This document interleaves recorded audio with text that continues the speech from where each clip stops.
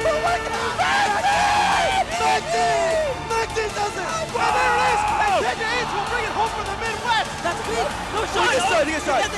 Oh my God, he did it! I can't believe it! Nice!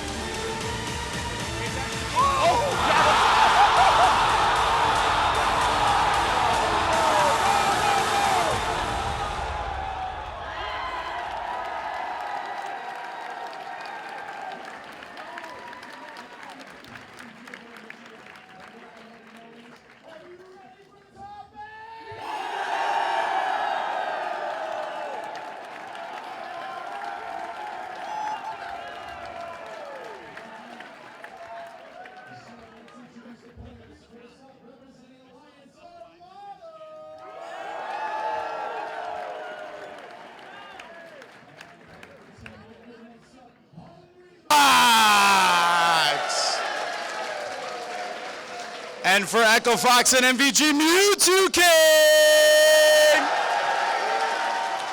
And somehow this man is a free agent, but someone pick up Ice. And decked out in the red, white, and blue. Give it up for C-Dot Mango. And the first of our doubles champions. Give it up for SFAT. And his CLG teammate and homie for life. Give it up for PewPewU! And our last top 8 contestant, representing Cognitive Gaming, Wizrobe! To me. All right. And before we get underway, let me introduce you to our casting team. On the commentator's desk, Scar Toph.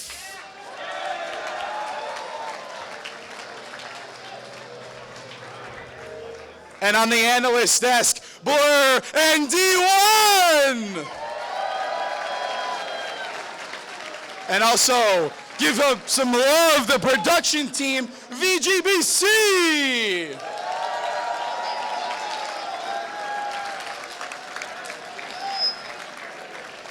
And there's one more person here that this would not be possible without. And I want you guys to lose your minds for the man behind the Big House Tournament Series. Give it up for Juggle Guy!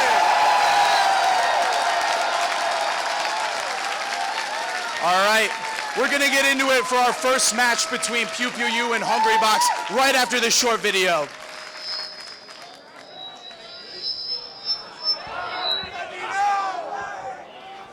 Feedback's too hot. Feedback's too hot.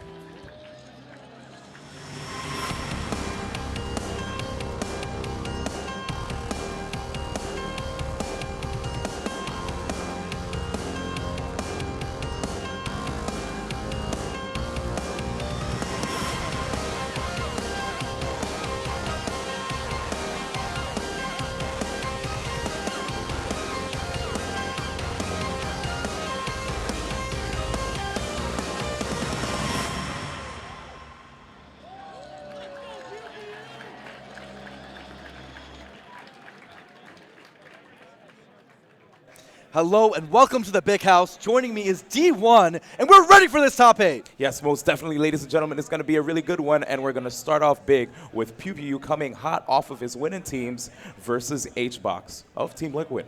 Right, and actually, this is a matchup that we saw way back in Apex 2015, where PewPewU actually caused the upset, and more recently, he actually took him to Game 5. So PewPewU, very proficient in this matchup. He can absolutely do this against the god, Hungrybox. Oh, absolutely. We've seen some of his conversions off of throws using pivot tippers quite well just to net him the victory.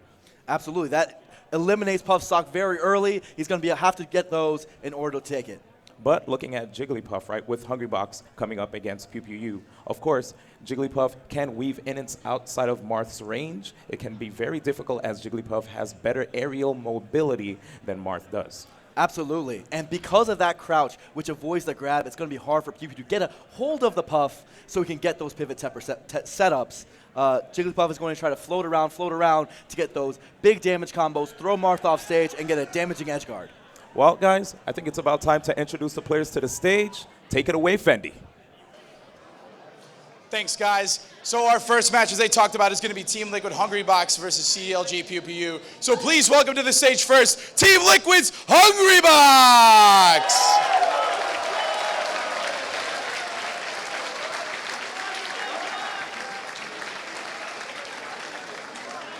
And next up, I want you guys to get really loud. Come on, that was kind of weak. Give it up for CLG PewPewU!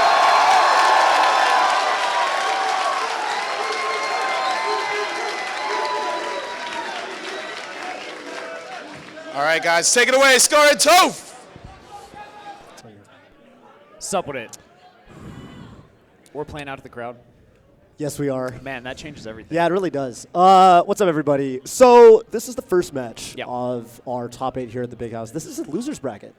Yes. So we've got Hungrybox sent to losers by CLG PewPewU's teammate SFAT. Indeed, yeah. In a really, I guess, unexpected set. Yeah. Right. I don't think You actually pointed out, I think, the big thing, which is the preparation that went into it and the Right. refusal to play to Puff's strengths. Yeah, I feel like Really he was making it really his good. game. Yes, he was really good at disengaging from, the points in the matchup where Jigglypuff has an advantage, i.e. the aerial combat. Yeah. He really brought the game down to the ground level where Fox shines. Yeah.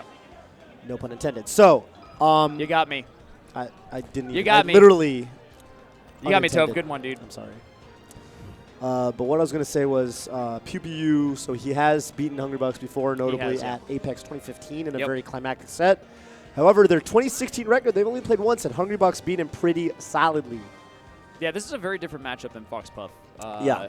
And I think similarly to Fox Puff, like if Puff looks like she's on, it looks like, Fox kind of can't win. I Right. feel like the same with Marth. Like sometimes if Puff can just like kind of do what she wants, if she can move the way that she wants, and if she can get in on Marth, if she can get through his like sword, Yeah. sometimes it looks really rough, especially on the edge guard side of things. Yeah, I think these characters, they have sort of similar strengths, right? You've got basically really big hitboxes, especially, Jigglypuff's back air and pretty much anything Marth has. But they're both sort of whiff punishable in the sense that when they throw out a move, they're kind of open for a little bit after that. And Marth especially has that sort of weakness where if he swings and, Jigglypuff's able to get in with like a back air, to whiff punish that, and Jigglypuff gets the Marth off the stage, Jigglypuff has a really, really easy time edge guarding the Marth. Yeah. On the other hand, Marth does have, like our good friends D1 and Blur pointed out, really effective kill setups on Jigglypuff, like throw in a pivot tipper. We've seen that PewPewU is totally able to do that. Yeah. He knows a lot about the matchup. I'm sure he came really, really prepared. Let's see how this plays out. Yeah. Can they still hear us in the crowd? Maybe. Maybe. I think so. Okay. But anyway, in keeping with the high production values of this top 8, I think there's no hand warmers. We're going to go right into it. We're ready when you guys are. Pretty excited. I think that... Ooh. Now I hear myself. How do you feel about hearing yourself, Toph? I don't know. It's weird. It is weird. Yeah, I'm not used to my voice. Oh. Oh. I hear a start. I see a fist bump. Oh, that was quite the Hungrybox fist made it bump. explode. Yeah. All right, is it just us That's now? dope. It's just us, right? Yeah. Yeah. So one thing It's just us One thing I and all wanted of to you. say is like Hungrybox looks so miserable. Dude, I know. It's like this is the kind of thing. my It's like I God. wanted to I talk can't about say it. that in Yeah, front of no, him. he's listening. He doesn't even have headsets on. I probably could, I guess, but like I don't want to make him feel more miserable. I want him to play his best. No, I we feel want to like see he's good always melee. he's always amped up, ready to go. I feel like that whole like Top 8. What is going on? What is going? Shield's not working. His L button's was not working. Hungrybox is like, nah, let's just start over. What? I don't know, What? man. What? All right. Well. And now Hungrybox laughs. He's like, I should not have. Probably should have just reset. Yeah. What's he pointing at? What's going on? What? Okay, that's a miss. I think we're just playing right now. Like something happened with the controller. We're playing right now. Hungrybox believed PewPewU that there was something wrong. Yep. But yeah, point being, like, you know, I think even after, so he lost in a terrible way to, oh my God, the worst DI I've ever seen in my life. But he has no jump. Oh, he's back. Actually, maybe it wasn't that bad DI because I don't know what would happen in the, yeah.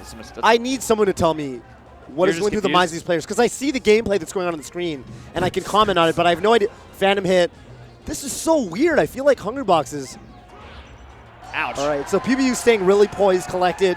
HBox kind of laughing everything off that's happened so far. Couple things that we've seen already. PewPewU got a grab, and he failed the pivot tipper. That's where you see him dash forward.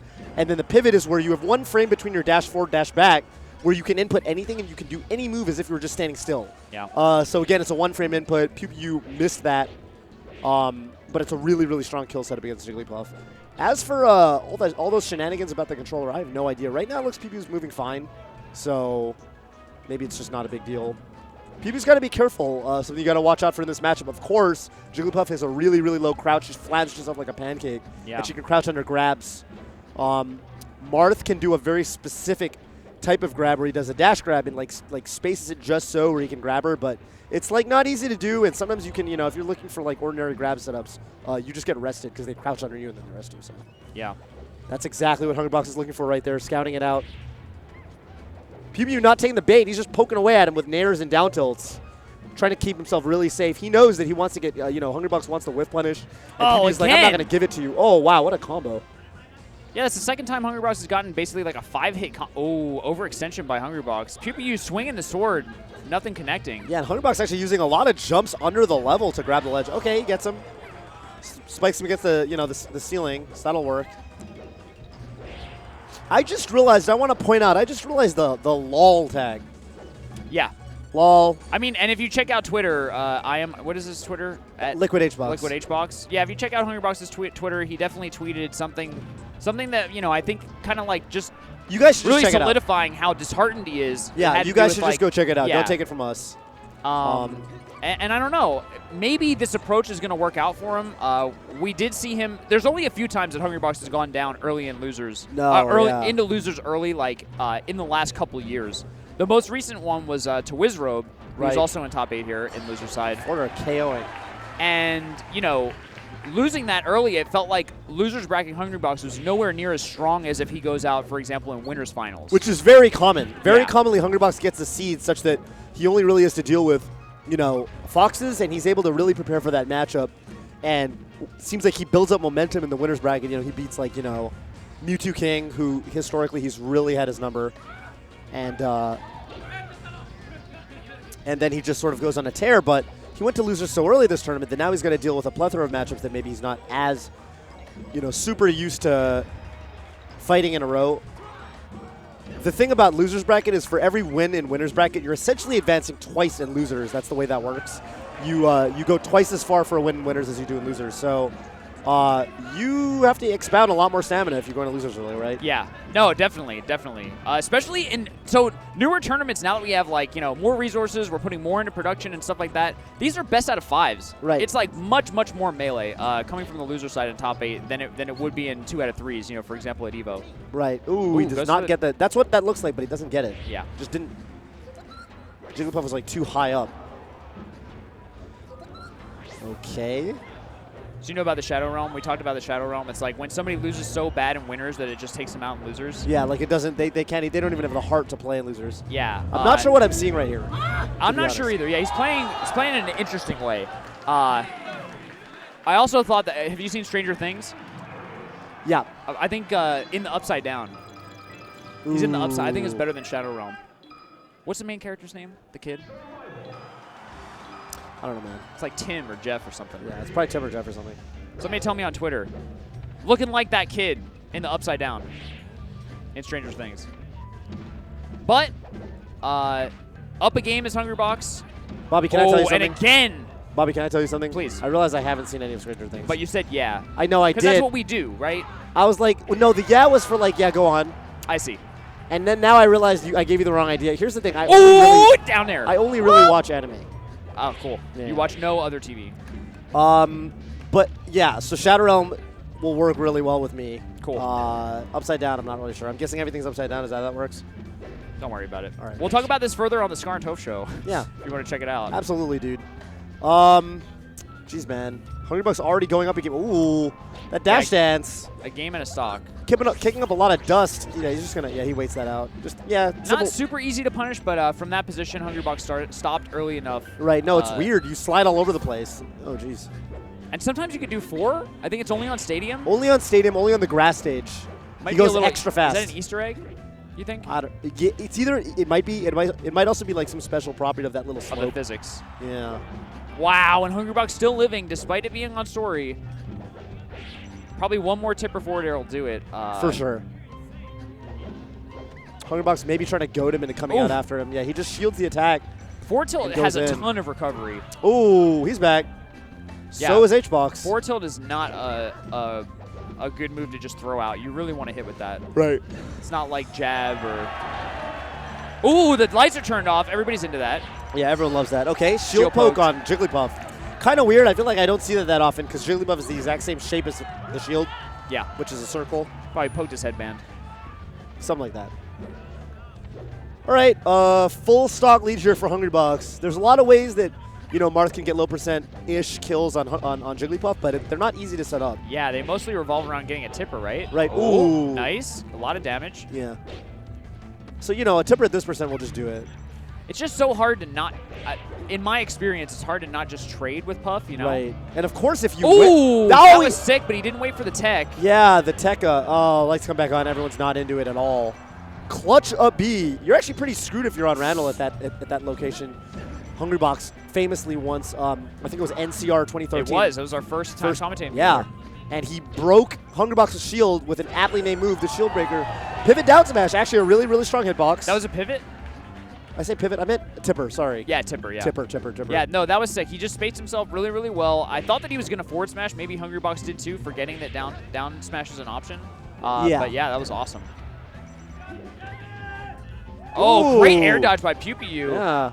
Oh, wow. He just messed up the... I don't know what PewPewU messed up, but it was a beautiful bait to go out there, convincing Hungrybox that he was in danger enough to air dodge. Yeah, and then he just rolled. Got on stage maybe holding the shield button too long or something. Hard to say, yeah. Definitely not what he wanted. Uh-oh. Ooh, what's he got here? That's it. That's exactly what that's supposed to look like. Pivot tipper from PewPewU, and it's one stock apiece. 25%, not a huge lead, but he's got PewPewU. Doesn't want to take too much damage and lose stage position. He's right. See, put himself in a bad spot, but made it back down. Very important. Yeah. Oh, lots of damage. Wow. 48. Hungrybox throwing out the pound. I'm so surprised that Pound has such an awesome hitbox. But Marth's... And very active. Yeah, but Marth's sword, I guess, is real good too. Yeah. Just kind of, he kind of outspaces a little and edges it out. And wow, yeah, now it's Hungrybox vying for stage positioning, and he's taking lots of damage trying to get it. Again, PewPewU outspacing the Pound. Yep. Hungrybox got to find a less kind of overtly... Ooh! Yeah, side B will link into up tilt at this percent. That's going to be really scary, and Nair is starting to become a threat as well. But if Hungrybox just gets in one time, it's so much trouble for... Oh, he gets him! That's it. Pivot up air. 1-1. Waves the flag. 1-1. Okay. I like the lighting. And they can't really figure out what to do with the lights. Okay, guys, seriously. Yeah, who's getting fired, dude? Gimmer, can you fix the lights, dude? The joke is that Gimmer's cloned himself, and there's like 5 Gimmers that just sort of run around the venue and do everything. Yes, that is the joke. But the reality is most of it is just Apostle. All right, Dreamland, this is going to be really rough. All of the things that are weak about Marth, in this match, get exemplified. I think, yeah. His sword on Yoshi's, you saw it covers all the platforms so well and so beautifully. But on Dreamland, the stage is so big that he doesn't have as much coverage. So when he tries to attack the platforms, he doesn't have as much reach, doesn't cover as many options, and vice versa is Hungrybox, who gets insane survivability. Yeah. Because the stage is so big. Yeah. And, I mean, even that, I think probably that one pivot tipper that we saw probably would have KO'd on this stage, but, Yeah. I don't know, man. You need to have Puff at upwards of 90%. All And right, then seriously, get it to the light thing, they need to figure out the light thing. Like, it's not that Is it difficult. distracting you? If it's distracting me, I have to imagine it's distracting Hungrybox and PewPewU, right? That's actually a good call. Think about it. You got to think about the players. Think about the tweet. Oh, I lost because, you know, the lights. Optimize for the. I'm tweet, going dude. over there if the light comes on one more time. I'm actually going over there. You're going to have to cover for me. I'll cover. Okay. Oh, what is he? I think that would be pretty hype, dude. Oh? Okay. So Hungrybox still sitting pretty with a nice lead. You know, I think that if he just stays on the platform, pretty much platform camp stays out of the way, that's probably fine. Yeah. I don't think that Hungrybox has any real reason to force the issue. Just wants to, you know, keep some amount of stage control, keep his jumps. Right. Gets hit away by forward air. Okay, that grab. He actually grabbed the crouch. That's the dash grab.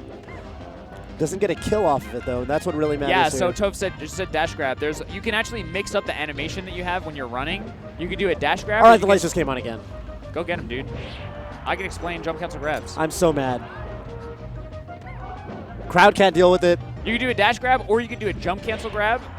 And basically there's pros and cons. Most of the time jump cancel is better. It's just faster. But in this specific situation, Jigglypuff can crouch so low that most grabs whiff, but Marth's dash grab does not, whereas his standing grab will, so. It's pretty common. Yeah. Important to hit your jump cancels. Hungrybox just kind of floating around the top of the stage. He's got 196. I mean, that's not good. Yeah, Serious that's case of Marthritis here. Yes, sort of a testament to how Dreamland can work in this matchup. I think Puff is actually out of jumps. But great aerial drift by Hungrybox. Yeah. Ooh, wow. Wow. And he it was almost that far doesn't from KO. 200? Yeah, wow. That was crazy. 200 is really high, huh? Yeah, especially for Puff. Like, Oh, wow. He kind Stage of spike combo. bounces him off the backboard there. The backboard combo. Yeah. My dad always told me to go for the backboard.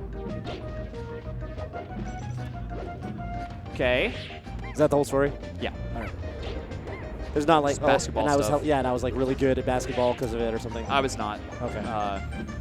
But All right, well, I like the backboard. I like your dad. He's cool. Yeah, he's cool. Yeah, I like that guy. Cool guy. Yep. PewPewU kind of, you know, adding on some percent, that's awesome. But yeah, I mean, as you guys have already seen, the KO is really what's going to matter. Right.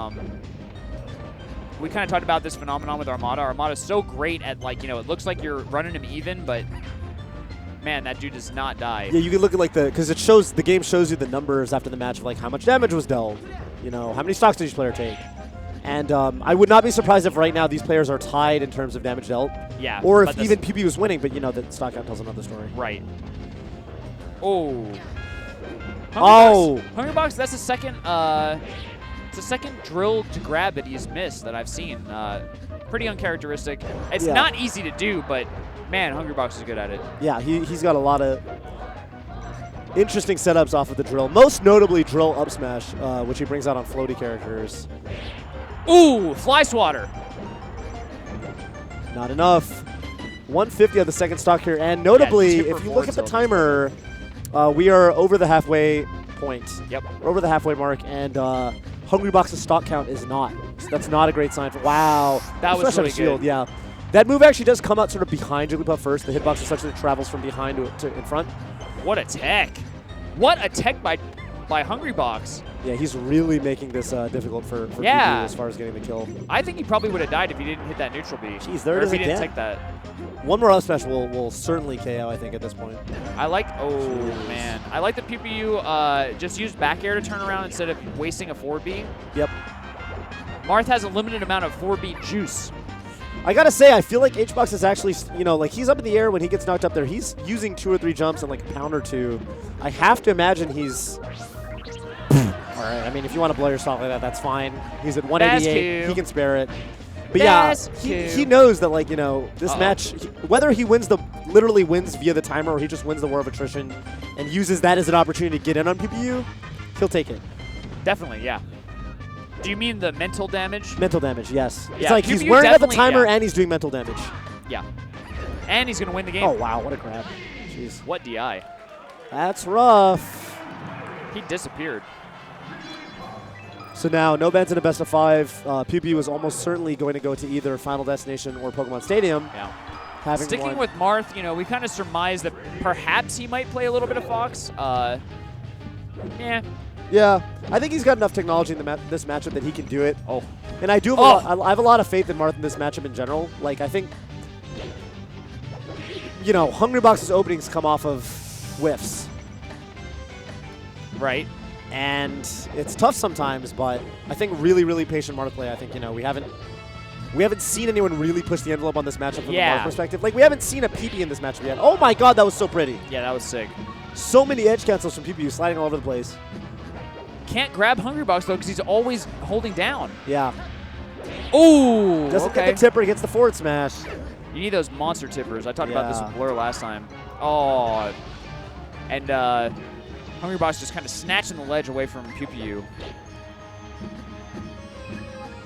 So PewPewU, definitely the underdog here. Would love to see him take it to a Game 5. But also, you know, I feel better seeing Hungrybox, like, actually, you know, it just doesn't seem like he's, like, given up or whatever. Right. His kind of, like, out-of-game expressions and choice of tag have kind of suggested that maybe he had, so. Yeah. Good that he's. You don't usually see him, like, you know, with this sort of No. expression, but, you know. PewPewU going for the forward smash. I actually don't know what the properties of rollout are. It's so, like, rarely used. Right. I don't know if, like, if it's just a perfect sweet spot or, like, if it snaps or whatever. Right. Oh. Great spacing. Wow. Just does it. Yeah, he just got in the spot. I mean, Hungrybox has been pretty stationary, just like, you know, with those crouches, you can't quite move. Right. And so, I don't know, it seems pretty smart of PewPewU to just kind of just do it. Yep. Down air? Interesting. Wow, great weight by PewPewU. Still no jump, but, ooh! What does he get off this? He had an opportunity to forward air, down air, but may not have KO'd anyway. True. Although, Hungrybox did not have many jumps, I'll tell you that. Oh, wow. Wow. Drill up smash. Out of shield, no less. That's rough. Wow, he just jumped right into Puff's arms. Yeah, that was a really good crouch from HBox. Not only is he, you know, crouching grabs, he also gets a low profile, just moves. Great roll! Great roll by PewPewU. He actually, I don't know where that air dodge came from. Probably just like not super have control of the character, but in that moment, you know, the obvious tech would have been to the other side, so. Yeah. Uh-oh. Got stuck in his run. Movement being off is so bad for Marth, especially. Oh, absolutely. So it's a little concerning just like that. to see. You know, he misses the dash dance before his grab, and he gets stuck in the corner, which HBox is really ready to punish. Oh, wow. Wow. PewPewU actually great tech, but not enough, and Hungrybox definitely poised to take this set. Yeah. PewPewU knows he needs to dig deep if he wants a chance to take this to Game 5. Kind of taking his time. I heard a few Toys R Boy chants. PewPewU's last name is Toy. Yep. I know he hates that. Toys R Boy? Toys R Boy. It's a play on the chant for Roy. Yeah. For those of you who don't know. Is that why he hates that? No, I don't think so. I think he just doesn't like it. Oh. Just objectively kind of All thing. right. Yeah. I mean, that's fine. On its face. Sure. Interesting. Yeah, Hungrybox, I think, just kind of pushing the envelope a little bit, you know. Right. Just kind of being annoying. I mean, we've said time and time again, you know, Hungrybox sort of the master of the emotional game, right? This is one of those things where, like, it's almost like you can, and there's no way you can get punished, so kind of like, why not? Right. Where, you know, he might just be using this time to get himself composed. But also probably, you know, all right. Wow. Oh, good idea. PewPewU has the last word, but ultimately falls down 3-1 versus Hungrybox. Yes. That was pretty much a blowout. Really, really tough for Marth to deal with Puff, I think. I know that it's supposed to be a good matchup for Marth, but I've never seen it happen the way that, you know, sometimes you see Fox just kind of. Right, like we saw with SFAT. Great stuff to Hungrybox. Yeah. You know, I think you told the story. I mean, basically, we were expecting, you know, maybe he wasn't ready to bring his A game, you know, based on kind of his slouching posture and Yeah. the lol tag. Yeah. But the story that the game told was entirely different. Yeah. So that was And to really hear good stuff a to have. little bit more about that, we're going to have our analyst, D1 and Blur, break it down further. Yeah, I want to hear a little more. What's up, D1? What's up, Blur? How you doing, Scar and Toph? We just saw that great set. PewPew took a game on Yoshi's Story, and we want to break down a few clips from the set. First up, I want to actually talk about Hungrybox's rollout recoveries. They looked, pretty safe from the outside viewer, but PewPew actually could have done something about that I want to cover. There's an anti-rollout technology here. So you see him go for this rollout? What PewPew could have done over and over again is actually take the hit. You just run off stage and take the rollout hit, and if you take that rollout hit, what happens is that Puff recoils and is unable to recover because she just goes into this big lag animation. So PewPew could have taken some cheesy stocks trying that, as Hungrybox was really close to him every time he went for it. Oh, absolutely. And in game 2, we want to talk about the punish game and how that can actually be built upon to build better percent. Let's go to the next clip. So in this one, you'll notice that PewPew gets a grab combo right here, but instead of going for the pivots, he goes for a rising full hop forward air. If you know anything about me, you know I love that. And what it does is it actually builds up a ton of damage. So Marths out there, don't get focused solely when it's not kill percent. Don't only go for the forward smash. Going for those rising fares, going for those aerial combos can mean the most damage possible. It's the most efficient option, actually. And there's definitely another thing that we can't forget was that the fact that he started that combo with the dash grab, right? True. Against Jigglypuff, the jump cancel grab just does not work. You're going to see Hungrybox hold down while dealing with that grab pressure, which is why you saw certain times that PewPew had to lead in with a lot of neutral airs and also down tilts. The dash grab was what enabled him to get that opportunity to get the damage. Now, sure. In the next clip now, we're going to talk about a really cool setup that PewPew had that could have led to a very early KO. So over here, you'll notice that Puff is on the right corner, getting shield pressured with up air. And then immediately, as you saw PewPew was about to opt for the shield breaker, you saw the shield breaker, the shield drop right there, shield drop fair, stopping PewPew before he was able to actually get a shield breaker. If he was able to break his shield after applying the up air pressure and then applying pressure with the shield breaker, that might have actually led to a KO. Yep. As if you break Jigglypuff's shield, you already know what happens. Exactly. You break Jigglypuff's shield, and she flies off the top. She's the only character that does that. It's a really unique character trait of her. And Marth actually has a shield breaker move that does a ton of shield damage that can cause that. So cheeky stuff by PewPew, but Hungrybox was ahead of it with probably a frame-perfect forward air off the shield drop. So very nice by him. And then in the final clip, we're going to look at something from Game 4 when the set had kind of already gone in Hungrybox's favor after that really, really exhausting Dreamland game on PewPew's side. And basically, what happened was there was one point where you saw Hungrybox was crouching, and then there was pressure that was being exerted by PewPew, but immediately on the right side of Pokemon Stadium, as PewPew stocks were getting lower and lower, you saw Hungrybox immediately let in with a fair, and also he used the dash attack, which has a great range, dealing with people that do go for short hops, allowing him to also lead into an edge guard, and at the final stock, he was able to just go in on PewPew, leading in with a lot of attacks, and PewPew immediately responded with an up B, but after that up B, it was already gone. Yeah.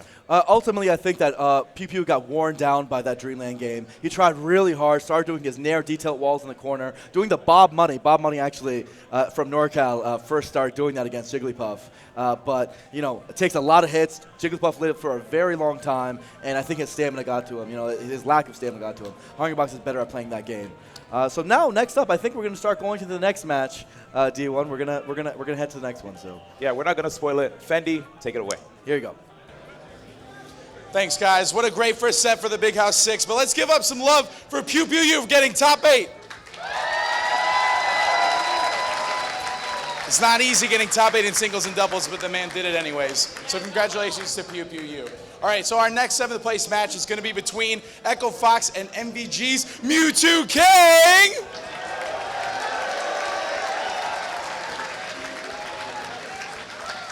And he'll be taking on his good friend and training partner, playing for Cognitive Gaming. Let's get Wizrobe to the stage.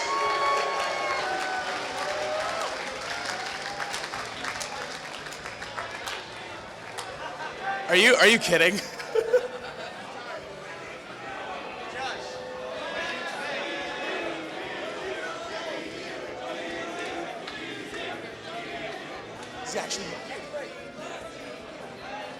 All right, we're going to get Wizzy up here in a second, guys. Just hold on 1 second. Don't tune away. We'll be right back.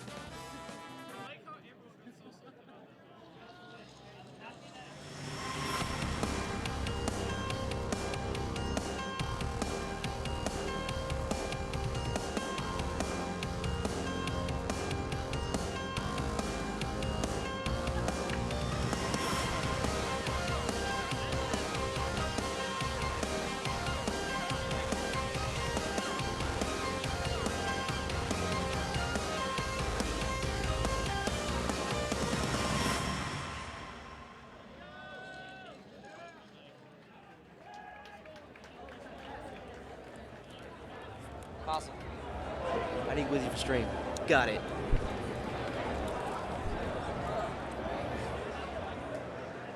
Wizzy!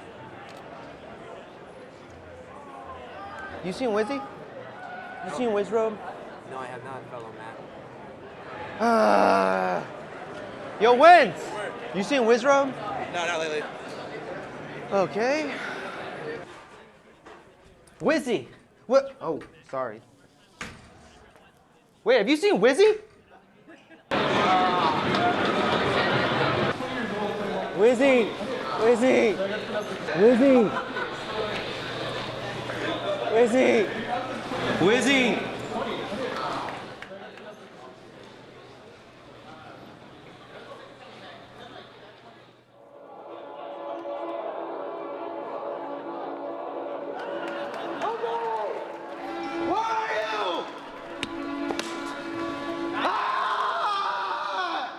I can't do this anymore!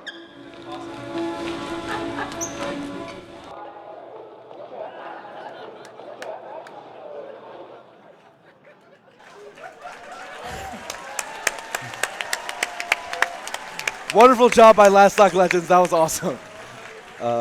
So coming up next, we have Wizrobe versus MewTwo And they actually had three sets this year, right? Smash and Splash 2, Genesis 3, and even at What the Fox 2 when Wizzy had a great run, right there, MewTwo stopping him in his tracks. So MewTwo does have the upper hand here. In Smash and Splash, I believe that went to Game 5. There's been times in the past where MewTwo has struggled with Falcon, very few times, but that did happen at Gommel against None. Wizrobe, I think, is extraordinarily good against Sheep, so we'll see if he can repeat the success right now. All right, well, I'm definitely expecting to see a Sheik versus Captain Falcon matchup. It's time for the matches to begin, and I think it's time to throw it to Scar and Toph. Sup with it. Thank you so much. Is Blur and Wizzy T1. actually sitting there? I have no idea. Being on the other dude. side, I don't know where Wizzy is. Where is Wizzy? I'm not sure. Is he ready to play? I hope he is. Everyone, well, people can probably see him if, I don't know, we can't. But one way or another, I'm really interested in seeing how this match is going to play out. Indeed. I've seen these guys play a lot on their stream. Ever since VGBootCamp moved to Florida, these guys are crewmates. They did play in finals during the Big House 6 crew battle. Yep. It was sick. And, I would expect to see MewTwo playing Sheik. Yes. I would not I believe expect him to that- see him play. there he is. What's up, anything else. Wizzy? Yeah, there he is. I don't think that MewTwo is actually a big fan of the Marth Falcon matchup. No. He almost never plays it, and so yeah, let's expect to see Falcon Sheik all the way. Right. Supposed to be a tough matchup for Falcon. I think in recent years especially, it's pretty even. I would say this is a very difficult matchup for Captain Falcon. It's historically thought of as, you know, Basically 70-30-ish. Right? Yeah. You know, just really difficult for the Falcon. That's kind of how I would describe this matchup. Yeah. Sam, look what you've done. But anyway, I think that it's not so bad. I think it's not so bad. Both glass cannon-ish characters. If Falcon opens up Sheik, she gets pretty wrecked. Yeah, no. And Falcon can be so annoying. Like, right. He's got the mobility, he's got the speed. That's the big thing. Like, Sheik is really, really good, like, safe, you know, low recovery, like, normals. Yes. You know, in a game where most characters kind of don't really fight like that. Most characters aren't really zoning each other out with, you know, ground normals, their tilts. Sheik is really, really good at that. Really safe, lagless aerials as well. But opening up on FD. So Falcon, let's just watch the neutral game. Right. So Wizzy's going to take the needles. He doesn't really care. This is the one thing Falcon has, you know, that Sheik has a hard time dealing with, is the really, really, really good dash dance. And some of the fastest runs in the game. Grabs twice. It's so hard to tech chase Sheik on account of her long tech roll. Oh, it's so long, right? And it's long and it's fast. Oh, God. Messing up. That was maybe a jump cancel grab. Yeah, I'm not really sure. Oh, wow. Yeah, he barely makes it back. Basically what Falcon wants this match, and you can correct me if I'm wrong, is you want to get her to that percent where you can up throw, right? Because then you can up throw up air, and then you don't really have to get, you know, to rack up damage. You don't need to get the long, difficult reactions on the tech chases anymore. Yeah. You just hurl her through the air. Mm-hmm. Yeah, and I think both characters, you know, they're both able to start their own offense off of a crouch cancel. Right. Sheik usually, I think, is pretty much able to build that to get Falcon out of that crouch cancel heavy percent through like needles and also just like coming in for a grab. It's a little bit easier to get Falcon in his shield, I would say. Yeah, that makes sense. For Falcon, go ahead. You know, he's looking for like maybe a down air to beat crouch cancel, but more than that, you want to shield a forward tilt and then punish from there. Previously, you could shield forward tilt and nair, but because of crouch cancel, that's no longer a good option. So right, the nair just gets you grabbed instead of getting you grabbed. Exactly. So that part of the kind of arms race has definitely gone in Sheik's favor, but yeah. Ooh. Big combo by MewTwoKing. Yeah, interesting that he chose to back air instead of forward air, but he's going to get him on the way down anyway. That's kind of the strength of FD. No platforms means when you combo your opponent up in the sky, very easy to capitalize. Ooh, he does the instant jab. So Wizrobe, he likes to do the, you know, the miss tech, so he can just smash the guy out just like that. MewTwoKing very aware of that. He's going to do a variety of things that beat that option. He can just instantly jab. Oh yeah, do multiple jabs. Yeah. 1, 2, 3. Use tilts instead. Use up smash to just retech in place. All right. And he forward tilts there. I think for Wizzy, you know, I might want to offer him the advice that like if you're a very mistech heavy player, like teching in place isn't actually that good. Right. Because they're going to probably just read it anyway, right? Yeah, you lose the very similar options. Ooh! Double great knee. Awareness to go for the double knee. MewTwoKing definitely DIing up and in. That's one of the great strengths of Falcon is his edge guard on Sheik. Sheik basically has to land on the stage if Falcon's holding the ledge, and Falcon's fast enough to basically down air in Sheik's landing recovery, which sets up for his strongest move, the knee. Right. One of his strongest moves, I guess. Oh my god. Oh wow. Ooh, MewTwoKing baiting out the get-up attack, jumping to space around it, and then ending the match with a forward. That was really cool. Yeah. FD, I think, is actually pretty strong in this matchup for Falcon. I think Falcon is... I agree. Historically, I feel like this year when I watched... So, the only Falcon to ever beat MewTwoKing, oddly enough, has been none. But Wizrobe, I feel like every time I see them play, even though Wizrobe's never beaten him, he's always ran him really, really close. And I feel like when I watch these top Falcons against MewTwoKing, especially Wizrobe, I feel like they always win on FD. Yeah, I would say FD and Stadium at this stage are like the two best for Falcon. One thing that I'm worried about if I'm Wizzy is just the neutral game looks overwhelmingly in MewTwoKing's favor. Right. And like you just basically can't have that. No. And also like his punishes, you know, it seems like his game plan was to reaction tech chase. He has not succeeded at doing that at all. No, not much. And so I think he might need to switch it back to a more traditional kind of punish style, which is mostly reaction based, but also you know, incorporate some reads. Right. The reads. The reads, the hard reads. The reads. Reads predictions. Yeah. So you know, I guess.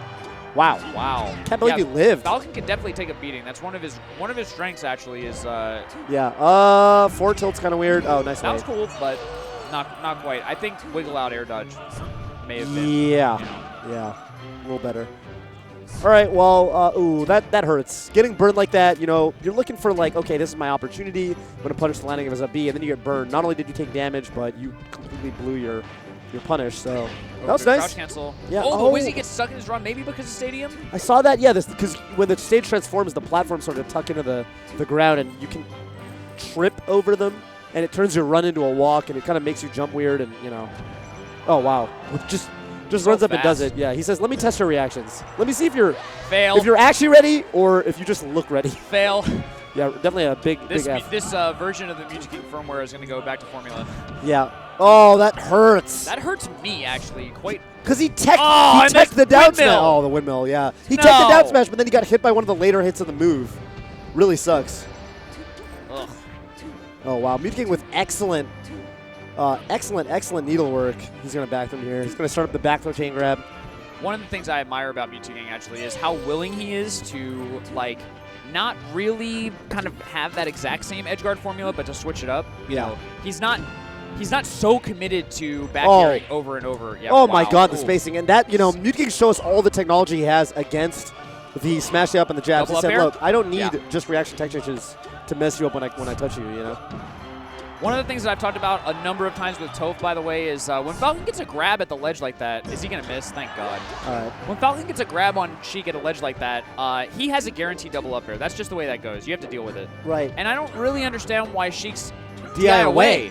Like, you're just going to get double up aired farther away from the center of the stage. Like, just take it DI in the middle of the stage, and then you have better position off stage. Right. Maybe I'm missing something, or maybe it's just, beautiful weak back air. Wow. He shut me up. Yeah. DI away all you want, Mewtwo King. If you can do that, you're Q. Yeah. Really nice jab by Wizzy, by the way. He knew that he was going to knock Mewtwo King off of the platform with that up air, and usually, like, you know, you kind of just you have to make another read when they land or how they land, but he just threw out the jab. Right. So it's a couple %, but you know, in another world, in another timeline, maybe he could have gotten a grab. Right. Double jump stomp dog. The Double jump chain's stomp out. is full. Stomp him. Does it hit? Does it work? I think it does work. I bet the chain can reach above her. He literally wave dashed back into the needles, so that was not great. Okay. Great shield. Oh. Wizzy not looking like his typical self to me. Right. Great stomp. That was good. Really well placed. It felt like it at least covered 2 of the options. Yeah. Wow, that really stinks. Yeah, very early roll from Wizrobe. Given all of his like super optimal stuff and like Wizzy has a gift for timing. Yes. And given that, like, I'm actually really surprised that he rolled so early, because that's like, wait a minute. Falcon offense. Wait a minute. Great tech chases, but no, it's just too far. Yeah. Looked like he had the reads, but what's going to happen? Yeah, Mewtwo goes for the grab. He mashes out, though. Wow, at 90-something %. Really good. That's going to hurt. Yeah, this is really Still going to has hurt. Mewtwo King's edge guards, man. Mewtwo King's edge guards are nothing to shake a stick at. Wow. Super unfortunate for Wizrobe. Yeah. Looked like he had something there. Yeah. But he's only down 2 games. I mean, a comeback is possible. I would not say there's like a true blowout stage for this matchup, you know, where, for example, if he's down 0-2 as a Fox player, you know, even if you win the next game, you have some really, really difficult stages like FD to beat Mewtwo King's Marth on. But I would say for Falcon Sheik, you know, if I'm Wizzy, I'm just thinking if I can play better, I can still do win. This. Yeah. You don't think Fountain of Dreams is that bad for Falcon Sheik? No. No, I think Falcon's ability to stomp through the platforms is just such a pain in the butt. Okay. And Sheik does like to have like Falcon above her and stuff, and I don't know.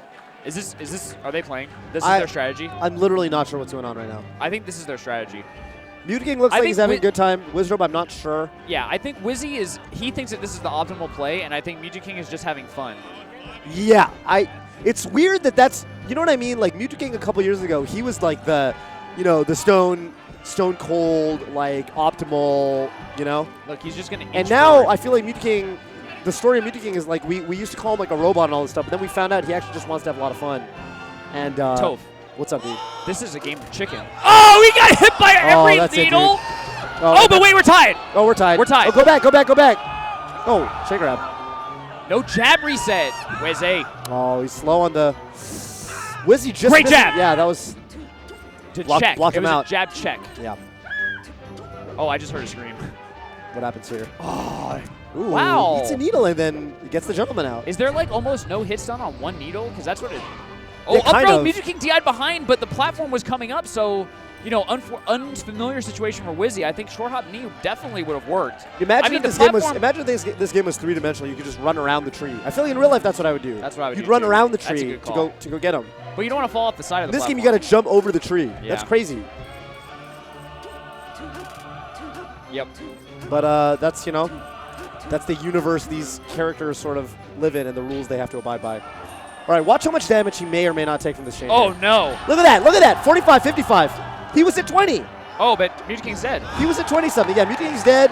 But dude, worth. everyone underestimates how much damage the chain does. It does so much It does a lot damage. of damage, yeah. Each hit does 5. Terrible forward It's tilt. so That was the significant. worst forward tilt I've ever seen Music King do. Yeah, not great.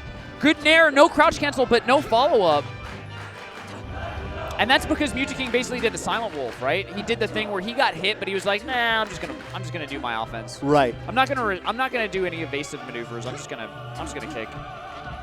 Oh wow, great spacing with timing by Wizzy. Mm-hmm. Gets the regrab. Goes yeah, for- he goes for a read there. I think that was the.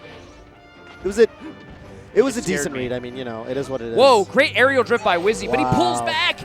He pulls back. That's not the right situation to do that. You already tricked him. Right. Good knee. Oh, great back air. Oh. Great back air. He had Clothesline. me fooled. He was posturing like I'm gonna grab the basically- ledge. Yeah, and if his stance was a little bit closer to the ledge, it might have looked like he was going to do that. But, his spacing relative to the ledge kind of great reactions. Had Yeah, me wow. thinking that he was just going to grab it. But Wizzy knowing his short hop range. Yep. And that's a great way to take an early stock. For sure. I could have been a long and drawn out edge guard. Oh, went for a. Tick throw. Yeah, pretty much. Mewtwo King having none of it. He just wave dash out after the first move out there. Sheik's Needle cool. connects. Sheik's cool. Oh, the edge Second guard. hit up tilt into immediate down smash. Can't punish me. Yeah, that was really, really Can't punish me. I have no recovery on my moves. pretty much. Q. Man. Story of Sheik. Q.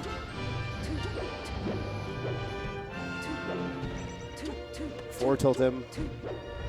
Ooh, Mewtwo King, all right. Didn't want to try to challenge that side B at all. I feel like he could have gotten a punish off of that, but whatever. Reading a dash back, I think he overshot that knee, which is, a tactic if you don't want to aim where the opponent's at, right? You want to aim where they're going, but Mewtwo King was not going there at all. I was about to, by the way, just do this thing where, in fairness, Wizzy grabs him one time and Music King dies, but he missed his turnaround. And I mean, I think when people do it correctly, it just looks easy, and it's like, yeah, Falcon automatically just combos to death from a grab. But I kind of can't get behind that, and I can't endorse that. Because the execution requirement is such that Wizzy Yeah, the has not fact is- actually done it once in the set. Yeah, he really hasn't. Despite that, Wizzy taking a lead, mostly based on his inhuman reactions, and that one edge guard really changed. Whoa, it was a risky jump, but he's dead anyway. Wow. Mewtwo King looking solid as a rock. This is Wizrobe's tournament stock. Yeah. Oh, and he tried to space that down air out of grab range, but not quite enough. Mewtwo King, Oh, the 53 needle damage reset. and a grab. Oh my All God, this Wizzy is wanted so to do was huge here. smash DI up and out, but instead he gets hit by 2 jabs, an up tilt, and a million needles, and is not even out of the grab. Oh, but wait a minute! What does he get here? But not a great height. If the platform was a little lower, he could have gotten a knee or something, but up air just not enough. Mewtwo King, Wizzy's back. He techs in. Mewtwo King not ready for it. he Wait a went- minute. That was such a gamble. That was a desperation forward B. Oh, and he's just stuck in his shield. He was so scared. Reverse forward B, still has his jump. Mewtwo King goes high, but can't quite get Oh him. my goodness. Great ledge cancel by Wizzy. Still living. Falcon kick. Yes. Still living. And wow, he just lands. Oh, Wizzy. but wow. He did not respect Sheik's forward air range. He was just playing around in that spacing and jumping. Mewtwo King obviously invincible because he's on the ledge, so it was just a slight miscalculation. Yeah, that was a very tense ending. Good stuff to Mewtwo King, Echo Fox, MVG Mewtwo King. Jeez, that was a rough set. It definitely was. Just showing, Mewtwo King's years and years and years of experience playing this matchup that is, again, commonly and historically thought to be somewhat in Sheik's favor. Yeah. So, despite a tumultuous bracket in terms of the MIOM rank, right, the gods, Yes. the 2 gods in losers bracket are moving on. 7th place finishes for both Wizrobe and PewPewU. Congratulations to them both. Yeah. We're going to have the impeccably dressed Blur and Ooh. D1. Dig a little bit deeper into that matchup. What do you got for us? So right now, guys, the set count for the year 2016 is 4-0 with King in the lead over Wizrobe. Yeah, that was a crazy set. Wizrobe almost won that last one. He definitely had a situation there.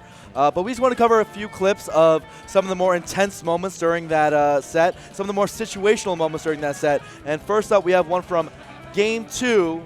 There was a double jab on the tech chase, a very common situation. We see that that has evolved over the matchup, which you see the down throw, and people new to the matchup, Falcons don't tech because they want to smash GI these jabs. And actually, nowadays they want to jump away from the double jab reset, and King ends up covering that with the up air. That's just some very, very advanced level stuff. Covering options after options, and really going to the end of the option tree in that tech chase scenario. Now, speaking of covering options, we're going to see one thing that Wizrobe does as King is coming back from a very high recovery. Usually, whenever you see Sheiks go for very high vanish recoveries, by the time they land, they get to escape immediately. But check out what Wizrobe does here. Yeah, actually, Captain Face Roll, a SoCal player, really started doing this a lot. He started up being super high. You see he's in the magnifying glass and he's up being. And what happens is that because Sheik has lower, I think it's like lower. There's a special animation for it where you don't do the longer landing line. You only have 4 frames like the normal landing. You have to get the Sheik while the Sheik is in the air. So Wizrobe had to time a knee perfectly in order to get King. So King really tested him to be able to get that kind of timing and was able to cover that really high recovery. And now we could cover the last part in Game 3. There were a lot of sick moments, especially sick needle reset that we saw from King. Yeah. So in the end, it just came down to the clutch, right? Who was going to win in the clutch? And King came out with a ferocious combo, including a very well-timed needle reset. And before he even got that needle reset, you saw him actually capitalize on the smash DI. With the up tilt, right? Yeah. Mm-hmm. And here we see Wizrobe, DI behind, ends up leading to more of a grab scenario. And then the universe broke. But the point is that right there, you see that massive a combo. That's the kind of stuff that makes the difference. If you can deal 90 damage off a grab with that kind of a punish game on a clutch scenario when the opponent's trying to gain some momentum, Falcon especially trying to gain some momentum, yeah, you're going to be able to close that sets like Music has done for years. Yep, so congratulations to King moving on in the bracket, and now it is time for Fendi to introduce the next players coming up on stage. All right, guys, D1, Blur, thanks so much. Congratulations again. Are in order for Wizrobe. Let's give it up for Wizzy. So I'm in the crowd, Fendi on the floor here. I am with Renegade's newly signed player, Swedish Delight. Swedish, how's your top 8 going so far? Not in top 8. Well, I'm not in top 8, but I definitely gave Hungrybox enough confidence to win this tournament now that he beat me. And I haven't seen King move that fast in a while, so I'm really excited for the rest of the top 8. Great, that's my bad. I didn't mean to bring that up. But we're going to go to a quick break, and then we're going to be back into it with winner's side. We'll be back in just a second.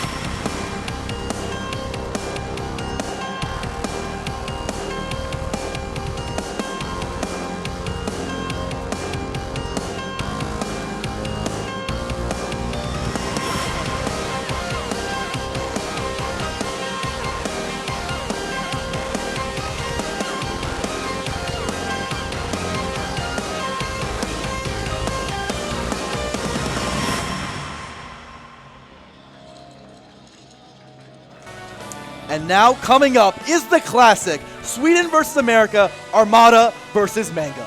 Yep, and currently the set record for this year is 5-2 in Armada's favor. In Mango's favor, excuse you. Gotcha. Yeah. And one of the big reasons for that is that Mango's actually been pulling out a new character on Final Destination. My favorite, Marth. He's going Marth because it's been so hard for him over the years to go Spaceys against Armada in on FD. And as you can see, though his mains are Fox and Falco, he will be willing to do that against Armada. He will be willing to go Marth. And on Armada's side, that's not a very positive record for this year, but lifetime, he does have a pretty even record with Mango, and he is willing to go Peach and Fox. A lot of those losses this year have been as his Fox. Let's see if he decides to go that character or if he's going to stick to the mainstay, the Peach. I agree. Let's see what's going to happen. Fendi, take it away. Thanks, guys. All right, for our first winner semifinal match, let's bring up Alliance's own Armada!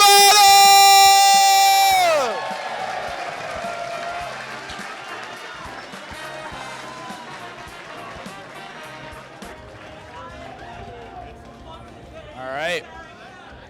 And I know you guys can get buck wild for the kid, the GOAT, the Buster, Mango!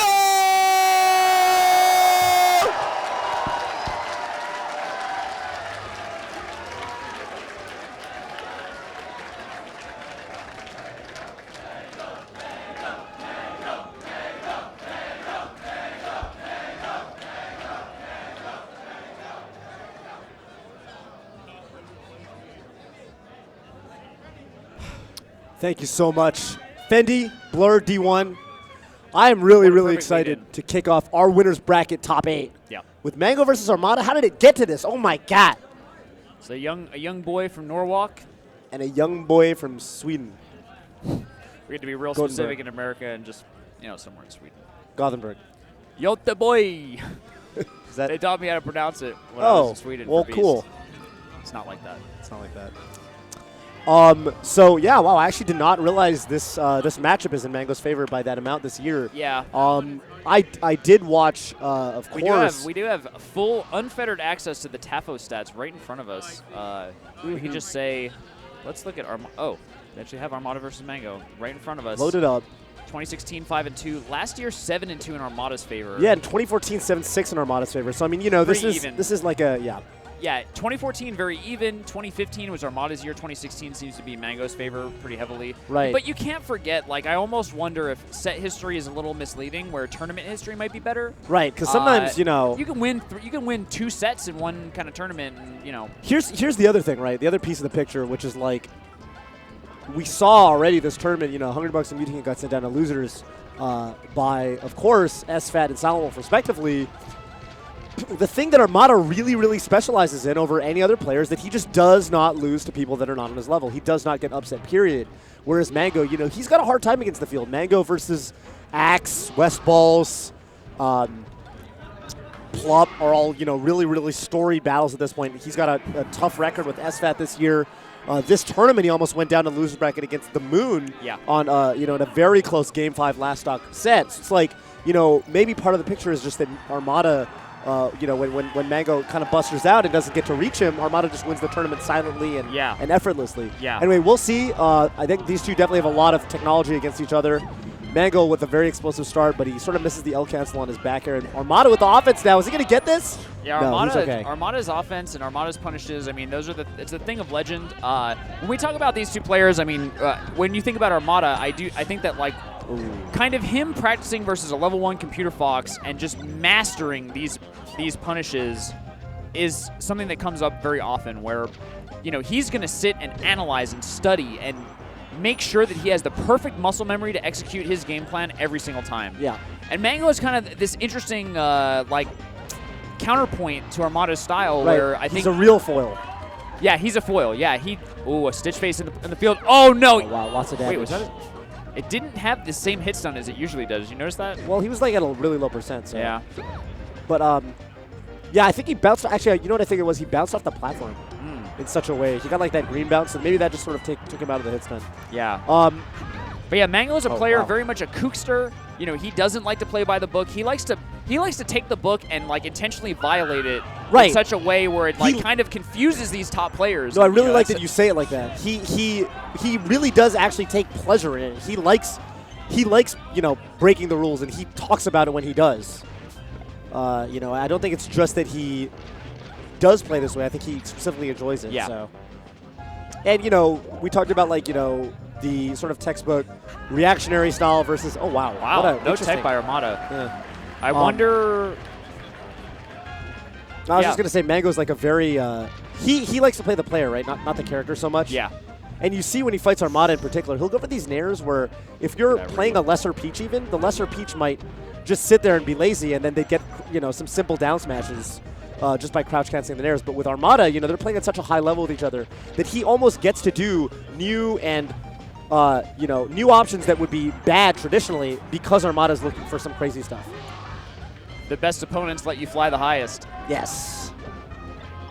Oh, interesting sequence. Yeah, but so far Armada definitely, he found a couple of openings and he's just capitalizing way harder. I mean, to me it's like when Mango's able to win, he's really dominating in the neutral game, Yeah. Like he definitely, because of the fact that Armada punishes so hard, wow.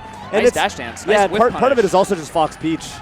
Fox is going to get comboed by Peach harder than Peach is going to get comboed by Fox. It's just kind of, the nature of the thing.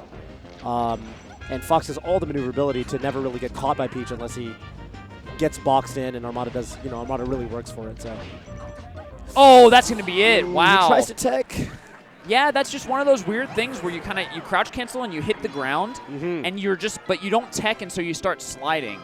Not in a fall state kind of thing. And, you kind of press L to do whatever to, I don't know, regular get up or I don't know. Right.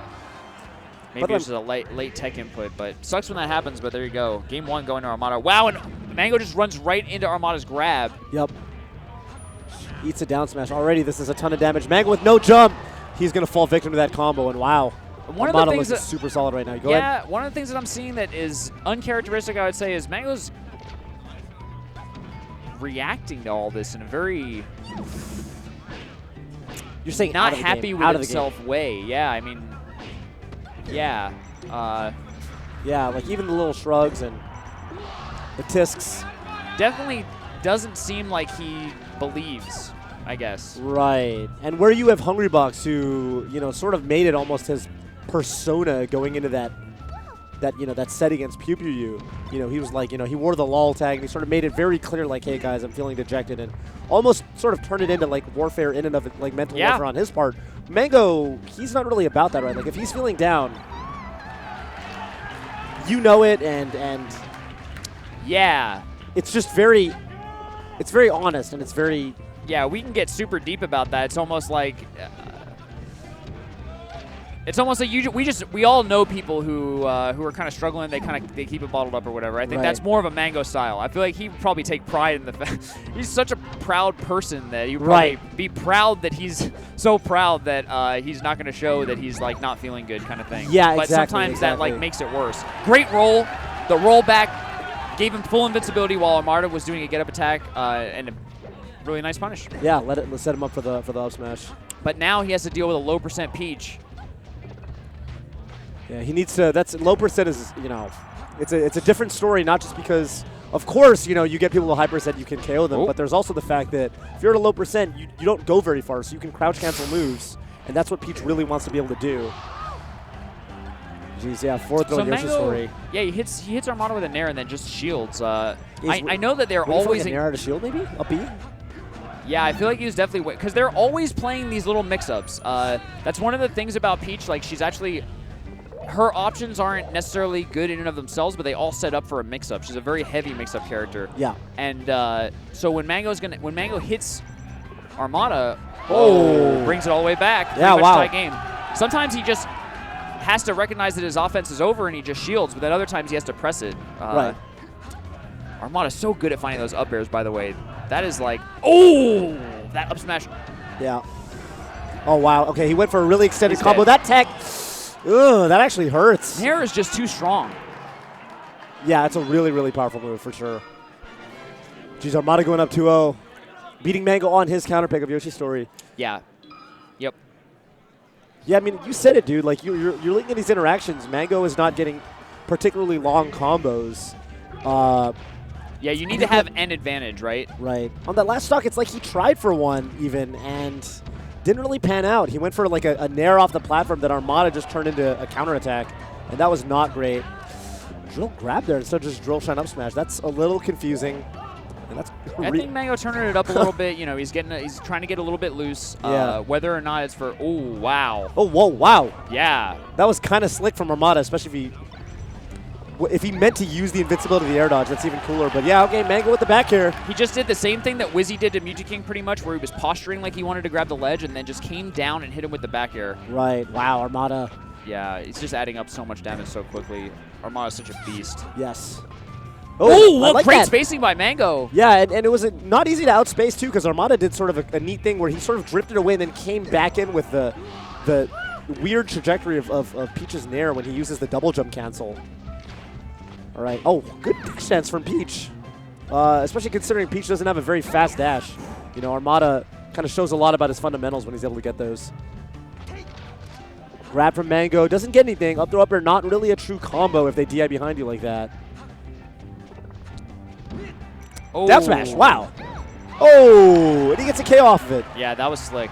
That was really slick. Yep. Ooh, Mango double jumping away. Peach does not have a ton of vertical mobility. And so that double jump between stocks from Fox, like there's no way Peach is going to be able to reach him. That's right. Again, there's we talked about in top 64, Armada's so good at taking a hit and then just, brushing it off of his shoulders. Yeah. And that's exactly what happened. He took that nair from Fox and then just came down with the nerve of his own. Yeah. Not enough hits done for Fox to get out safely. And that I think is what Melee is really becoming, right? You need to not only get these clean hits, but like clean hits are so much harder to find, I guess. Yeah, right. You need to not only get hits, but you need to get meaningful hits. And Armada really, really good at minimizing those taken.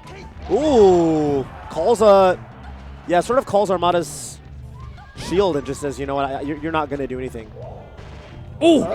Gets a grab, wow. Yeah, that was almost like, that was really a advantageous position for Mango, but only a baby punish. Wow, and Story's so small, I think on any other stage, Armada would have lived. You're living quite a while. Like Dreamland, you're not even close to getting KO'd. All right, Armada looking for a down smash by the ledge. Nothing. Good shield and shield DI by Mango on that down smash. I gotta say, by the way, that's not the first time right there where Armada dash attacked Mango's shield and Mango did not get a very clean punish. You can shield grab, up smash out of shield, drill out of shield. Armada surprising Mango with that. He just came down with forward air and then caught him with a down tilt, caught him slipping. Yeah. No, I think he used like the slope of Yoshi's story where he reached even lower, right, to scoop him up. 34 damage just like that. Mango on the ledge. Armada sharking him with that up air. So dangerous. Oh, but he just dropped his shield. Armada just dropped his shield. I think it was maybe just a slight technical error. Yeah, or something. And Mango just runs up and up smashes. So 2-1 Armada. Right. It's Armada's counter pick. We know that FD is a stage where Mango will switch to Marth. I don't think Armada is terribly interested in doing that right now. Doesn't look like it, yeah. FOD, I mean, this is a similarly small stage to Yoshi's in terms of like Peach's ability to corner Fox, but the blast zones are much bigger, and the platforms I think Peach really, really likes. Wow. I don't know if Mango's angling. Whoa. Wow, yeah, to KOs. I thought that might not KO. Me too, yeah. That was borderline. And the DI from Armada was good, but... Right. Oh, man. All right, Mango turning it up. Yeah, Mango really turning it up right now. And his spacing is... Mango's spacing right now, I think he's got Armada a little bit shook. I say that because he's been standing right outside of grab range from Peach. And he's just standing there and daring Armada to do something, and he's just reacting so quickly. Yeah, Mango's or making the right predictions. Exactly. Like that shine up smash. That is not a reaction. That is a I know exactly when you're going to drop your shield, and I'm going to shine up smash you for it. And that's not safe on shield either, right? If you shine up smash and shield, Armada gets the punish every day of the week. But Armada staying composed. He's got to... Yep, good edge there from Armada. Tracking the recovery of Fox, and, that's big. If he lets Mango recover there, he could let him run away with the momentum, and, Armada able to do it. Wow, power shield grab, up throw, down smash. Throw, down smash. So much damage. Oh, but he misses Mango's got to be aware, you actually want to DI that up throw at low percents in front of Peach, and you cannot get the up throw, down smash. So that would make Armada work a little bit harder, and I hope he sort of realized that again. Timing. So good at calling out the timing of the drop shield. That is nutty. Yeah, that's super. I mean, they both sat there and shield, right? And it's like it's a game of chicken. Yeah, because that's harder than a normal read. Because I think there it is. That's the punish on dash attack on shield he wants. Because half the time we talk about reads, it's like okay, you're predicting what they're gonna do. Mango's taking it one step further and saying, I'm gonna predict when you're gonna do it, and that's a lot harder than just a yes or no. It's a yes or no, but then when. Dude, I think that Mango actually just did. I have a theory that no DI at all is actually really hard to punish. On which move? Like maybe slight away DI. Whatever level 1 to level 3 computers do in terms of DI is really hard. And Armada just hit him with that back air, and Mango did that perfect, annoying DI where you just can't quite follow up, but you feel that you can. Yeah. And Armada just slightly overextended, but wait a minute. Don't count Armada out. Yeah. He's got to grab. See right there, Mango DI's in front of the up throw, and Peach doesn't get a down smash. That's already a lot better for Mango. Ooh, great pressure from Mango. Armada making it back. Nice up tilt. If Armada can take the stock, he could put on enough mental pressure. Oh, yes, but not going to get that far. Armada not prepared to space outside of that backer. We got a 2-2 set. We got a seesaw set, dude. I don't know what's going to happen this game because if you think about a ball of momentum, right? It's rolling. It's in Armada's court. It's like slight Armada, slight Mango, heavy Mango. And now here we are in he says, I'm feeling the Fox. He says, I am feeling the Fox. Yeah, after a game like that, but wait a minute. This is where Armada shines after a hit. Yeah, if he gets a grab on this stage, you are certain to see a very, very long. Oh, he went for the chain grab too. He gets it. This should be death. Yeah, we've seen this so many times in this set. Wow, when he drops it. Weird. But Mango a little bit skittish, right? He was basically back at neutral. Wow, that was tricky. He went for the bad, not fading back his up air. The boot. The stiletto. Yeah, the stiletto. He leans all the way in on that one. He's I love when players do that. Yeah, Armada's getting very into his punishes. Uh-oh. This could be big. Up tilt. He gets the up air. Great smash. Yeah. Jeez. Oh, wow, and he uses Nair to counter Mango's Nair. Talking about timing. Great timing from Armada, calling out the movement of Mango, but then beautiful pivot up smash. Yeah, that was an air dodge, right, on Armada's part. There it is again, taking a Nair and then countering with a Nair of his own. Mango trying to aim a little high in his side B to sort of clip the Peach's head. Doesn't work out for him. And just please watch while he's chain grabbing, just watch Armada, watch his movement, especially if you notice that Mango's just standing still, you see Armada being so active, but he's not directly attacking. Wow. The drift. That's a puff drift. He's not directly attacking Mango. He's trying to cover all of these other options. Right. Oh, weak hit Nair. Sort of like the cloud of where Mango could possibly be. Yes, exactly. But Mango kind of just staring, and it's kind of like a stalemate. I don't think that Mango necessarily gets an advantage, but it's just so interesting to see Armada's decisions as Mango's not really moving and being stationary. Right. That's an up smash. Oh, he gets like the awkward outward hit. Nice. I like the shine. I like the shine stall out there. Really lets you react to the choice that the Peach makes. I was thinking forward smash too. Armada had us both fooled, I guess. Jeez, and Armada sneaking the lead. Armada's so good with the recovery. It is not easy to sneak under everything like he does with Peach, but man, he seems to sneak under everything. Marth down tilt, Fox down tilt. That forward smash. That forward smash has a deceptively low hitbox. Oh! Power shield up smash. Yeah. Armada not with a, if you do a float cancel, you got enough speed that you can get your shield up, but that was just an ordinary back air. I think that, gave Mango the opportunity he needed. And right now, oh, good bait by Mango. Did you see that? He did a full hop like he was going to come down with a drill or something. Just empty baited out a shield. No, he double jumped. He baited out a shield grab by Armada. But wait a minute. Big hit potentially for Armada. Mango rolling out of there. Gets hit by a dash attack. Oh, that hurts. He has a jump, though. If he back aired, that could have been a different story. But instead, all this, what has Armada got? Dash attack pushes him off the level. Mango's no jump. He's not going to make it back. All right, let's see what Mango's got. Armada, a nice lead. Yeah. And we've talked about Armada stocks. Oh, the bait! Spacing out the get-up attack from the ledge. We have a true Game 5 last stock situation. Armada trying to read the jump. He's so good at that. The Mango again baiting out 2 dash attacks. Armada. He's got a slight % lead. Yeah. The crowd's coming alive. There's so much history behind these two players. They had a whole year of 2014 where they traded set after set after set. Oh, he misses. He misses the wave shine up smash. Armada now with the down smash as he comes back with the back air. Really bold back air by Mango. Really, really bold. That's kind of desperate. And they're both playing. Oh, and he just clutches out the up smash.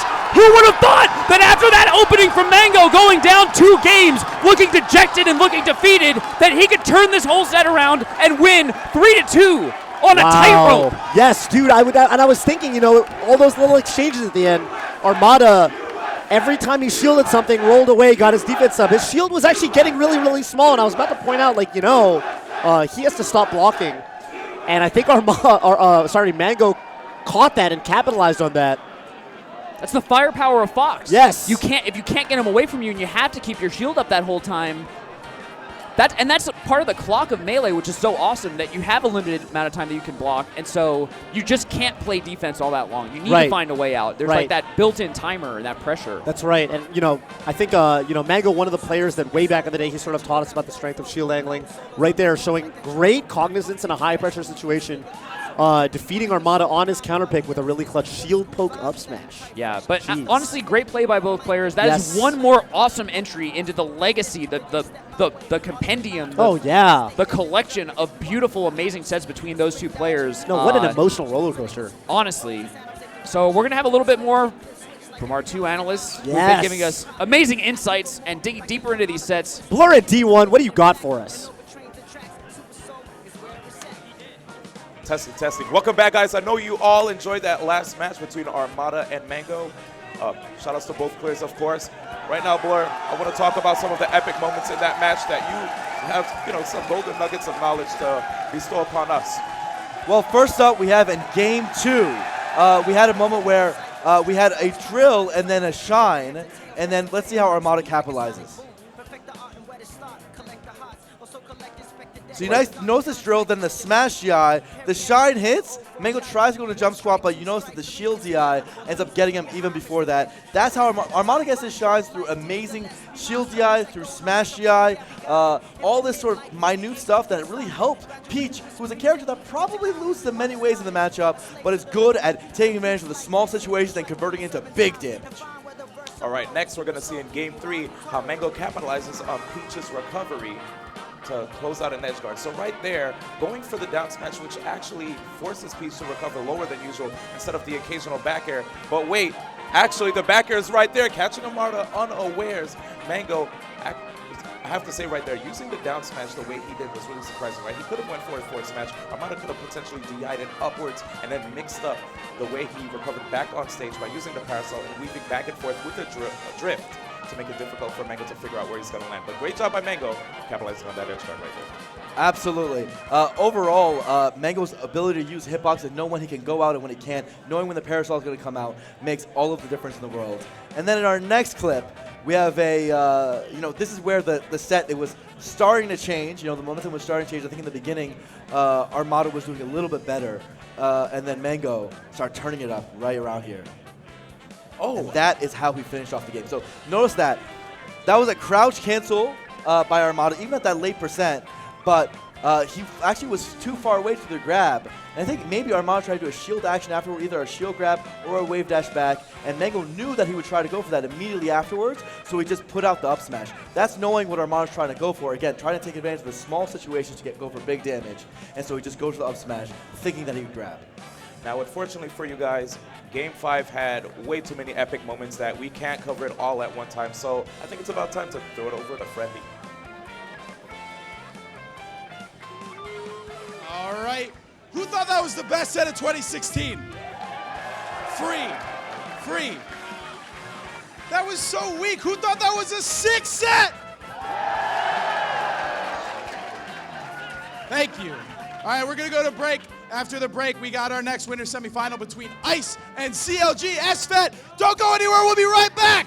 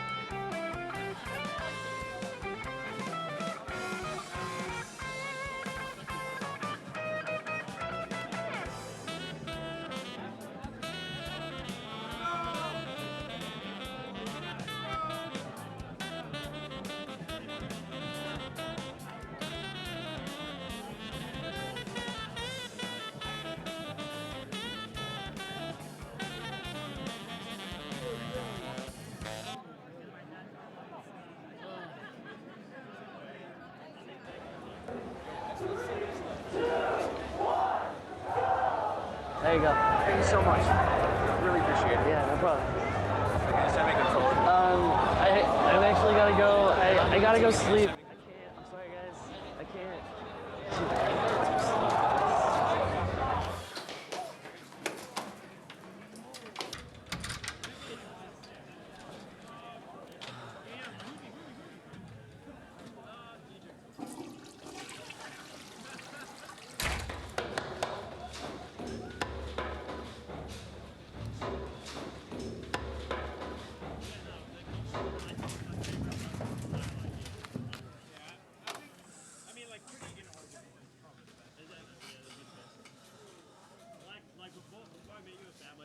Hey, can you send me a controller?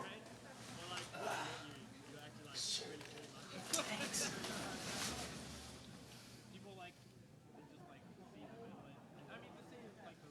Cool.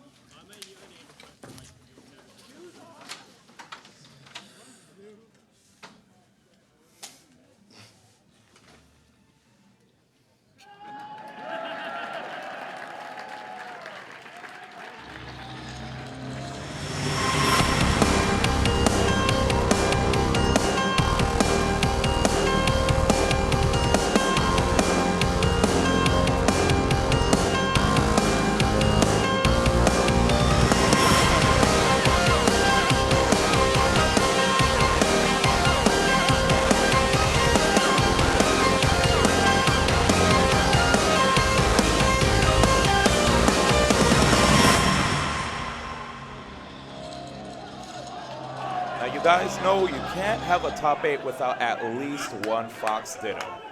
Absolutely, and what Fox Ditto will be, this is a Genesis rematch, Ice versus SFAT. These two guys have been getting better and better. SFAT notably has been posting results like no other, and Ice as well, both doing well in doubles, and is converting back into singles. So, talking about Ice first, this is a player that came all the way from Germany and has been getting better in a smaller region. So, he's been improving better and better. Like, again, 17th, I think he'd be even higher now on the MIOM rank. He doesn't have all the tools and resources to, like people in bigger regions do, but he finds other ways to get better, and that's through analysis, through mentality training, and through technical practice of his own.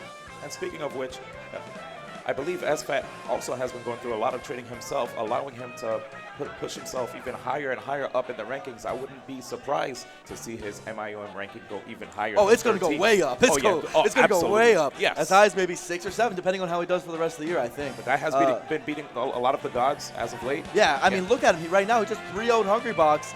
But, you know, it's about time we saw this set get underway. I'm really excited for this one. This is a battle for winners finals. Ice versus SFAT. Fendi, tell us about it. Thanks, Blur D1. Can you guys believe this is a winner semifinals match? I would not have guessed this one was coming, but give it up for CLG SFAT!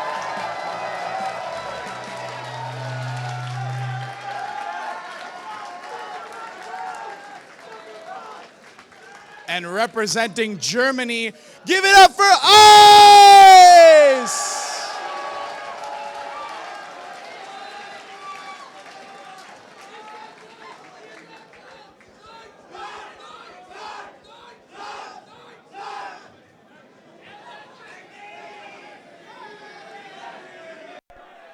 Wow. Yeah, thanks so much to Fendi and to Blur and D1 for bringing us in. Like Fendi said, this is definitely unexpected, but also in a way it's like a long time coming. Both of these players are on the up and up, which actually means honest. It doesn't mean they're on the getting better. Up and coming is what, both of these players have been up and coming for a while, and I think one of the stories for a lot of the almost top players is that they have all of the skill. Yes. They just, mentality-wise, you know, have some nerves, some turning nerves they need to work out, and that takes time for everyone. Right. I think, you know. No, sometimes that's a thing, you know, you're like, you know, you go into a set and you've got all the knowledge and everything it takes, but sometimes just the clutch factor doesn't kick in because you're like, you know what, maybe I'm at the back of your mind, right? You're like, maybe I'm not as good as this guy. Yeah. But the reality is, they're here today. They're here to play. Indeed, yeah. And if you've played in some of these tournament sets, Toph will tell you, I will tell you, any top player will tell you, you get so much adrenaline that your hands literally start shaking. It's like really, really bad for a game that's as technical as Melee. And so, you know, if you look at some of these players, they start to look down, they start to take deep breaths. I mean, this is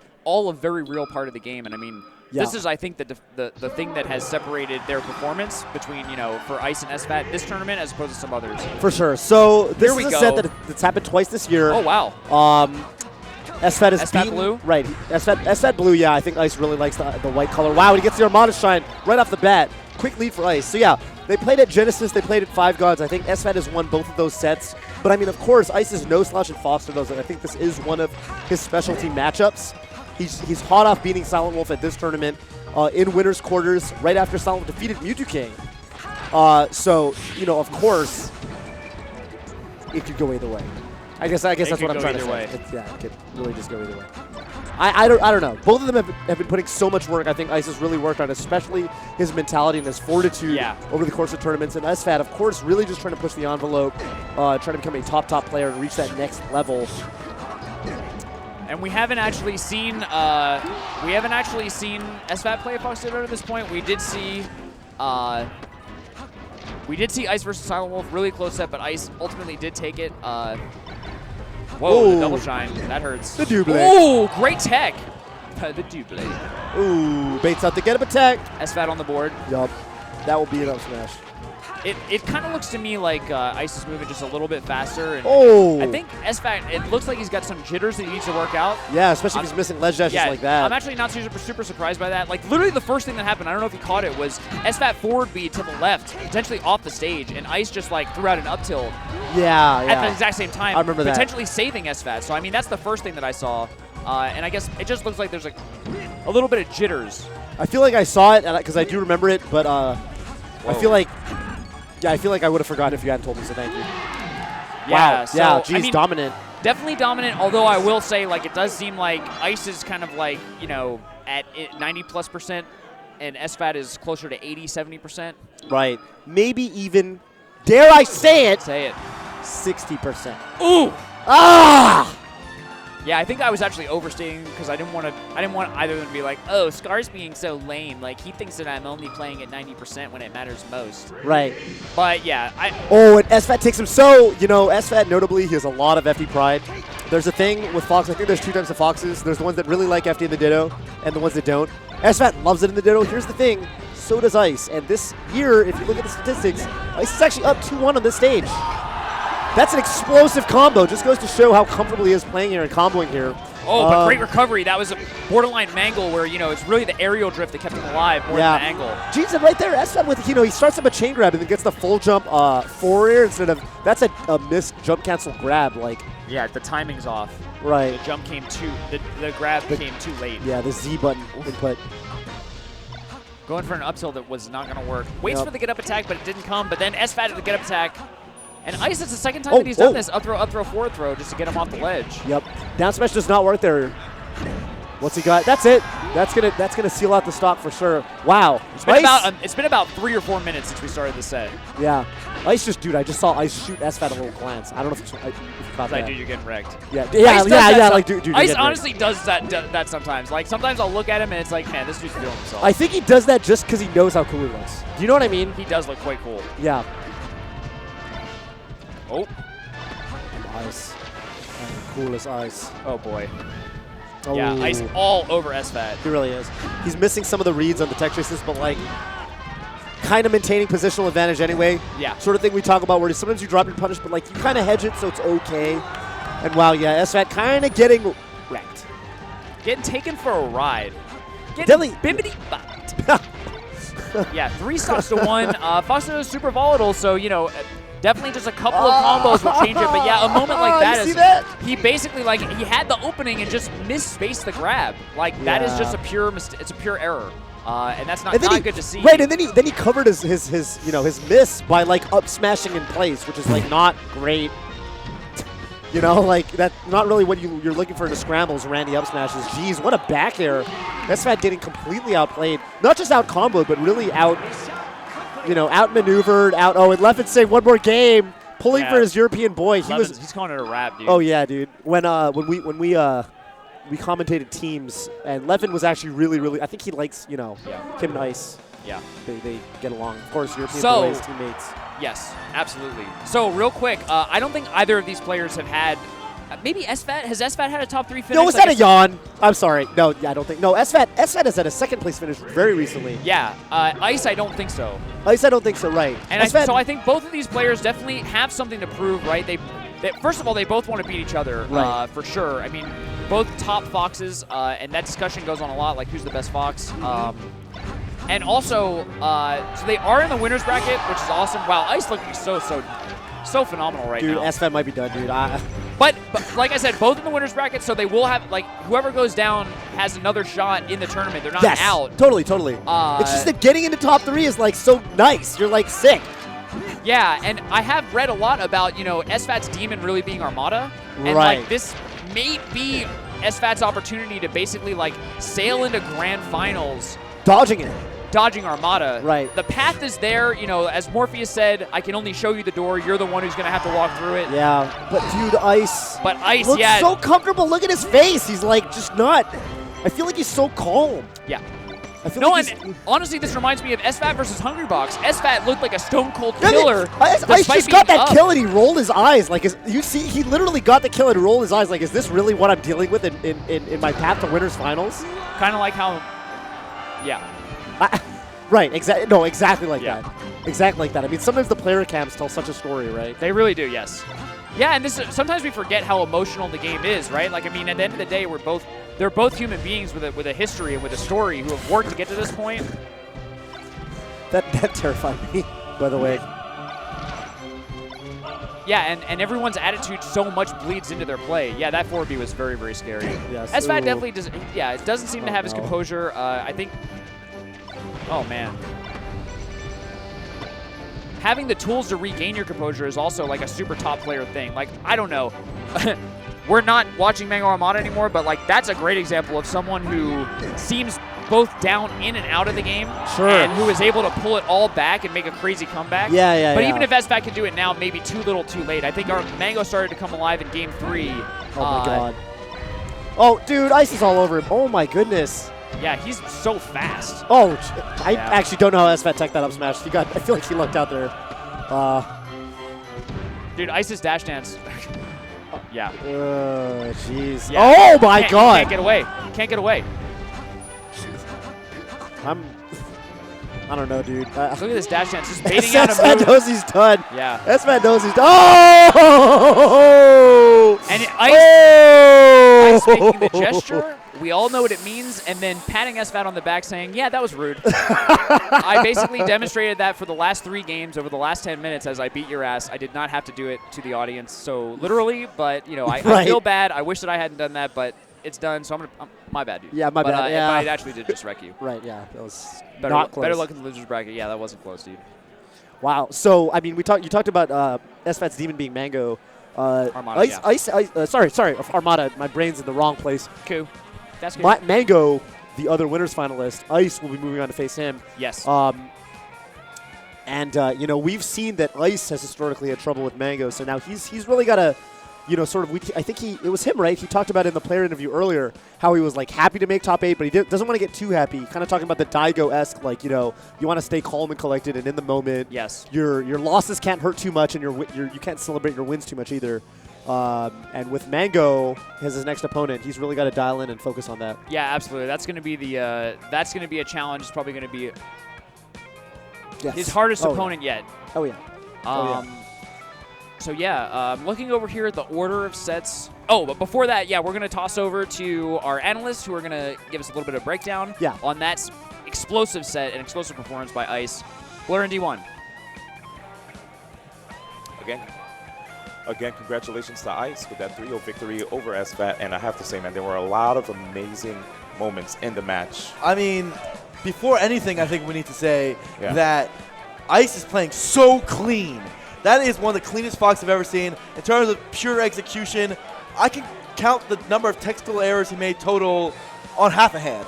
Not even one hand, like on half a hand. The man just did it all, and it was absolutely ridiculous. I think Ice actually has a shot of not only winning that set, but winning the whole thing, because that looked so clean. SFAT is a really good opponent, and to make him look that easy, as hard to say, is an accomplishment in itself. And now we're going to start talking about the clips from this very short set. Probably, what was it, like a 6 or 7 minute set total? Yeah. It was done quick. Let's check out the first clip right now showing how technical Ice can be. Yeah. Fundamental tech skill is important, and so is the defensive options. You'll see here on Battlefield of all stages, he managed to tech side B that back air and go right into the middle. So pretty much I would say 99 out of 100 Foxes are dead in that situation, but he is able to tech and go into that side B.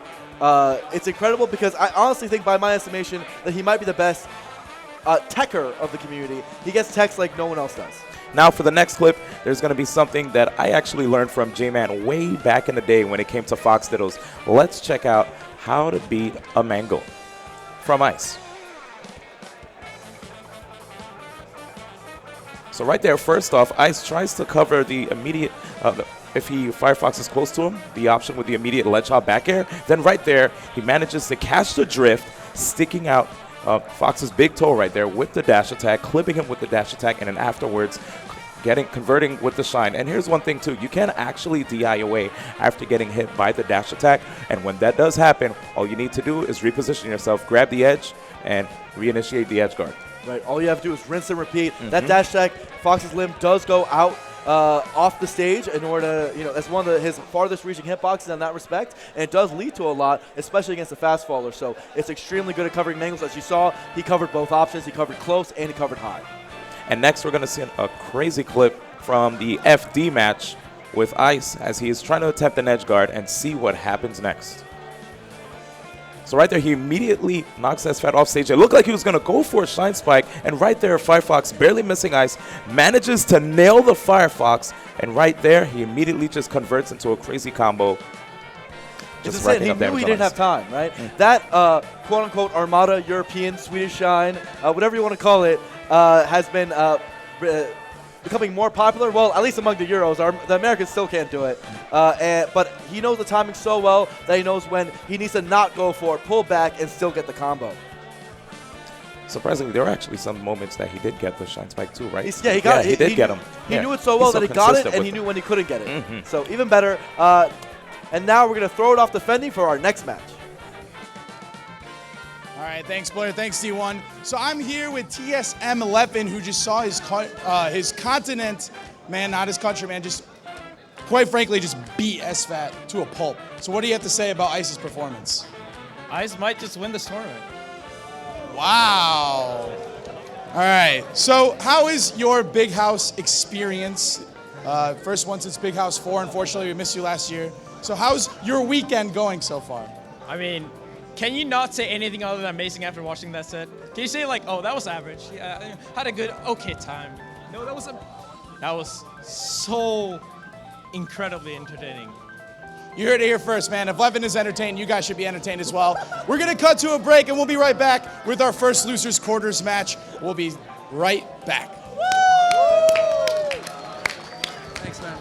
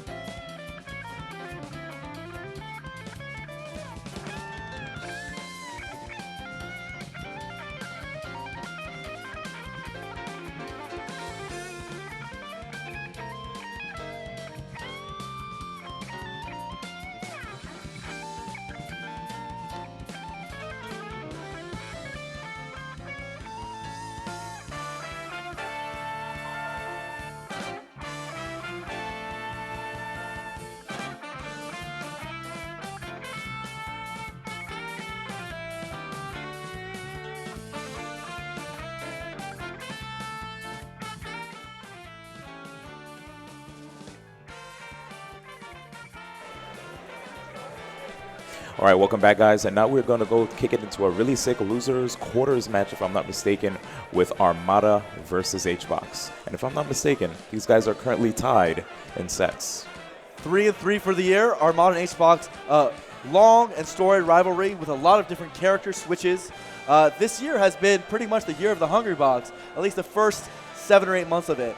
And going even, but most importantly, during that Evo set, Hungrybox clutched out the first one of the batch. As you guys can see, this is the bracket. As you guys can look at it, in losers, we have SFAT versus MewTwo, and then Armada versus Hungrybox. Yep, and the last 2 sets that Hungrybox did win were at Evo. First set and the second set. So that actually helped Hungrybox. That helped Hungrybox out a lot. 2 Game 5 sets. 2 Game 5 very sets. Close ones. So we might just see another. That's in my estimation that Evo set. Those Evo sets are 2 of the best sets of all time. It's just one of the greatest stuff that we've ever seen. First up, I mean, look at Armada. He's at my rank 1. He's had a pretty good year. He's kind of not gone to as many as he usually does. I know he really wants to finish the year well because he's still in the running for getting #1 again for this year. And alongside him is Hungrybox. Yes, Hungrybox currently ranked number 2 in the MRUM rank. Strong Jigglypuff main from the Florida region. I mean, yeah, he might be living in Georgia. Is he still living in Georgia? Regardless, he moved again. I think he moved again or something. Yeah. No one knows. But regardless, this guy is definitely an amazing player in his own right. And right now, it's time for Fendi to take it away because we are waiting for the next match to happen now. All right, guys, thanks again, D1 and Blur, killing it on the analyst desk. Let's give some love for D1 and Blur. All right, so our first losers quarters match is going to be Armada versus HBox in losers quarters. That is nuts. So first up, let's welcome to the stage Alliance Armada!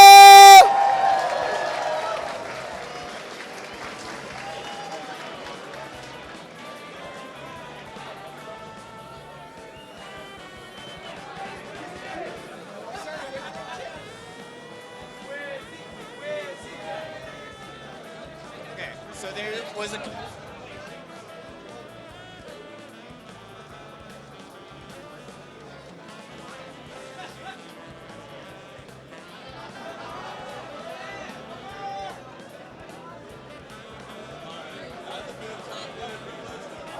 Yeah.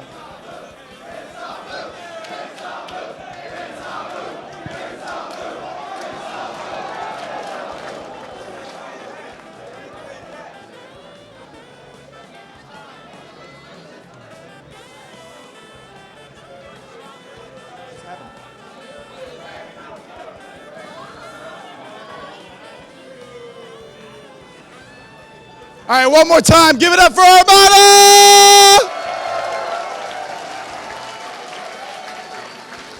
All right. You ready? Go over there.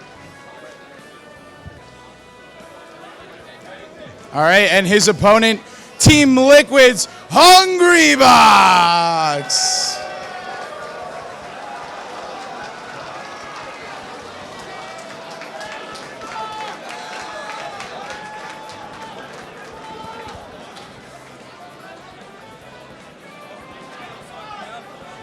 So what we just saw, I think, is kind of how I'm feeling about this set, where Armada kind of resentfully trudges to the stage and Hungrybox rolls to his seat. Yeah. You know, we kind of... There's a barrel roll. When you think about the gods, so MewTwo is kind of off in the corner right now, which is okay. He's not really mixing it up with those guys, but you have Armada, you have Mango, you have Hungrybox, and these two are in losers quarters. Last time they played was Evo Grand Finals. Is that right? And yeah, so I think so. Very, very different, dynamic. So a different set, a different place, a different time. Yes. Evo Grand Finals, the most prestigious moment of the entire year. Right. Big House Losers Bracket, not top 3 yet. No, for fighting two players. It out for 5th, if I'm correct. Yeah, and these are 2 players that are, really looking to win the tournament. If you look at their rankings, this is rank 1 in the world versus rank 2 in the world. Yeah. And so you have to kind of keep the context of all this in mind. We are, like we've been talking about, at the top level, Melee is a very, very, as with most games, are mental games. Having command over yourself, your emotions, your kind of like your pride. Yes. And Armada kind of like, I guess both these players being in the losers bracket is a little bit, you probably are not thrilled about that fact. Right. Hungrybox going down 3-0 to SFAT, probably not thrilled about that fact. And Armada, I have to imagine Game 3 versus Mango, he's feeling like, okay, you know, I'm in Grand Finals pretty much. Like, I'm just going to beat Ice or SFAT. It's going to be free. Right. And I'm in Grand Finals. And then all of a sudden, Mango turns into this ball of white-hot fire. Yes. And before you know it, you have to play this, like, terror Yes. Hungrybox. Like, one of the scariest people to play in tournament. And this is kind of not where you imagined you would be. Right. And then, you know, similarly, Hungrybox seems to be a man with nothing to lose. Yeah, no, totally. I think Armada, he definitely has a handle on the matchup, but I think Hungrybox, in particular, I mean, you know, based on the tournaments, like you get sort of a different Hungrybox, right? And like, you even though, I mean, we've seen this time and time again from Armada and Hungrybox with these two in particular, where they sort of develop technology around each other. And Armada, you know, Lord knows, a couple years ago he picked up Young Link specifically as a counter to Hungrybox, and then, you know, even after he dropped Young Link and he picked up Fox, he was developing very specific tech to deal with Jigglypuff. This year they're totally even in sets, but yeah, again, it's like even though you figure him out, who knows what he's got up his sleeve and how much work he's put in to the Fox matchup to make up lost ground. Yeah, we've got the TAFO stats open right in front of us. This will be the 31st set that these two players have played against each other since 2010. Yeah. On record. And so, you know, a long history between the two of them. If you add up the wins and the losses, I mean, Armada super dominant. But this year, as you mentioned, not only are they even in sets, but, you know, two of them were at EVO. Some of the most important sets that they've played in their career.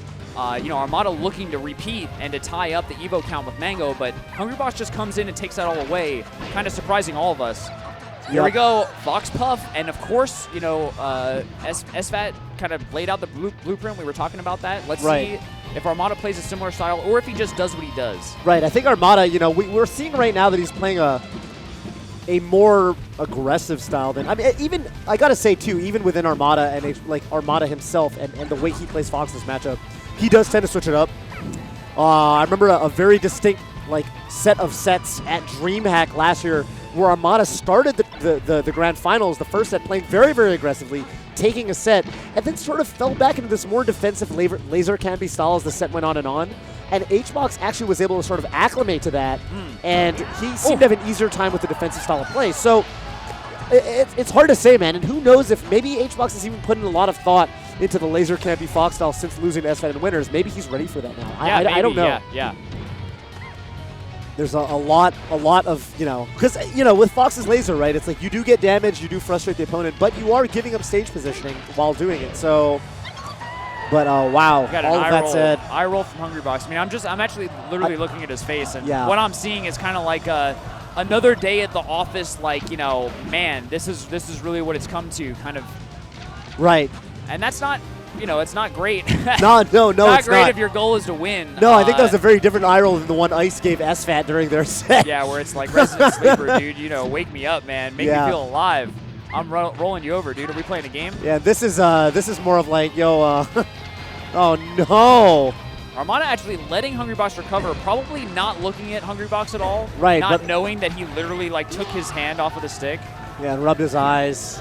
Hungrybox gets one and throws his hands in the air. Yay, I'm not getting force-knocked, but you're probably not winning at the same time. Oh, jeez. Crowd cheering for a JV. They fished their wish. Sorry, what does that mean? You never played Go Fish? Have you never played Go Fish? Is there I played Go Fish, but what is fishing for a wish? You play Go Fish. Yeah, we have cards. I say, Toph, do you have any twos? You say, no, go fish. Yeah. I fish, and if I get a 2, I say, oh, I fished my wish, because I'm looking for a 2. Oh. That's like a core mechanic of the game. Oh, my God. Dude, I'm not gonna lie. I haven't played Go Fish in years, dude. Dude, I don't remember that. I'm sorry. That's fine. I'm sorry that I'm sorry that I put you on blast. No. I'm thinking real hard here. I think I haven't played since like 5th grade. I'm thinking back to Go Fish. I don't remember the terminology. It's like I played, you know, I played like some like, you know, some like I played some Overwatch, for example, but I don't know about, you know, no scoping or True, me neither. Swipe gutting. Me neither. Or whatever I don't even know if that's a thing. But what I do know about is Super Smash Bros. Melee. Yes. And I know about Hungrybox versus Armada. And I know that I have no idea how this set's going to go. And I know that 1 and 1 is 2. That's true. And if this one could be with you. Sorry.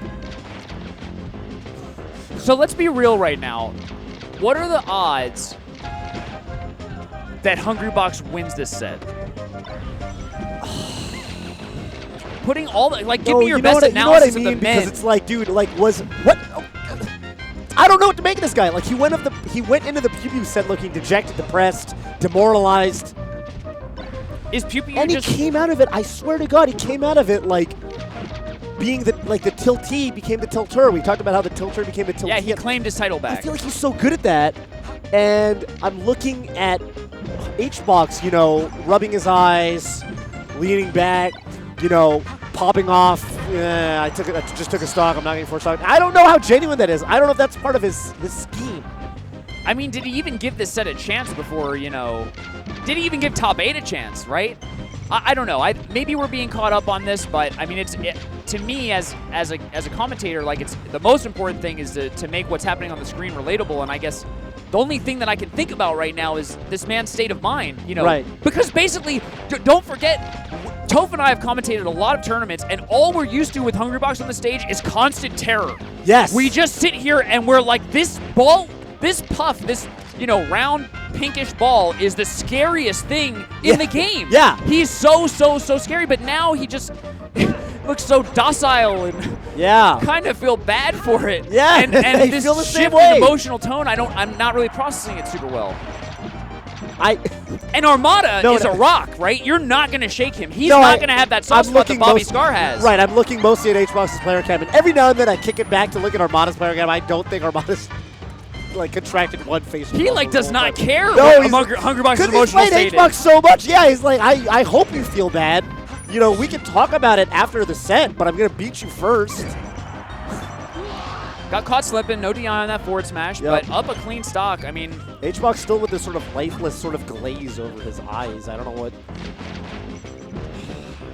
Yeah. Two champions battling it out for fifth. Yeah, absolutely. No, and it's hard. Oh, but he gets a grab, gets an up throw. No doesn't re-grab. even jump cancel the grab. I'm not sure if that's what he's supposed to do. I think usually he does, though. Yeah, I feel like I rarely see a non-jump cancel grab.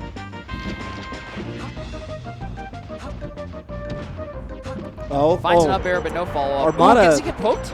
I was going to say Armada doing a really good job just DIing the up air far to the right enough, like maybe even smash DIing it such that he doesn't land on the platform, which is a really big deal because it completely takes away the chance of a rest. Actually, one other thing that I'm kind of seeing, it feels like Hungrybox just has this kind of lethargy, right, where he just doesn't really want to move. He doesn't really want to approach. And I think Armada is really abusing that with lasers. I mean, it seems like he's building so much percent and so much damage, not really doing anything actively. It's lethargy, it's not lethargy? Lethargy, yeah. Lethargic. Oh, lethargic. Ooh, but lethargy. Okay. But Armada kind of crouch canceling right. something and kind of like forward airing off. So, I mean, it's pretty much even. I mean, any other Hungrybox moment, you kind of feel like Hungrybox is winning right now. Right. Because, like, he's just going to get one hit and rest, and then, you know, well. Okay. Wait a minute. That could be the big. The Venus fly trap. Yes. What's he got? Ooh, gets the knockdown, gets the grab, rolls in. 48% already. Wow, yeah. Hungrybox flying around. Okay, dodging some lasers right now. Gets caught by the very, very tip of the down tilt. Yeah, I mean, that's definitely did a lot of mental damage. Yeah. That's really annoying to get hit by that down tilt right there. It is. And it's we got a Let's Go HBox chant. I've never heard this in my life. Like I said, Armada does not care about the emotional state of Hungrybox, but the rest of us are humans. Yes. We're mere mortals. We feel for the man. And then the rival Armada chant. You know what I gotta say? No, they're competing chants right now. Right. Let's Go HBox trying to take over the Armada chant. Yeah. Yeah, no, the crowd's fighting a battle of their own. No, I gotta say that the last down tilt into up air, you know, you said it very well. That delivered a lot of mental damage. But one more of those, it's gonna be doing more than mental damage, I think. Yeah, that's gonna be game 2. Okay, he reached the second place. Wait a minute! He's Wait alive. a minute! He's alive. Oh, no, he gets the burns trade. him! He gets the trade. Is forward air the right thing there?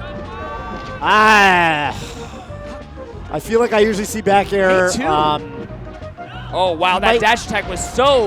Oh, turnaround down tilt. He doesn't even give him a chance to roll. The technology. Flashes of Mango versus Armada where he did down throw up tilt. That turnaround down tilt, clearly more range, especially behind. So yeah, great decision by Armada. I mean, Hungrybox kept it super close, and I mean, it was literally one back air away. Yep. But yeah, I don't know. I'm not a puff expert. I do feel like, you know, just my memory is telling me that forward air, or I mean nair, is not like the best challenge versus up B. Right. But yeah. Interesting. Up throw goes for nair. Maybe messed up with up air. I'm not sure. Yeah, could have been. And Armada putting on tons of damage. Wow, so much damage from just lasers and one combo. He goes for that same read there too. The get up, text, you know, just the normal stand. That time he's a little quicker and he just gets it, which means, you know, HBox now knows, yo, that's in play. He's not gonna sort of chicken foot around it the way he did last time. Oh jeez. Yeah, I guess Hungrybox, if he comes back and watches this, I hope that he knows that, you know, despite this performance, like, you know, we'll never forget. Right. The man's a warrior. Yeah, no. This is the guy you're supposed to never be able to count out. Yes. Ever. He's supposed to be the king of the mental game. And, and emotional game. I'm looking at what he did between stocks, and I'm counting him out. Maybe I'm making the cardinal sin. Don't sleep on the box. Oh, I love... You don't... Okay, I don't know. I don't think he needed to go down there. I feel like once he's below the level, you just roll up. Yeah, but I mean, it's probably worth it, at least the security for that, you know, 10% damage, whatever. Sure. I mean, if anything, it's going to help him recover, so not a big deal getting hit by that up B. So... Even stock count. Oh! Oh, wow. Crouch cancels the up tilt. I think it's really hard to crouch cancel while running, but I mean, the top players and like most players who are high level nowadays, they're always crouch canceling. It's actually insane. Yeah, they seem to be very good at, it's almost like the opposite or like the converse of a confirm, where like you're ready, like, you know, convert, you know, you get a hit and you react to getting the hit and you do something. It's almost like the opposite of that, where you realize you're out of position and you confirm that into crouch canceling, if that makes any sense. Yeah. Just from the snappiness perspective of the... Oh, shine grab on the top platform, but great smash DI. That's very, very important. Oh, yeah. Running into Jigglypuff's foot. Ah. He got the same read, like you mentioned before, the roll away off of a knockdown, but only hit him with a jab. Yeah, I mean, sometimes that does combo and up smash, but, you know. I don't think there was enough runway there, and he didn't really even go for the follow-up. Exactly. Great roll read. Armada putting a ton of pressure on Hungrybox. Backs and up. Armada camera looking like another day at the office, man. Yeah. He's But not another looking day at, tripped like, at all. no, you said the same thing for HBox, where he sort of has a, you know, day in the office for look, but it's like Hungrybox, like, works at this really toxic company where he doesn't really like his coworkers and, like, you know. And Armada, he doesn't look like he's having that much fun either, let's be real, but, like, you know, he knows he's getting paid. He's chilling. He's getting paid. He's getting paid. He's bringing home the bacon, you know, happy wife Just at home, part whatever. of life. Yeah. Oh, baby brother bullet, no punish. And that looked like it could he's have thinking been. about getting like a nicer car or something. He hasn't been. I don't know what's going on. I mean, I'm thinking about it. Like, he's looking he gets him. You remember me at Zynga? It's like so miserable at the company that you don't even have the energy to job hunt. It's like when he went over to Ness and he's like, nah, that job's just going to... Well, Oh, good up air. Nothing for it, though. Okay, maybe not. Maybe not all that. Wow, DI too good from Armada and a good tech. Yeah. Wow. Up throw. Yep. Oh my God! Looked like he got the smash DI, but it wasn't enough. Yeah, I swear to God, I looked like he DI'd it. You know, whatever. Hungrybox just falling down and going for the grab. I mean, that kind of tricked me, but sure. I mentioned this before in the SFAT set. Like, all these Foxes so good at, like, just being so cognizant of when HBox lands and just jumping. You don't want to get grabbed by Puff. Right. And, like, one of the best ways for her to get that grab is through a tomahawk. Right. Which is basically an empty jump, and people think you're going to do an aerial, so you have your shield up, and then you just grab. You land and grab. Right. Oh, wow. Drill up smash on Fox. That's not going to KO on Dreamland. Neither is that up air.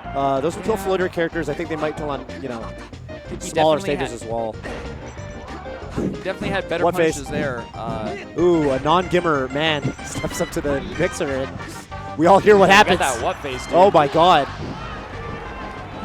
I don't know, man. I don't know. Now I feel like we're, well, whatever. So, Gimmer.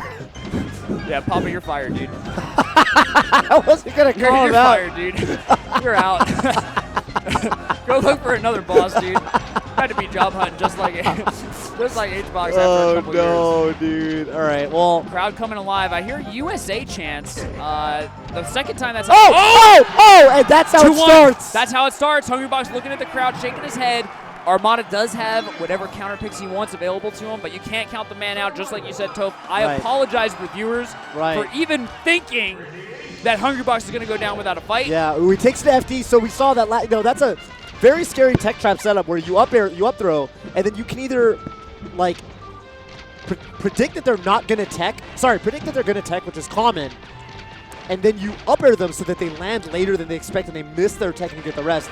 Or if you think they're on that next level and they're just going to miss their tech on purpose so they can avoid that, then you just go directly in the rest. And Armada, not wanting to deal with that 50-50, which is really, really strong, takes an FD. And on this stage, it actually changes the meta quite a bit for Fox because on this stage, getting grab is just not a big deal. All you have to do is DI the up throw and you're fine. What a lot of Foxes do and a lot of fast followers is you shield, you always hold the direction as your shield. And then when they get the grab, you're sort of like option selecting DI to the side if they go for the grab. And then if you attack, you're already shielding, so it's fine. And Armada sort of taking it to him, playing pretty aggressive. I think he tried to maybe read the jump out. Yeah, I think so too. I mean, it was really close to hitting in its own right, just based on the DI. Man.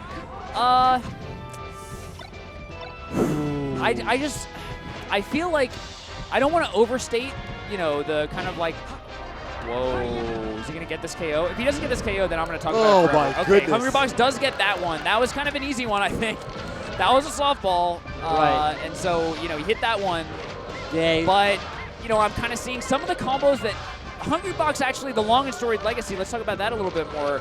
He's so good with this character that sometimes I've in the past taken for granted how difficult what he's doing is, where sometimes he'll hit a Fox, you saw that up air combo, and he didn't just combo him to death all the way off the stage.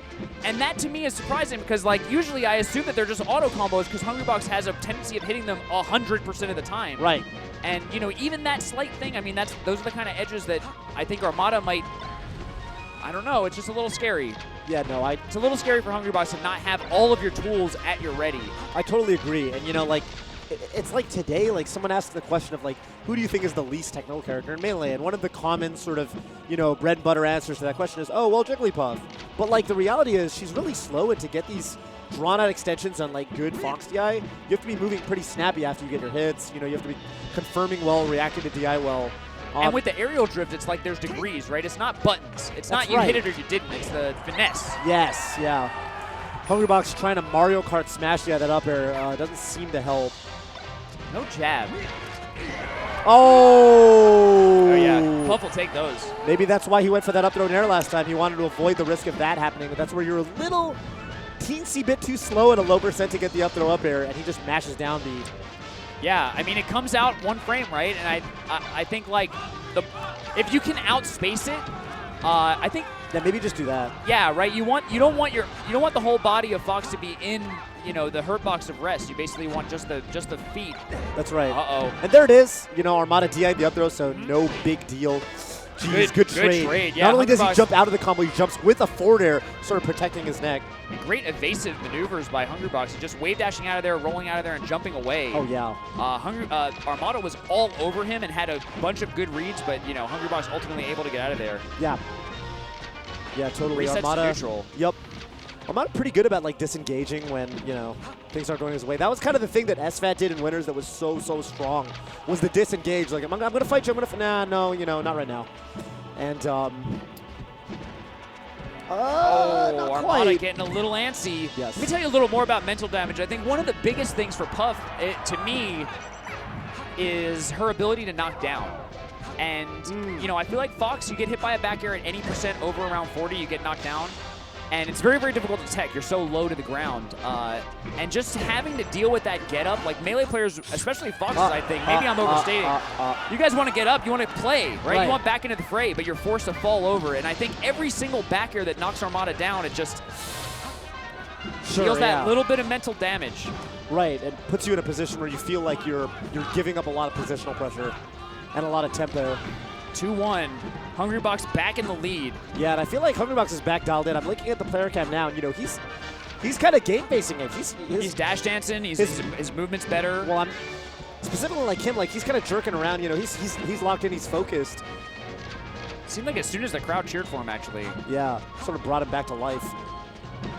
With a few big mistakes by Armada, though. I mean, let's be real here. I don't think that he's like took his foot off the gas, but yeah, that forward air on game 3, that just that SD from Armada, that was real bad. Yep. And he's paying the price for it. Yes. Armada definitely wants to close this out. You don't want to play Hungrybox in a Game 5 situation. No, but I not mean, at he's all. got to get past the most consistent and the clutchest man in the world to do it. That's right.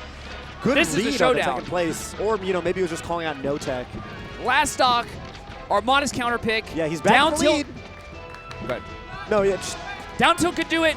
Grab could do it. Oh, Jab yeah. up smash could do it. Raw up smash. Hungrybox is in a Hungrybox is at KO % on his last stock of the tournament. That's right. Can he take us to Game 5, or is he going to go home with 5th place? Knockdown. Oh, great roll in by Armada. Yeah. Oh, jab is big. Good air dodge from Hungrybox. Gets out of there. Armada's doing. I like that Armada playing at a very. He's kind of stopped lasering, right? He's playing at a kind of specific % range because he knows that this is where the uphill up air is a really big deal. Baits out the roll. Is he going to laser more, get into back air % instead? I love that. Look at the spacing from Armada, because Fox has all of the horizontal mobility and he can control the spacing. Puff is just trying to whittle away and get some more stage control. That's right. Armada just not giving. Oh, is that it? That's strong. Nope. That's not going to do it. He had all of the length of Final Destination to fly first. Oh no! Regular get up. He living. Oh my God. One more chance for Hungrybox. The hunt. Out of jumps. He picked left or right, and Hungrybox guessed correctly. He's living another day. Last hit. Oh my God, that's gonna do it. Whittling his way in. Jeez, it's so many jab back air KOs that game, actually. I feel like Armada got him to really high percents every stock. He didn't really get any low percent kills, but it didn't matter. Armada just playing so patient. Yeah, and honestly, congratulations to Hungrybox. I mean, I know that it was a rough start, but he showed up. Right, I for one am really pleased to see Hungrybox getting dialed in and locked in as the set went on. Yeah. And sort of showing us his old form. I mean, it was a night and day between game 1 and the end of the set. Absolutely. Really cool seeing that sort of composure from our top players. Didn't let anybody down, man. This is all good melee. It's been a fantastic top 8 so far. We've got storylines on storylines. Let's see, I think if we're going to go to the other side of losers, let's see how CLG SFAT can do after Ice. Not a great, yeah. But before that, we're going to kick it over to the analysts. Tell us more, Blur and D1, about that showdown between the gods, Armada and Hungrybox. Thank you, Scar and Toph. Hungrybox is now eliminated. That was in losers. He got taken out by SFAT and now by Armada after that game 4. One thing I will say is, like Scar mentioned, the mental game seemed to be a big part of it. He didn't really seem to be in it, maybe a little lethargic, until the crowd in this venue, thank you to the Hungrybox fans in the venue, start cheering his name, and we're going to see that as a common theme throughout our analysis. Definitely, we're going to be getting to that very soon. But in game 1, I wanted to mention how Armada did an impressive job using the platforms to just run circles around Armada, using the lasers properly as well, and capitalizing on a lot of great knockdowns. Actually, we're going to see this here, a perfect example of Armada using the lasers, baiting right there, Hungrybox to approach, and actually catching an up tilt. I thought it was an up smash. Gimmer, you are right. Yeah, that was a good trade, and actually Fox can trade with a lot of Puff's aerials with both up smash and up tilt, and being able to wave dash underneath and sneak under him can be a really good way to secure kills in a situation where it's going to be tough to get it.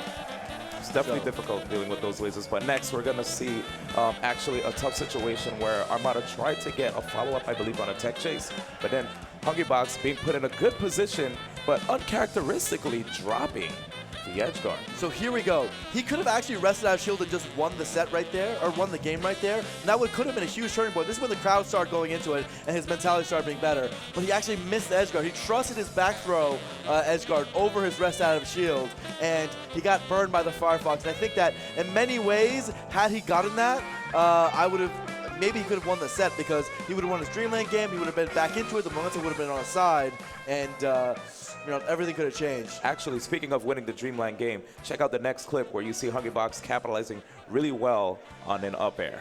Yeah, on the second Dreamland game here, this is the knockdown here, and then as a theme of the set, you notice that that Fox has been knocking down Puff, and actually Armada was really good at getting the tech chases. Hungrybox could have very easily held away and just slid off. Puff is really good at slide offs, but throughout the set he was being forced in a tech situation. We saw a down throw, down tilt, and Armada was able to chase, and those chases actually were the majority or a large percentage of his kills along with up throw, up air. And right now we're going to see the moment where Hungrybox started getting a lot of confidence, and he was able to finally be able to get a 1 on the scoreboard right here. Right. This rest right here, this is a top-level rest. He's backing it mentally, and he actually does what I think is a reaction tech chase rest. He sees the green, he sees the no tech, and he immediately goes for the immediate rest. You know, that is so tough to deal with if you're a Fox player, because Hungrybox is able to swing any match that looks like, you know, he was down for most of it, and then all of a sudden he pops out the rest and he gets the win. And I'll tell you one thing, during game 4, it definitely looked like Hungrybox actually had a shot right there. It got really close down to the wire, but in the end, Armada was able to take the win. Yeah, it was so close. But now that Hungrybox out, we have another match coming up. I believe it's going to be SFAT Max versus VGBootCamp. Carry it away, Fendi.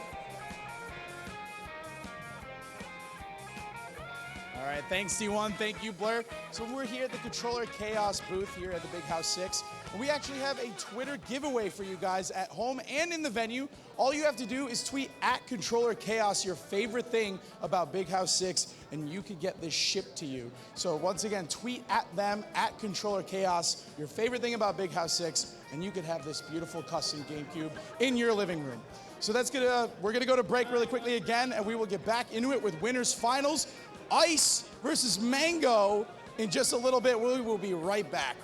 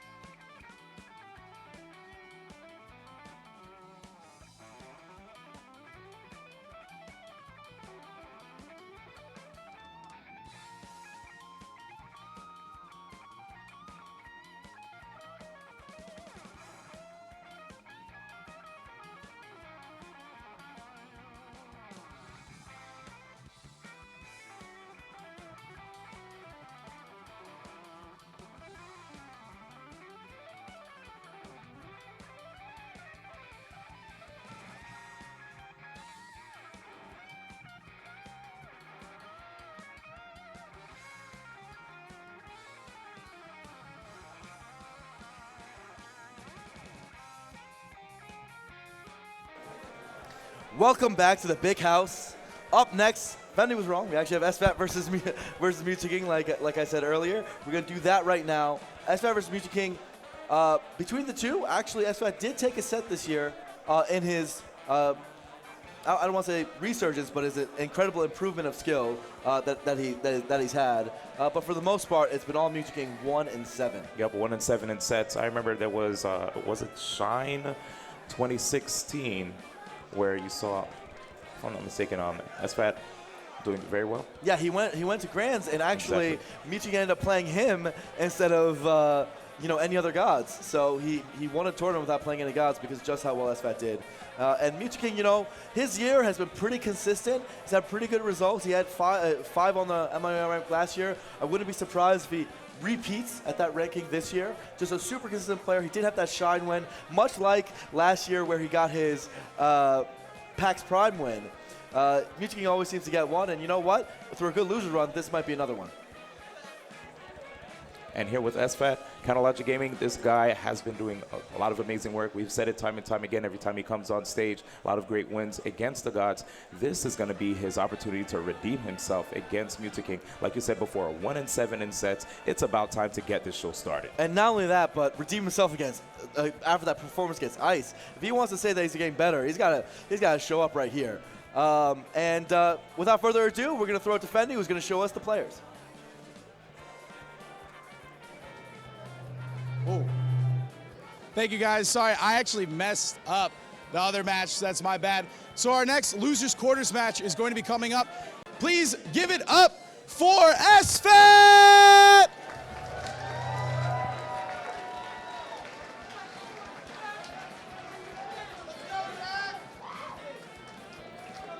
Yeah.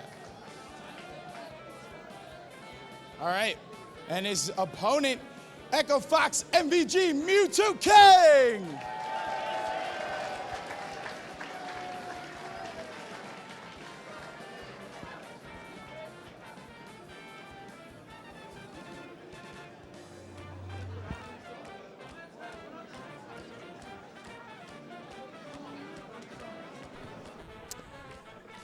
Just checking out the SFAT versus Mewtwo King set history. So Tafosteezes. Welcome back. So it's looking like SFAT has defeated Mewtwo King once this year, once in lifetime. Oh my God, we're looking This at is not Tafos. great. Can you do the math? 7 plus 3 is 10, 13. 13 and 1 all time. Mewtwo King versus SFAT. Yeah, not great. Ouch. But, you know, I think SFAT has taken great strides in his game. Little Giants, dude. One time. Please go check out Smash Personalities do other Smash Personalities impressions. Wait, And that's a video? That's a video. There's Are there an any of entire these? segment. There's an entire segment that is called. And now for the segment called the Scar does the SFAT impersonation. Oh, wow. segment. And it's this whole. It's every time you've ever done it. Is there me doing It's easily Ken? the best part of the video. Yes, you doing Ken is in there. Dude, Jungle Guy used to love it, and I actually got in my own head about it, and I can't do it anymore. Because he used to say, like, that is the best Ken impersonation ever. Oh, it's so funny. And I just, like, I started to feel bad because it's a little bit, like, super nerd voice. Anyway, Well, shouts to Liquid Ken. Yeah. One of the true legends of the game, the OG god. Yes. But here we are in a new age with potentially new gods, including CLGS. CLGS, but yeah, taking down again, you know, if you're just tuning in for top 8, he had a really rough set with Ice. But he 3-0'd Hungrybox and winners. That's nothing to shake a stick at. Well, I feel like I've already used the shake a stick at line. That's cool. Commentary. Some of the people are like, yeah, I see what you did there. I see what you did there. I did not do that on It's funny, purpose. You did not. Anyway. All right. So no, SFAT knows a lot about this matchup. He likes the matchup. I think he's famously and irreverently tweeted that Fox beats Marlon FD, and then counterpicked Mewtwo King to FD, and then gotten like 4-stock, which was really funny. Wow, But, Mewtwo King is SD'd probably this is 10 more times this tournament. I've seen Mewtwo King SD more this tournament than like lifetime. Yes. Besides if he's depressed and just runs off. But yeah, this is SD2 King. Yeah, this is definitely SD2 King. Back row forward smash, you got to DI that one out. Yeah, so anyway, SFAT catches a lucky break there. We take those in NorCal. Wow, he's trying to do the Marth Killer. He held it for really long. Would have loved to have seen that commitment to just roll to grab the ledge because I think that would have taken the stock. But as it stands, M2K back on the stage.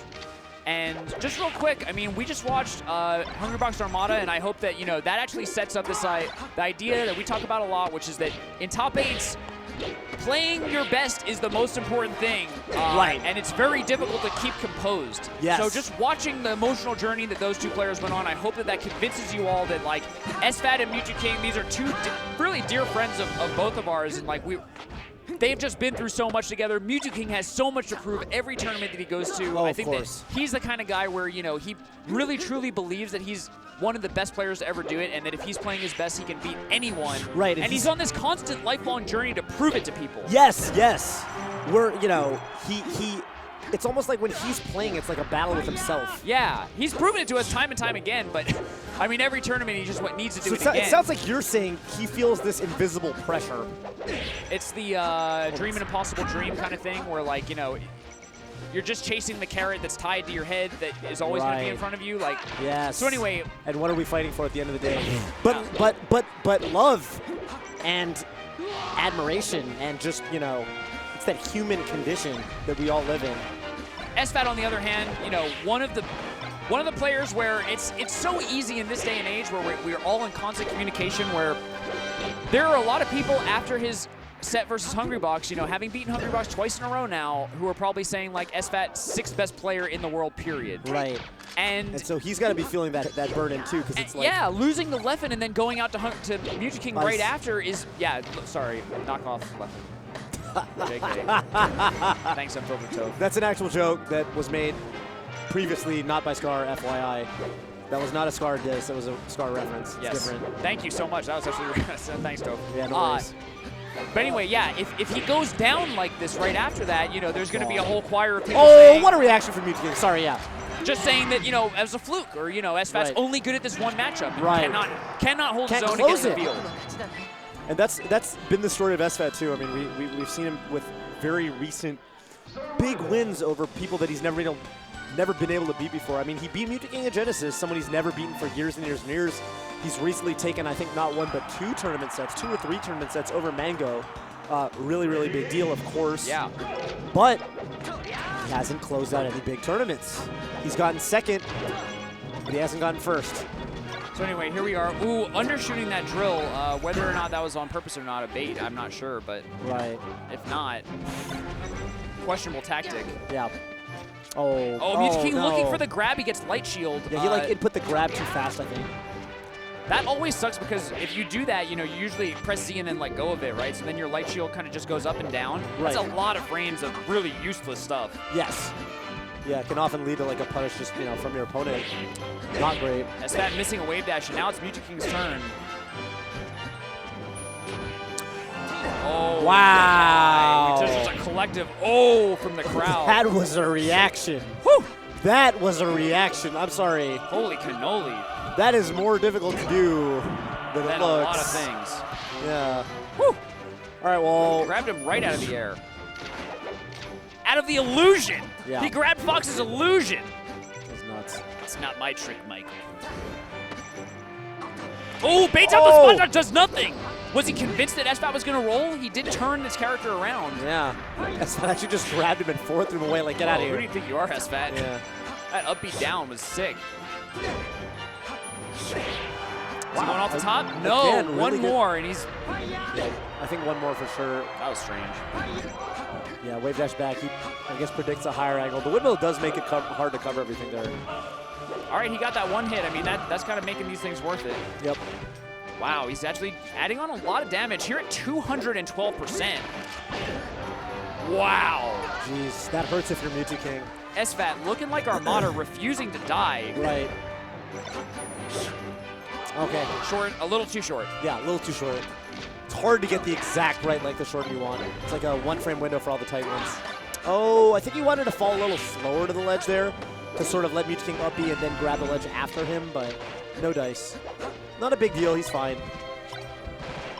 Great pressure by SFAT. Yeah, what's he got here? Should be a fair bit of damage. Oh, but Mewtwo King. Oh, over. Not sure what I think about that forward smash. I think he thought the up tilt was going to send SFAT further than it did to the right. Yeah, but, you know, up tilt's one of those beautiful moves where it has enough recovery and enough... Wow. Mewtwo King looking like Mewtwo King. Yeah. It has enough recovery and enough hit stun that you really can react. It's a very easy confirm. Sure. Fair enough, yeah. I agree. That said, the forward smash hitboxes are really, really weird. Like, it has so many of them, and they're so big that just like that. Yeah, just like that.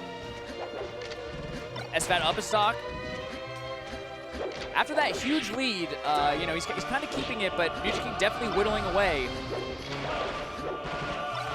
Wow, these full jump down airs, I don't feel super great about it.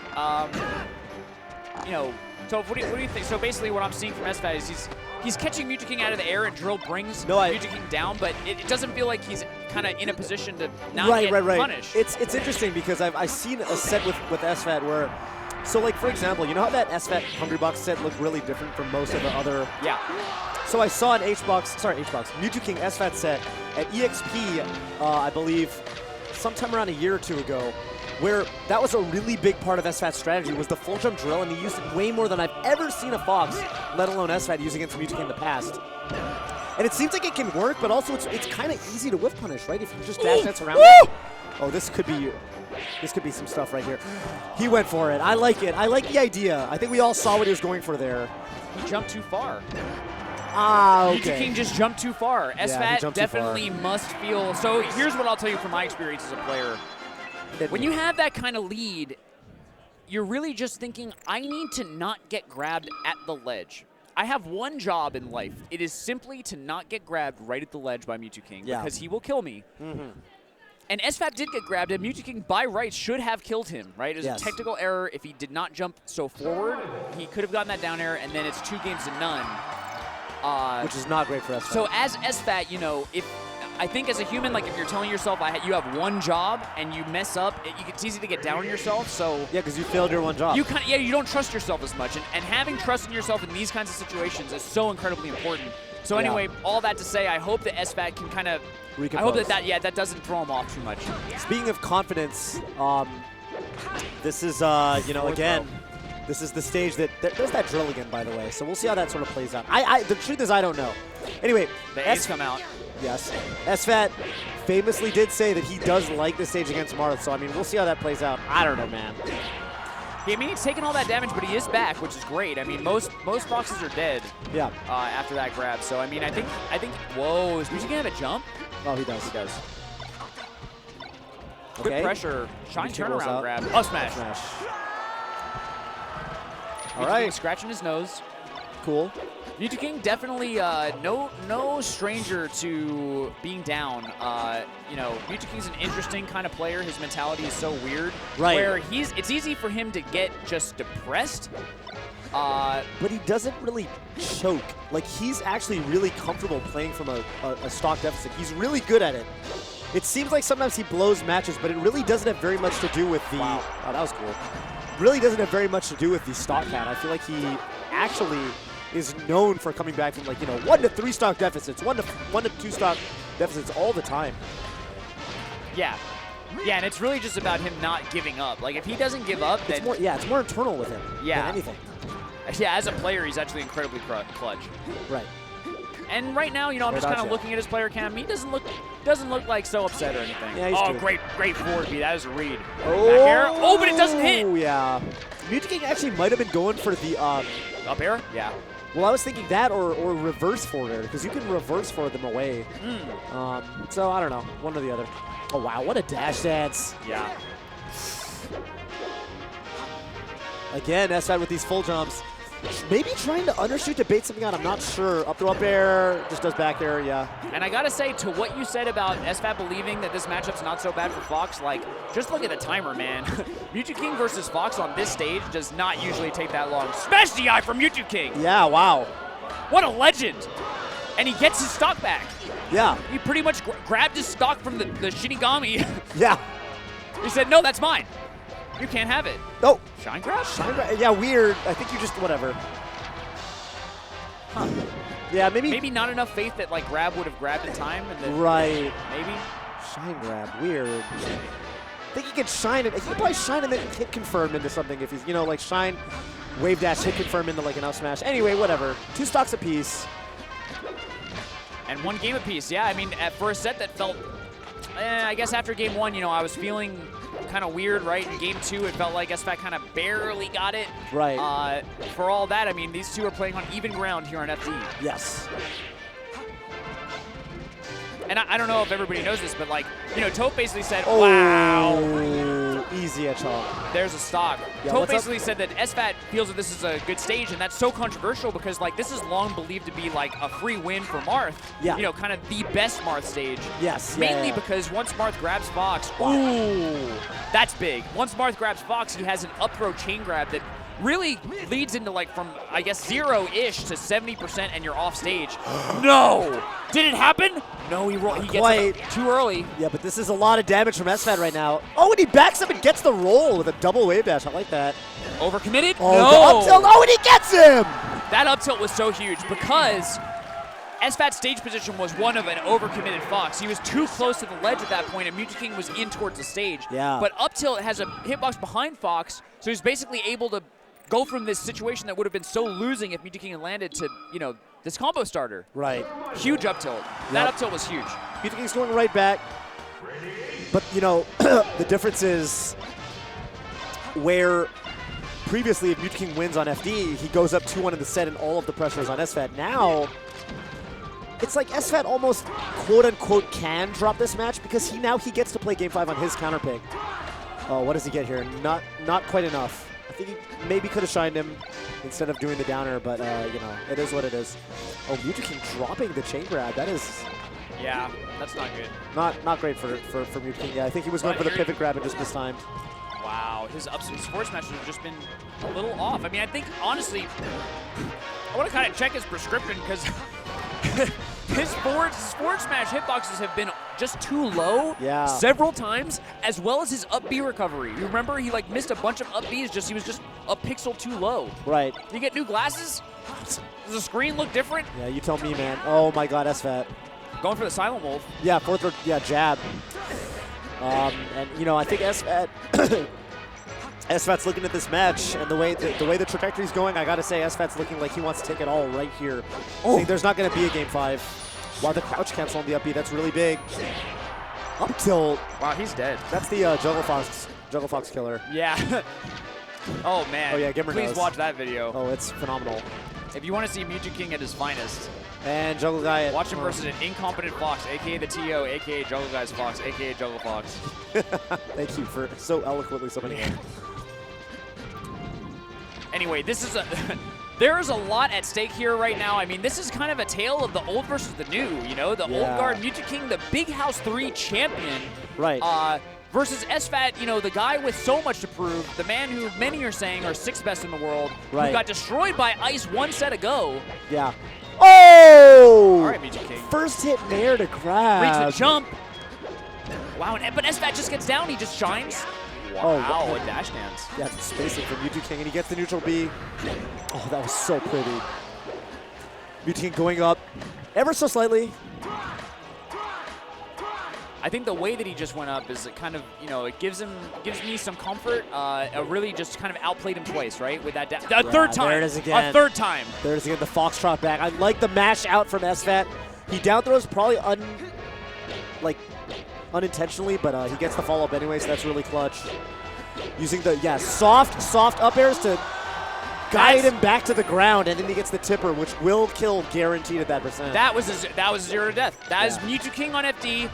In the past, like, there's so much new technology. Wow, and just like last game, I'm just worried because there's 2 Shine Spikes at the end of last game. That's the first of this game. Yeah. But anyway, there's so much new Fox technology. In the past, when Mewtwo King used to grab Fox on FD, he's just dead. Nowadays, Fox has tools to get out, but here he goes, Mewtwo King updating the algorithm, updating the formula. 55, he's going to die? No, he's going to go high. Oh, he goes low. Yeah, actually gets under him. Mewtwo King might not have been far enough forward. Another dash dance grab. Mewtwo King's he's just really reading SFAT's movement, and that's scary because that has implications for next game too. Yeah, that's right. If he's getting a read on the movement, that's not just, you know, contained to this game or this stage. Forward smash, easy. Game 5 situation. Mewtwo King pulls it all the way back, and like I said, I guess to expand on that a little bit, if you're Mewtwo King, you're feeling good. If you're SFAT, you might be feeling a little nervous. And as a spectator, I feel like at the end of that set, basically Toph said the trajectory is SFAT's going to take it, right? He's going to end it here, no game 5. I think maybe Mewtwo King realized that, and he basically said, like, I need to outplay this guy to win this set. And just started to really take the movement seriously and take these little micro situations seriously. Just again, I mean, Mewtwo King opened SFAT up by just beating him in the neutral, just out dash dancing him. That's right. And I mean, that's gonna matter so much more than stage. Yeah, and Mewtwo King looks like he's got a real read on his tech patterns too. Look at all this. Yeah. Every time SFAT techs, Mewtwo King's all over it. Oh, no up B, but still it worked. Oh, wow. SFAT's chance. That's a blessing from heaven, but he's got to stop with these up smashes, man. Yeah, that's the 3rd time in a row that he got dash dance grabbed off of a run-up smash. Maybe he really thinks he has a read, or maybe he's trying to make a point to Mewtwo King about, like, hey, I'm going to be stubborn about this. But doesn't seem to be panning out. Good recovery there. Edge canceling the side B, so he's no landing lag, but Mewtwo King swipes him away with the forward tilt. Oh, wow! And you know, you were talking about the Silent Wolf. You get up and you do something offensive in a traditionally defensive situation, and there's Mewtwo King doing the exact same thing, climbing up the ledge and then just grabbing him. Wow, good up there from SFAT. That's not easy to do. You've kind of got to hunt their aerial drift as they choose to go left, right, or some combination of the two. Good work by SFAT, by the way, to get down really hard versus Marth, and if he catches you just once, I mean, that's a lot of damage. Getting back down and resetting to neutral, not easy. Misses it out, cancel! SFAT's got to stop whiffing these moves right in front of Mewtwo King's face. That's exactly what Mewtwo King wants. Yeah. Yeah, I think with crouch canceling being so prominent, like I guess we've seen so many times, even with Armada, or especially with Armada, in Melee there's a lot of opportunity to take your opponent's hits and turn them into your offense. Right. If you DI it right, or if you crouch cancel it, or whatever. And so, you know, clean hits are, I guess Mewtwo definitely going to rely on that. Right. And so giving him openings like whiffing and whiff punishes, like, I don't know, it's just bad. It's I don't know sure. what that thing come together, but I guess point being, minimize the number of openings this guy gets. Because traditionally he's the one that likes to hang back and just let the opponent come to him. That's what he's sort of all about. That's the mantra. Don't approach Mewtwo at the ledge. Oh, he outspaces the entire side B. Yeah. Maybe a Shorten would have been in order there. Not sure. Good timing by SFAT. Oh, good run weight. up grab. Yeah, great weight. He seems, SFAT also, like in this one moment, definitely seems to have been, he's just playing more solid. Yeah, he's switching his rhythm up a little bit, Yeah. I think, so that Mewtwo can't quite get a hold on what he wants to do. But again, Mewtwo with the dash and grab. Yeah. Oh, he goes low. Yep. Maybe not on purpose, but SFAT, no jumping, and Mewtwo catches him with a down air. And SFAT, who was poised to take the whole set on game 4, who was really down at the start, yeah, now finds himself with a mountain to climb. 3 Mewtwo stocks to his 1. Oh no, that could be it! Counter. Whoa, what just happened? I don't know what just happened. New lease on life for SFAT. He better make the most of this. He's living on borrowed time at this point. He gets the read on the dash back. Sorry, wave dash back with up smash. Is it too little, too late? I'm not sure. Oh my God, no jump. With that, there's a problem. Big problem. That's gonna do it. Mewtwo does not miss this, and that is the set. There you go. 3-2 Mewtwo King. Mewtwo King able to pull it back after going down 2-1 in the set. Great play by SFAT. You know, able to go 1-on-1 with Mewtwo King on FD. No small challenge. But Mewtwo King ultimately, I think, definitely pulling it together. I think in game 4, you know, like we were talking about, it seemed like he was just taking this core neutral game a lot more seriously and just kind of like buckled down, started to see some advantages just in neutral, just by outplaying. Yes. And that carried over to game 5. And you talked about, of course, Mewtwo King is known as the guy who kills foxes and spacies on FD when he gets that grab. But we saw, SFAT's defensive technology proved to be enough to, sort of close out game 3 and get those clutch shine opportunities. But in game 4, Mewtwo King sort of recalibrated, and he got some true 0-to-deaths. Yeah, that 0-to-death is definitely a set and momentum changer. But anyway, congratulations to SFAT. Honestly, an amazing performance. Oh, yeah. Shout-outs to CLG SFAT. Mewtwo King moving on, and we're going to hear a little bit more about the set from Blur and D1. Tell What's us up, about guys? what you saw. So we're now coming back from the new set count between M2K and SFAT with M2K up 8-1. Yeah, but that was a really close one. It went all the way to game 5, and in fact, SFAT took a game on FD. It was, it seemed to go back and forth, and finally that game 5 on Dreamland, Mewtwo King took the momentum he did after the second FD game and carried it to the win. Right now, we're actually going to see a clip right now of how Mewtwo King is actually able to sneak in a grab after going for a full jump approach, using the forward air combined with the neutral air. Right, so he was doing something different that I've actually never seen him do before in this set, which is full jump forward air into nairs. He did it like 3 or 4 times between game 1 and 2, and he actually pulled one out on game 5, I think, too. And in general, he was doing a lot of falling nairs, and that's because Marth's nair for Marth is actually his lowest and most forward hitbox. So a lot of times when Fox are trying to come in and dash in after the forward air, and try to get the grab, they'll instead get hit by the neutral air. And I think SFAT actually got caught by it a bunch of times, and that time you saw it lead to the grab. Now, in game 3 was definitely a crucial win right there for SFAT, right? He got the counter pick advantage. It put him in a really good spot, but then immediately Mewtwo King decided to go right back to game 4. But on game 4, we saw such a wicked combo. And Blur, I want you to break down that combo as you're a Marth main yourself. Yeah, I think that combo was actually the turning point in the set. You see right here, he was missing chain grabs the whole time. SFAT was mashing out, giving him tricky DIs. But finally here, we see the real Mewtwo King show up. Up tilt, regrab, up tilt, dash attack, not a regrab. Very smart to know that's the right choice. Great up air hitbox, actually getting the one behind. Then weak up air, another weak up air to set him exactly for this tipper.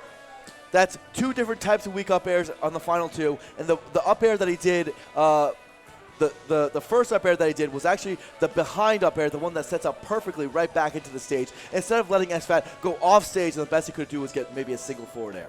Indeed, and one of the best parts about the final tipper was that he actually delayed right before he let that tipper rip.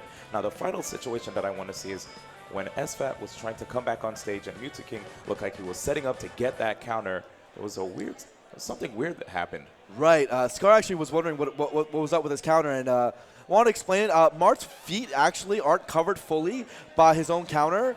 And sometimes he gets hit by it, but in that case, he actually just whiffed it. Sometimes the Firefox just goes through it if they get the perfect sweet angle because he missed the hitbox. The sword came out, but he actually avoided it all. I would have liked to see a SD down air by Mewtwo King. Of course, in the tournament, it's very difficult to do, but in that case, SFAT was right there for the taking. He could have just gone down there and taken it, especially since he had the stock lead. All right, well, I think it's about time for us to kick it to Fendi to introduce the next players that are coming up on stage. Absolutely.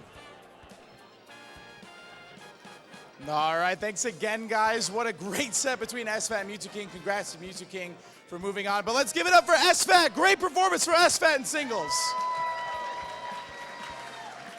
And so another quick shout out before we go to break. I want to give a quick shout out to all of the volunteers, all the staff, all the pool captains, everyone that had a part in making the Big House the best tournament series free.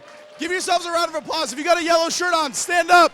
Stand up if you got a yellow shirt on, if you're part of staff. Thank you. Wouldn't be possible without them.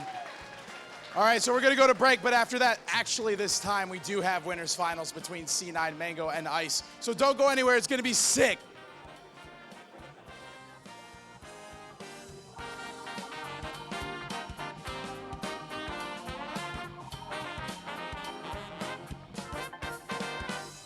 Yo, super soul bros hit you with that fofo. Oh no, solos on the horns like that trombone. Bring that funk city fresh from your PC or your console. Make you wanna console your mama while we ill as this. Old school vibes with that new type fresh. Mr. Mon's that dude on the mic, ain't nothing nice sliding through. Ain't no crew as dope as this. They get a step my way, all the way live from the Sunshine State. There's in a drop, but yes, we walking through the Hydro City. A sprint dodging ghouls, and what's your option? Select the super soul bros, the San Jose concoction. Flip script, kick, flip switch like Eric Austin. Awesome, so sick you coughing. Asking for more like a young Oliver Twist. We gifted, uplifted in fact, and overtrained the tracks. Super soul is where it's at.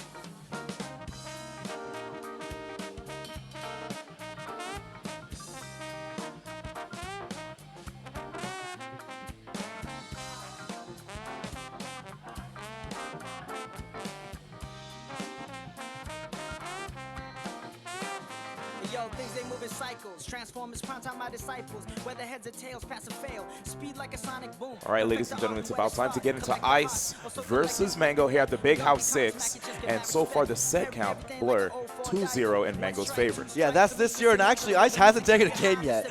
But I think this is a different Ice than we've seen before. Mango's going to have a hard time breaking the Ice. I think this is just a European phenomenon. What? What's wrong with that? There's nothing wrong with that. I think that's great. I actually used it earlier, too. That's great. Because Ice is a monster. He is the German sensation, built through German engineering. Ice, MIM 17 rank, but he's right now in the top 3 of this tournament. He's sitting there in winners finals, and I think Mango's got to be thinking, what player am I actually going to be facing? Because Ice today looks like a completely different one than he's faced before.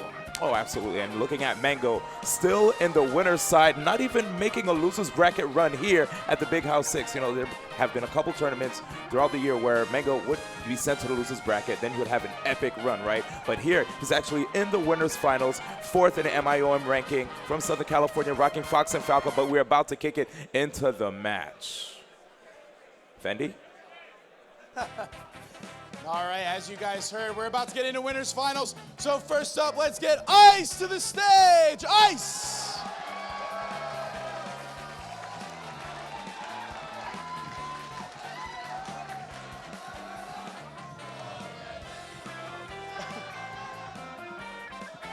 All right, and sitting in winners finals, let's give it up for Mango!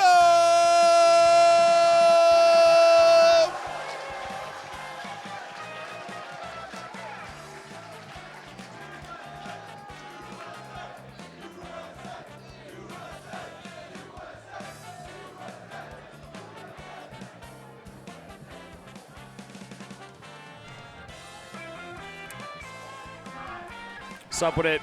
Sub with it. Thank you so much, Fendi, for bringing in these winners finalists, C9 Mango and Ice. Who would have thought this would be the final set? So Ice, we talked about a little bit. He's struggled with Mango in recent times.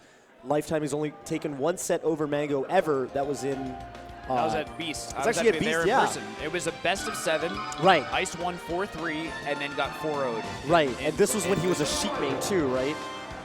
Yeah, I think he did play Sheik, yeah. So Ice... Mango actually had to make a switch away from Fox to Falco, I believe. Interesting. But yeah, today Ice going Fox. Looks like Mango's going Falco. Yep. And I think that this set, like... This is exactly... This is like a mystery box. I would call this set a mystery box. Yeah. I have no idea what is going to happen. If I were a betting man, I would say that... So, Ice SFAT, right? I think Ice is an actual master of the Fox Ditto. I think he's really, really good at it. I think he's super practiced at it. But something about Ice when he plays the top Falcos, not just Mango, his record versus Westballs this year is also highly indicative of this. Suspect. Something about the bird just seems to throw him off. Yeah.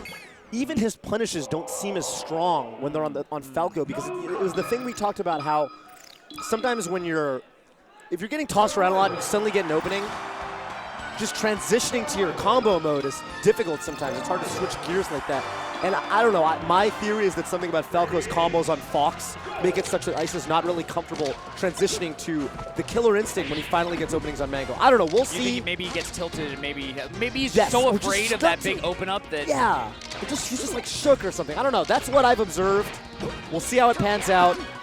See, Wow, I don't know. that was a really nice tech by Mango. I did not expect him to land on the platform. That said, that Ice had to didn't have even been. dash after the up throw, right? Right, he kind of stood there. Just chilled. Uh-oh. Oh, Mango rolling. Yeah, Wonder not, what that was. not awesome, but... Oh, wow, that was sick. High-level play. Grounded forward smash by Mango into... Oh! All right. I don't know how he made it back there. Yeah, okay, I so think that some Mango misses. forward smashed... Too early. Like, it would have hit if Ice fast fell, but, like, the ideal timing is one where the hitbox is out, whether he fast falls or not. Exactly. So just missed it. Sometimes the gun doesn't work, you pull out the knife. The knife. Yeah, that tail is sharp. I don't know what's going on, but yeah, that sounds super painful. Oh. I was about Wow. to say, Falco about to go meet Fox up top there, whatever's going on. Yep, but no, not Blasting quite. off again. Really high back air on Mango's shield there. That is a shine on shield. Oh, he goes and hunts him all the way down. Wow. I mean, Ice really, to not die to that, basically needs to make that hard decision about, like, how low am I willing to go? Right. Oh, wow. Interesting jab up smash there. Mango puts his controller down, pulls his phone out. Playing the wrong song. Yeah, playing the wrong song, or, Hero appears, somehow got off of loop. Right. Yeah, clearly. Wow, what a recovery by Mango. Just falling down, super helpless. Like, he looked helpless. But then Ice just stood there the whole time. That's what I'm saying. I feel like he just doesn't look comfortable against Falco. I don't know what it is. Oh! Okay, that was sick. Okay, Mango. That was sick. You always, as a combo character, you love when you hit a player with a high hit stun move and they DI up and in so hard that they just, you saw Ice, like, the Fox kind of drifted and hit stun along with Falco. Yeah. You have your choice of whatever move you want to hit them again with. It just feels so awesome, and Mango chose one of the most satisfying combos. Yes. Shine double jump down air, the upsy downsy. Yeah. Up, down, down. Oh, okay. Tex and drifts off to the Tournament winner. So he's fine. Mango's doing this new. That This hurts. seems new. The high laser, dip down, double jump, lower laser. Yeah. Almost Armada-esque, the way Armada places turnips to like sort of cut off certain trajectories from your recovery and make them inaccessible. It's kind of like what Mango's doing there with the laser, where he puts a laser under your up B and says, you gotta go at this certain, this certain height or you're gonna get hit by the laser and fight it lower. Puts him on the rails. Yeah. Yeah, it seemed that he definitely did it like 3 times in a row. So I mean, this is definitely an edge guard that he's going to stick with, Yeah. and that he has faith in. Okay, misses his turnaround perhaps. Ooh, Ice able to bait out the roll, no punish. Yeah, that Falco short hop back air is actually really Oh, it was a back difficult. air, It was, auto cancel back air, because when you land, he doesn't even have to L cancel it. He has no landing lag, essentially, if he doesn't fast fall it. Wow. Jeez. unlike Mango versus Armada, where you remember Armada would be in shield and Mango would like, he'd just pick a random time, right? He would wait a short heartbeat or two and just do a move. Right. Basically, Ice tried to do just that a few seconds ago. Wow, Randall's gonna save you gotta him. go out there. Oh! Scar jump! Dude, Europe loves a scar jump. Yeah, I guess so, If man. only MewTwo had given me validation when I told him that I discovered it. What did he say? I think that he said, like, yeah, I can do that. Like, everybody does that sort of thing. And I was like, no. Or then I explained it to him, and he was like, this is useless. All right, well, cool. Thanks, Jason. Yeah. But anyway, Ice tried to do that same thing to Mango, and Mango hit him. So. Yeah. Oh, wow. That was... The Shy Guy ate the laser, so Ice didn't get hit by the laser and actually was able to down smash Mango, which probably wasn't even what he wanted to do in the first place. This whole sequence is nutty. Oh, my God. Down air. Oh, I called the down air, but I didn't mean it like that. Missed his jump. He just got stuck in his shine and just missed it, slightly mistimed his jump. Yeah, that last 15 seconds was definitely a scramble. Yeah, a really weird scramble. All right, Ice. I like how Mango kind of, you know, he knocked down Ice and he was crouch canceling. He was ready for that, you know, technology of crouch cancel to get up attack, but, you know, kind of reacted once I think he kind of decided, like, okay, get up attack was either going to be immediate or it's not going to come. And he kind of, like, stopped crouch canceling after that heartbeat. Yeah. Really cool. But now Ice on the offensive. Ledge cancel down there and double drill. Yep. Oh, wow, yeah. High aerial. Mango's so ready for that. Oh, jeez. Oh, good text. Yeah. Really important stuff, but he's still going to get knocked out for it. Yeah. But, I mean, those techs will definitely come in handy. I mean, that's really good stuff to have. I mean, didn't work out that time, but... Yeah, you need it. Ice doing some empty jumps where it's like, or like double jumps where it's like, if he had actually just fallen down with the simple backer, they would have hit. And like there, just right there. Yeah. Literally after you said it. I wonder if he's thinking too hard. You know what I mean? I don't know. I really feel like he's like, oh man, Mango's so good. It could be the mythical Mango, right? Yeah. It's just kind of, this is the best player to ever do it. You know, I'm just scared of him kind of thing. Oh, but not right there. Yeah, he gets the Ice timing. knows what to do with a slow get up. Great grab. Let's see what he's got. Not quite. And again, that whole sequence, it's like, it felt so desperate. That's not great. He gets the back throw, and I don't know. I feel like if I Mango there, I'm kind of like, I already know he's going to jump out here after me. Like, I know this guy needs he's thirsty for the kill.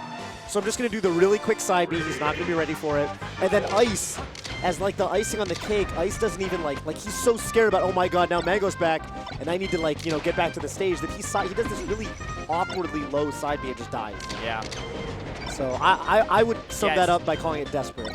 Yeah, and that's not good, especially for a player like Mango who is really good at reading those kind of like, you know, the way that you said it, it's like he can sense that you're desperate. And so you don't want to give that signal off unless, you know, you're doing it deliberately to kind of mislead the player. Because desperation makes people act in super predictable ways. Mango's going to exploit that. Two quick lasers into a down smash. I mean, Mango's lasers versus Fox off the stage have been pretty scary. Ooh, Stanky Leg knocks it down! Another great tech by Ice. Uh-oh. Oh, my God. It's a little too late. Yeah. Ice got his shield up. Yeah. Good roll away. Yep. I think Ice and everybody else was expecting Mango to roll in. Okay. Got him off stage. No edge guard at all. Yeah, no edge guard he at all. He full jumped at the moment that Mango fell too was low. level to the stage, like where he would forward be. Yeah, full jump is fine if you're scouting a high up B, but like there was no way Mango's going to be able to do that at that point. Yeah, So I mean you what's he can looking react for? to the up B fire. You just wow. Jeez, Ice.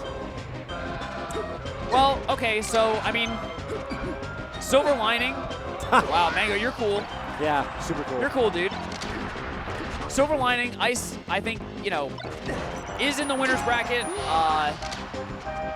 He's looking shook. He's looking like his nerves are getting to him. He already talked about this being an issue, but he's got more life in him. So even if he chokes this set away is what I'm saying. Yeah, I hear you. He's got another shot. This might be a good wake-up call.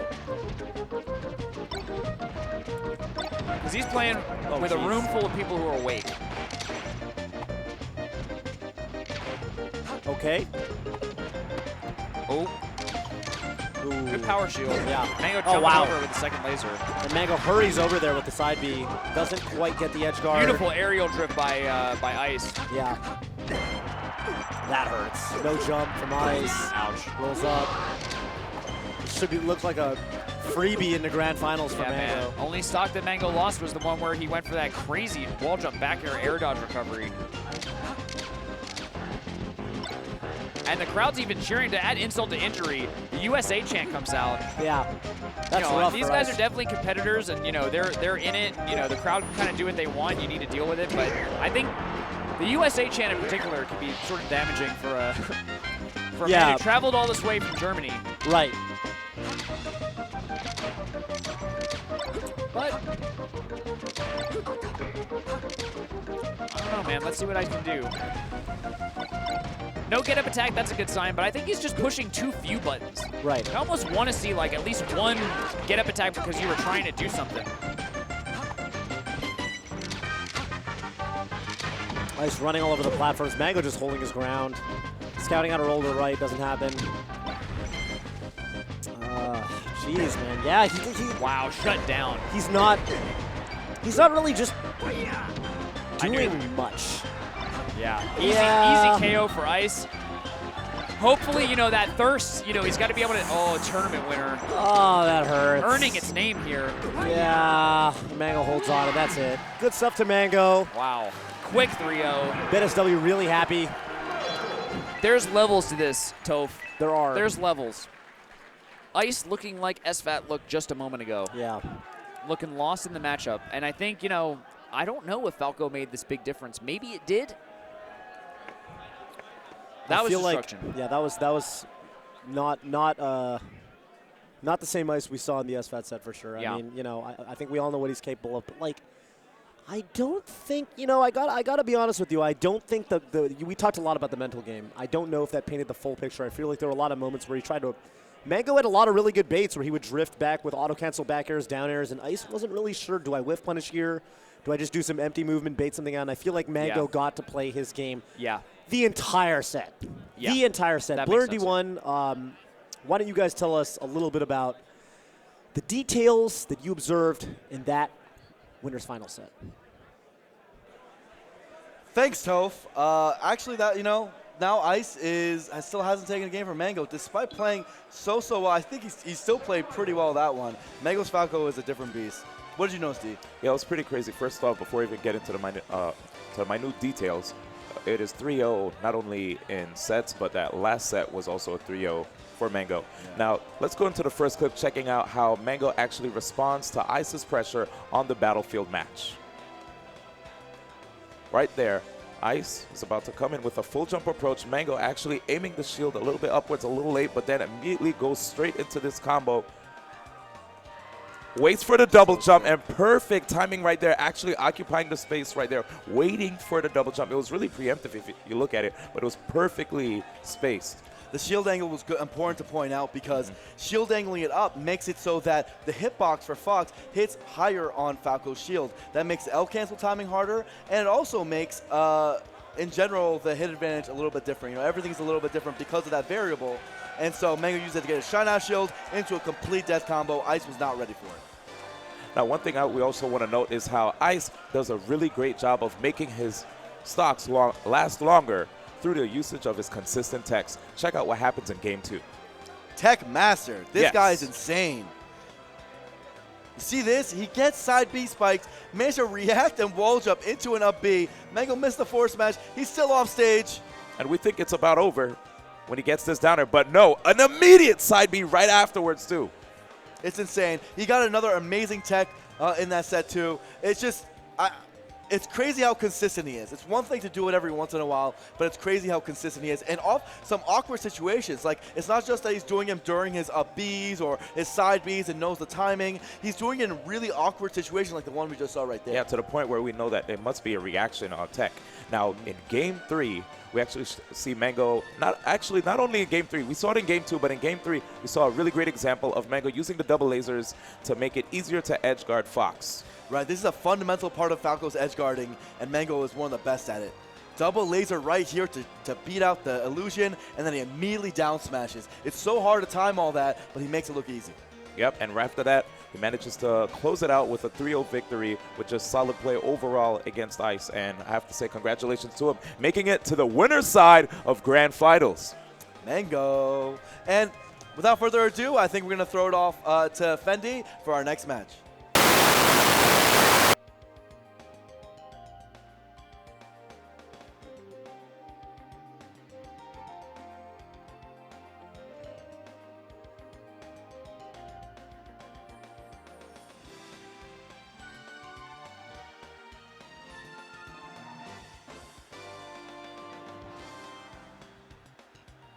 What is happening?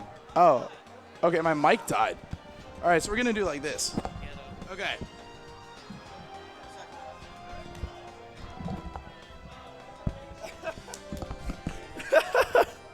All right.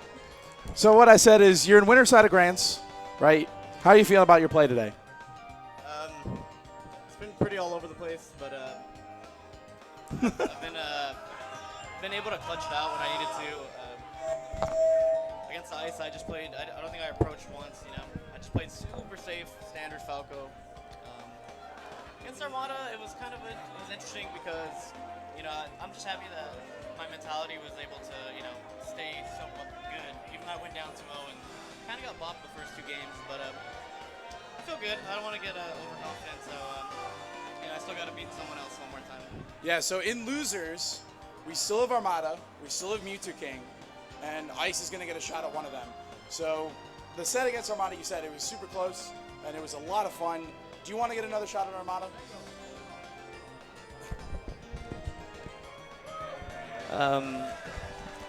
I think most Smash fans, like Armada Mango is the classic run back. It's been happening for like, I don't know, 8 years or something. So, yeah, I love playing Adam and Grands.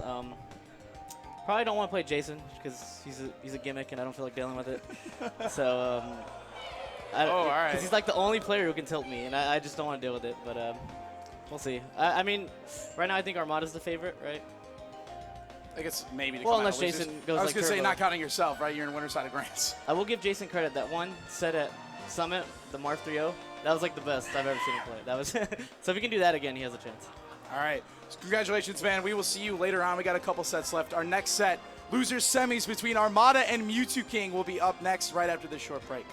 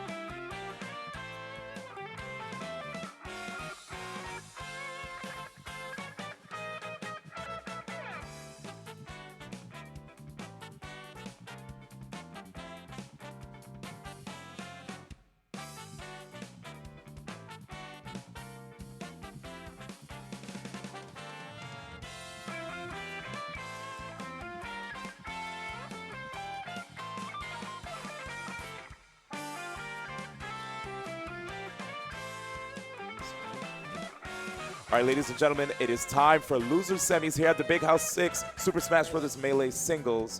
And what do we have up next, Blur? We have Armada Mewtwo King.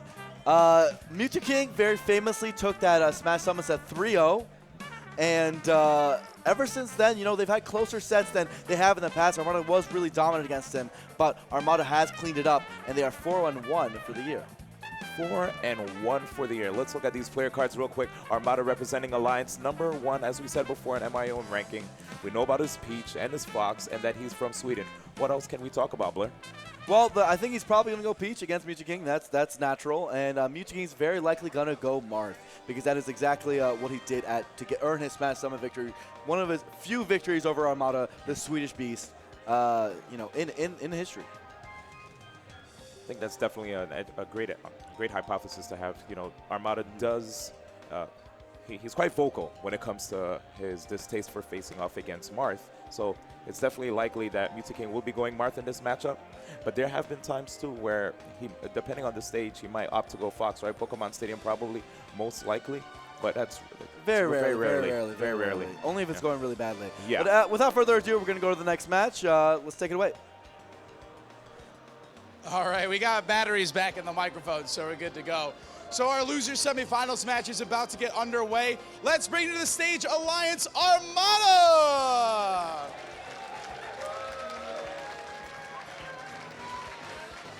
I couldn't hear you guys. Can we give it up for Armada? Thank you. All right, and his opponent, MVG Echo Fox Mewtwo King.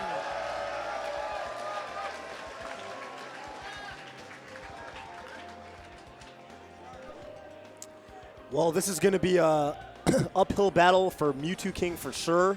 Yeah. You know, Blur and D1, thank you so much for the introduction into the history, the recent history between these two players. You know, Mewtwo King only taking one set over Armada this year. And thank you, Fenny, for bringing the players up. Yeah, I don't know, Scar, what are you sort of thinking going into this? Kind of agree with Mango. You know, Smash Summit 2, Mewtwo King was basically the one moment where I was like, all right, Mewtwo King can do this, you know? He can make it happen. And he rode or doed Marth. Yes! Rode or doed. That set was super duper. Whoa, we struck the Yoshi story, and we're going to do Marth Peach. March. Okay. I say March a lot when it's Marth Peach. Yeah, I hear you, man. You're big on that. You're big on taking the word Marth and then sort of fusing it into yeah, I guess other. so. Maybe they're just hand warming on Yoshi's. I don't know. They're definitely. Well, I mean, they might play here too, right? And then yes, I think your bewilderment is defensible, where it's like, why is Armada fighting Marth on Yoshi's? Why is Mewtwo King moving so fast? Is this being sped up? Is Gimmer doing another universe trick? I don't know. Gimmer does those. Mewtwo King looks like he's moving hella fast. Armada's doing some nice shield drops. Oh, that's really hard to do. That's super hard to do. Can you do those that fast? What? What can I do those that fast? I shouldn't have. Yeah, it's like not worth asking that. Wow, that was like 15? Jeez.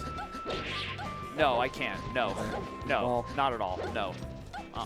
I can't do those at all, so there you go. I've played Peach like less than 10 friendlies in my life. So the first time we saw this match was at Genesis 1. Yep. This match was believed to be pretty much unwinnable for Peach in general, not to mention versus Mewtwo King.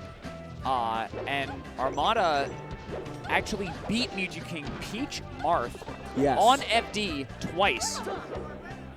Basically the first introduction we had to the player that is Armada. Yeah. And that was an eye-opening moment for sure. Yeah, that was a really big deal. It was a little surreal. Yes. Since then, you know, we've come to learn some of the finer points of this matchup. Peach definitely has some tools, and Marth has to play very, very defensive. Can't overextend, and, you know, just like any other character, if Peach hits him, she kind of hits hard. Yeah. So if Mewtwo King is able to keep Armada out, then that would be great. One of the big problems is turnips. So one of the big things about this matchup is Marth staying on top of Peach so she can't pull the turnips, or so that he can like punish her when she does. So yeah, we got to look out for all those things. I mean, they've played this matchup before. I think for me, happy to see Marth come out. Mewtwo King did beat Armada one time. You remember it was an MLG? Right. With his Fox. He made the craziest series of comebacks. Oh, yeah. That was quite an interesting set for sure. He made like 2 reverse 3-0 or reverse 3-stock. Oh, you're thinking of SK Tar. It was yeah. SK right Tar, around that same time frame, yeah. It was like the weekend before or something. Yep. But yeah, I mean, yeah. We want to see the Marth, and so we have it. Yeah, they're going to Battlefield. This makes a lot more sense. All right, here we go. Okay. Game 1, Armada versus Mewtwo King. The winner goes to face off against Ice. Winner of that versus Mango in Grand Finals. So definitely 4 incredible players left. You know, Ice absolutely being the you know, the bottom pick. Yeah, right. Yeah, I think either way, you know, whoever wins this, Ice is work cut out for him. But we'll see, man. Yeah. I mean, already you have to be nervous for Mewtwo King. The kind of characteristic of a Marth who is going to win the set is, you know, it really has to do with the neutral game and kind of Marth keeping Peach out a slower set. Kind of every hit that Peach gets, like we said, is going to hurt. And Armada already got one big hit. Whoa. Ooh, that's a big hit, though, speaking of which. Jeez. You really notice Peach's, like, bad double jump there, you know? Yeah. Like, the fact that she kind of goes down, it makes her even more vulnerable to hits like that, where she can't just double jump away to safety. This is going to hurt. Oh, okay. Yeah, not quite. That was sick by Mewtwo King. The turnip actually bounced off the shield and then hits. Yeah. Most of the time, Peach will just throw the turnips over and over, and the Marth will try to sweet spot and get hit, and try to sweet spot and get hit, try to sweet spot and get hit. Yeah, so Mewtwo King kind of making the most out of, or, well, getting away from a pretty bad situation relatively unscathed. Oh, that down smash. Not sure if he was really ready for it. Okay. Juggling Armada in the air, yeah. That's exactly what you want to do. Yeah. Yeah, and the crazy grab range from Marth. He grabbed Peach's glove, which she was trying to smack him. What has he got here? Okay, yeah, a little slow in the reaction. I think maybe his brain was primed for the down smash like he did to Hungrybox. Or like PewPewU did to Hungrybox. Then like he changed his mind or something? Yeah, because he rolled in. Right. Like maybe he was thinking, okay, up, away, or in place or whatever. I'm going to do down smash because that'll KO, but not really ready for in. I don't know. Something like that. Yeah, the thing about down smash, though, is if they roll in, you're cool. You can still do it, right? You hit them. Yeah. Well, you don't get a strong hit against Peach, but you get something. Ooh, wow, way too high geez. up. Peach is dead from a tipper forward air, literally at the top of the camera on Battlefield. Yeah, super props to Mewtwo King fighting him up there. And Armada actually kind of fighting from behind, which we don't commonly see in this. Let's see how he handles the edge guard. Wow. Oh, wow. Wow, that was a great snipe. I think it looks so cool when Peach goes out there and just throws it downward. Like the turnip on Marth's head. Yeah. Oh. Oh, I feel like that could have been Mewtwo King chasing him. Yeah. I feel like that first forward air could have been more of a damage dealer than it actually was, but Mewtwo King didn't get a huge follow-up. Yeah. Great series of grabs by Mewtwo King. Yep. And now Armada on offense, but gets cut short. Wow, that was strange. That was a really quick tech from Armada. Hit him with one jab, then didn't follow up.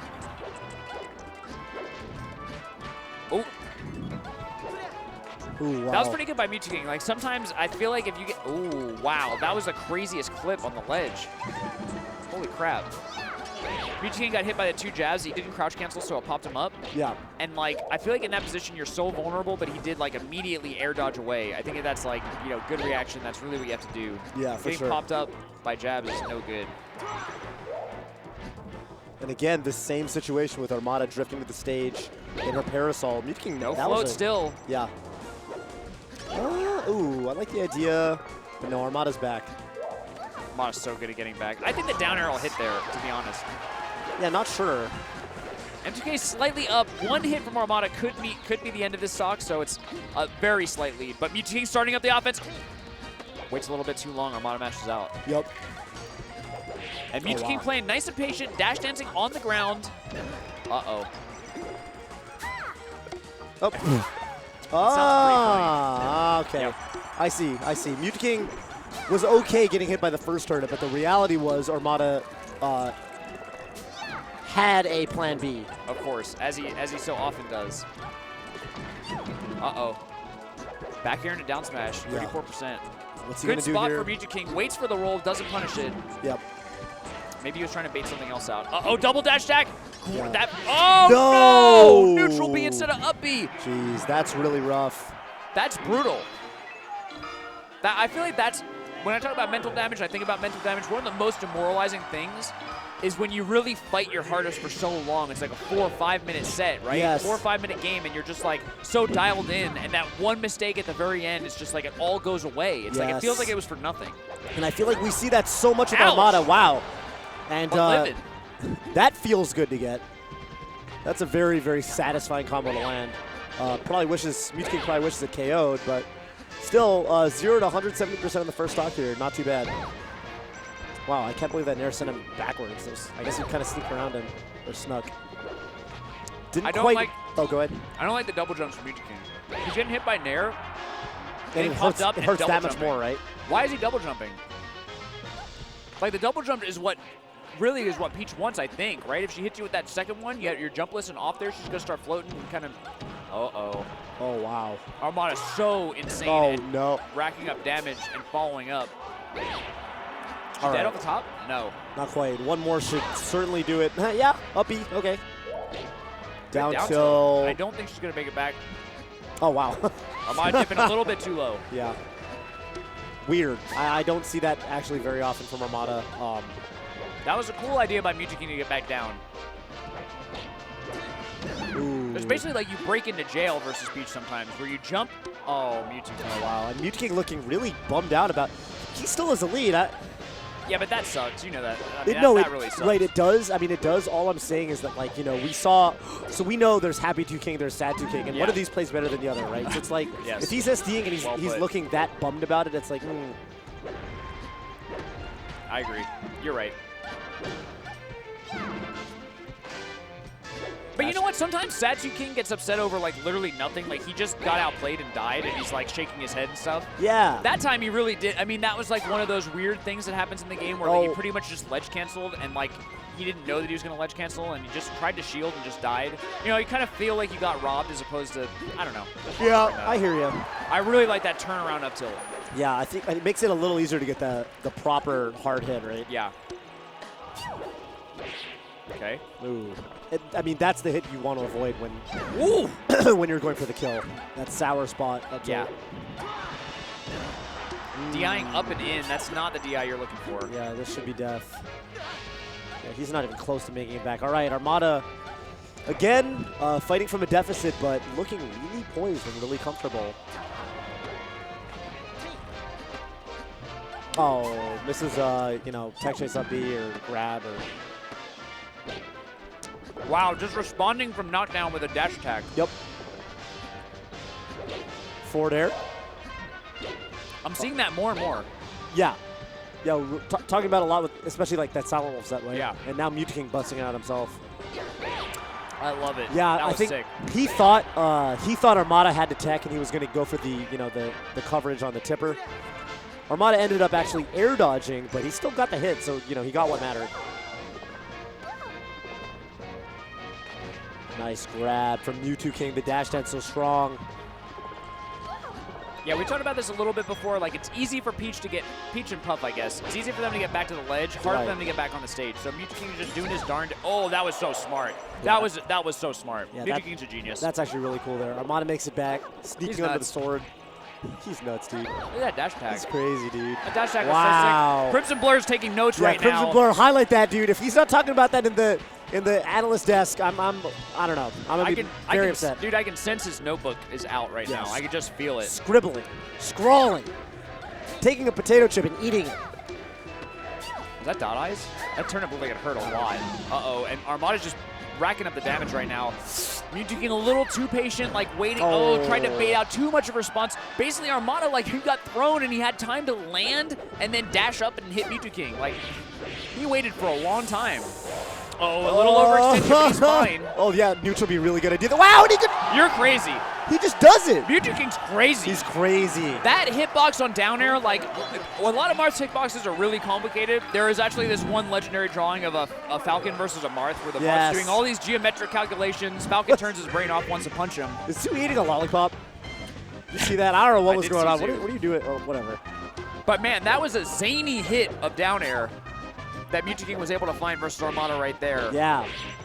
Which pulls it back. I mean, he really could, in theory, be up 2-0, you know, kind of had a bad bounce in game one. Yeah. So I would say, you know, who's getting the better end of this set? It's Mewtwo King, but Armada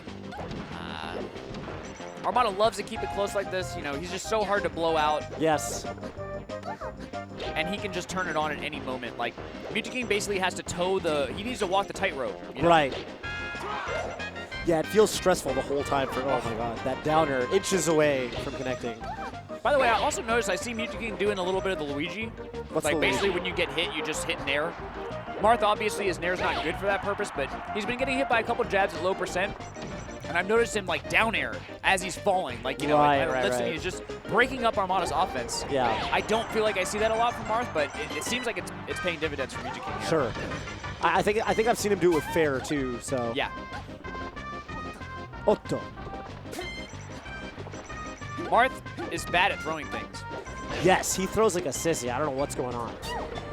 That was a like design decision by for Nintendo, someone. for it's sure. like for someone, but yeah, but he can grab Peach and throw He her off the paused top. with one hand. Like if he up throws here, she goes so high. Choke slam. Like he just didn't learn like the form for like throwing a ball, you know? Yeah, exactly. Yes. But he knows a how human. to. I'll throw him wherever you A want. human with one arm. Yeah, he's got that one down to a T. Maybe they have the need to do that in his castle. It's a he very chose to like punish with grab. He must be going for one more grab. One more grab. Is he gonna get it? All right, Blur. Yes or no, Blur? All right. Wait, yes or no, Blur? Is this killing?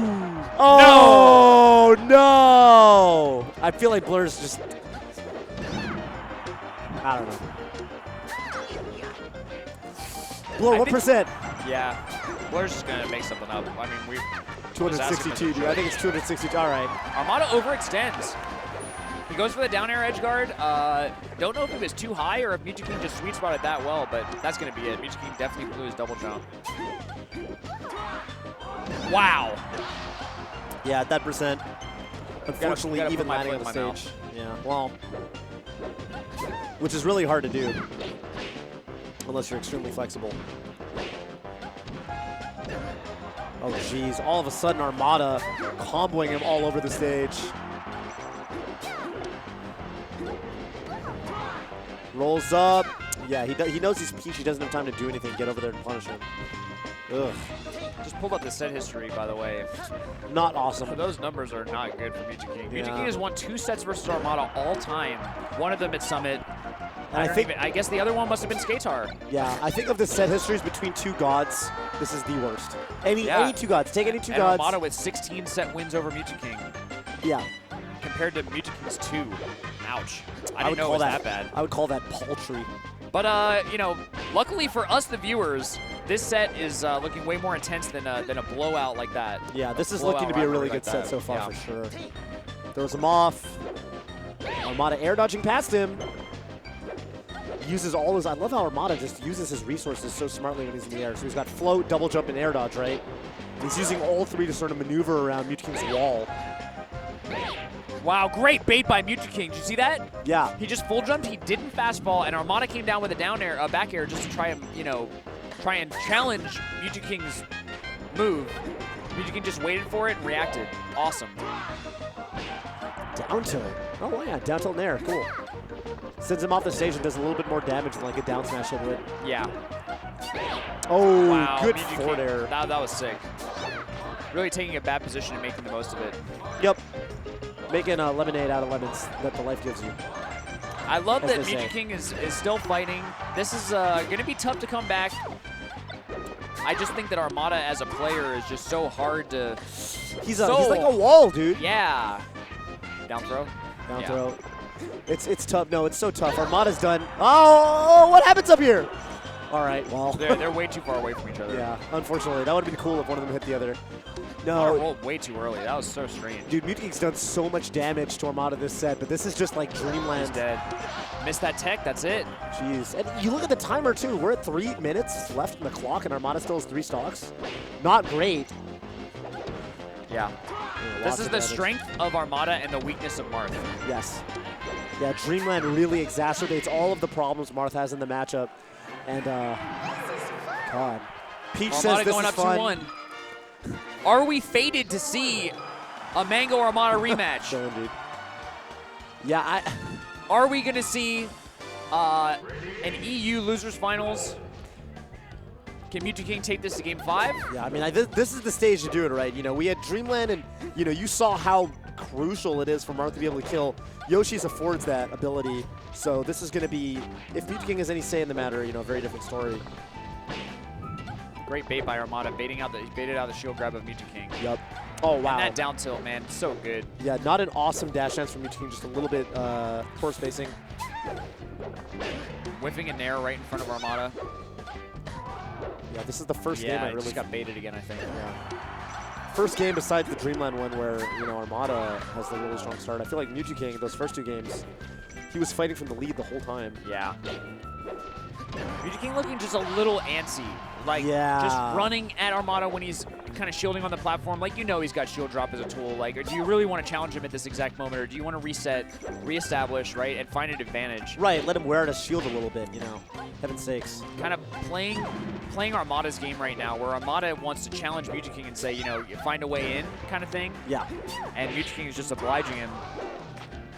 This is kind of what we saw, you know, with Mewtwo versus SFAT. We saw a similar dynamic from the other way around, where Mewtwo was playing the, you know, playing the game where it's like, you know, you can come to me on my terms if you want, and SFAT was sort of obliging him, like you said. And now we're seeing Mewtwo sort of fall victim to the same kind of general dynamic. And the body language of Mewtwo is Player cam tells the story, man. Yeah. Ooh. Sometimes I wonder, like, who or what he's kind of mad at, you know? Is he mad at himself, or disappointed, I guess, is a better word than mad, but yeah. Armada, you're too good. just take this. If I'm Mewtwo, I'm just like, just take it, dude. Yeah, you're too good. Get out of here. What's that meme with Fry from what's his name? Just take my money. Futurama, They're yeah, like, just like, yeah. you know, just take this set. Yo, I thought you were talking about the Not Sharif. You're nuts. You're nuts. You're crazy, dude. What are you doing taking that? You're crazy. You're I can't crazy. kill you. It's I can't 135 kill in you. Yoshi Story. Where are you going? Oh no! Mewtwo hates Armada. I feel like it's like, you know what? Screw you, dude. Yeah, Are you serious? Why you gotta do this to me, dog? Are you serious right now? It's like, where are you going? Oh, that's where you're going. Well, are you serious? No, You're gonna nair me and then snipe me? Are you serious, dude? Are you Armada joking? still looks serious. Why is he? Oh no! Get him, Mewtwo. If you live that at 198, you're a, I don't know. You're otherworldly. Armada, Oh my God. Armada the unkillable. Armada the undead. I feel like we need monikers for these players. Yes, definitely Armada the Undead. The undying. Yeah, he's like the, Armada, definitely Armada the Undying. Yeah, this is a just crouch. battle He's against just saying, you know what? You can hit me all you want, sniper dude. right now. Hit me all you want. I'm gonna crouch cancel and hit you back. Good luck. Good luck beating me. I'm gonna trade literally every hit that you do. Mewtwo says, you know what? He looks exhausted. Mewtwo looks exhausted. I feel like that was not only a sigh of like mental, you know, give upness, but also just like, oh my God, I've been here so long and everything hurts. Yeah. I But feel Armada, like as Mewtwo, if you look at the long road ahead, yeah. Oh my God. you're telling me to win this set, I need to take 3 stocks of Armada and then beat him another game on his counter pick? No, that's my journey. That's my super rough, dude. No, I'd rather let Armada continue on his journey. Yes, right. That's than to walk down that dark, winding, twisting, long road. Yeah. Enough of that. Armada with such fortitude and such a. Yeah, go ahead. Unfortunately, this is going to be maybe the last moment for the Crimson Blur to tell us some facts about Marth in this top 8. Oh my God, Crimson Blur, yes, please. D1 and Crimson Blur, I would love to hear about the percentages at which Armada both died to and survived Marth's up throw. Well, Armada's journey continues. Definitely as Skarntov mentioned. It looks like Mewtwo, though he was able to play very well, I think Dreamland exhausted him very much like PewPewU against Hungrybox. Dreamland for Marth is a nightmare against extraordinarily skilled floaties who are able to dodge Marth's KO moves. At the lower and mid levels, it's not as bad. By the tippy top levels, Marth simply can't get those moves. Now, there was definitely a moment that you wanted to highlight in Game 2 where Mewtwo shows how great he is when it comes to dealing with items. Yes, this is actually something that PewPewU, to my knowledge, is the first one to do, and that is to first hit a turn-up from the ledge with a forward air, let it bounce, and then you go for the dash attack. So watch it here. He goes for this ledge hop turn-up, and then he goes for the dash attack. So basically, by hitting the turn-up, Marth is able to use his low profile from his dash to sneak right under it, and then go in with an approach or whatever he wants. Obviously, Armada wasn't prepared for it. He was dash dancing and sort of in range of that dash attack. And coming up next is a special request from Skarntov themselves during commentary, the Crimson Blur, giving us the exact percentages when it comes to up-throwing Peach. So the confusing thing about this one is I'd like to note that very famously, and what they're referring to is, I yelled out once in the crowd during a match about the percentages here, and the number I used was 210. The number I used was 210, and would you look at that, that's 210. And for whatever reason, during that match, he lived. So And that was, I believe it was on FD, or it might have been Battlefield. So Battlefield, I think, has a slightly higher platform or something like that. So I think that might have been the difference. 210 is generally what you do right there. You got to know your percents. I think players still, to this day, don't know the percents that well. Only Taj with Mewtwo, as far as I know, really has memorized them all. And on Dreamland, I think it's something like 260 something. I don't really have a great number for you guys. I don't think Mewtwo does either, because that's one of those things that rarely happens. I mean, how often do they go up to 260%? Well, in this set, it happened a few times. They go that high. Definitely, and one thing to also note is that Mewtwo King did a really good job of trapping Armada on the left side of the stage, leading to that grab that allowed him to get the KO. But the last thing I wanted to show you guys was on the final game, Armada showing great survivability with Peach. Yeah, he just kept using the cloud, man. It actually, like Scartover saying, it kind of just made me feel bad. I mean, Armada was pulling out all this stuff. He's got 4 stocks to 2, and he's doing all these plays. Like, it was crazy. He was teching, he was using the cloud, all his resources. Yep, allowing him to stay alive and close out the set against Mewtwo King, giving him a 4th place finish here at the Big House 6. Not too bad for the King of the Muse, if you ask me. Absolutely. Armada moves on, and now he's going to actually play a European brethren in Losers Finals. Take it away, Fendi. All right, thanks, Blair. Thanks, T1. So I am here with the team at Smash GG. Just want to show some love to the guys behind the scenes. They make these tournaments happen, and I'm with Rick Klein. He's the one of the co-founders of Smash GG. Rick, how's your tournament experience been this weekend? Dude, the Big House is one of our favorite tournaments. We love coming here every year. It was an incredible tournament, and we're really stoked about this top 8. It's been so much fun. Yeah, it's been an unbelievable Sunday, an unbelievable weekend. We are almost there. So next up we have 2 Europeans going at it, Armada and Ice. Do you like Armada's chances to get the rematch with Mango? I'd love to see Armada Mango again, but Ice is dicey, man. Ice is dicey. Ice is dicey, but we want to see the rematch. So we're going to go into Losers Finals in just a little bit after this quick break.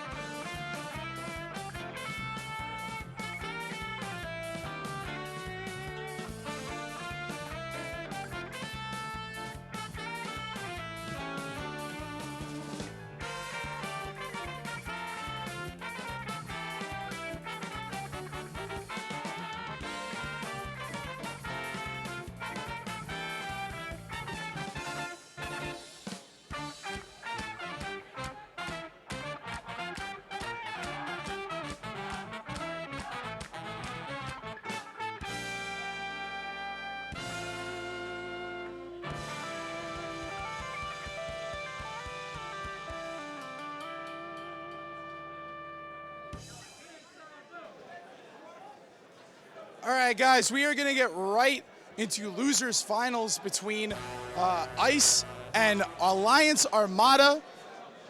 Is it dead again? I can't hear. All right. So we're going to get Ice and Armada up here for Losers Finals. Let's give it up for Ice!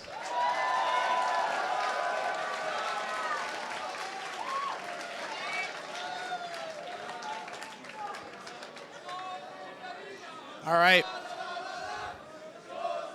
And trying to get back to Grands for the 2nd consecutive Big House. Let's give it up for our alliances, Armada!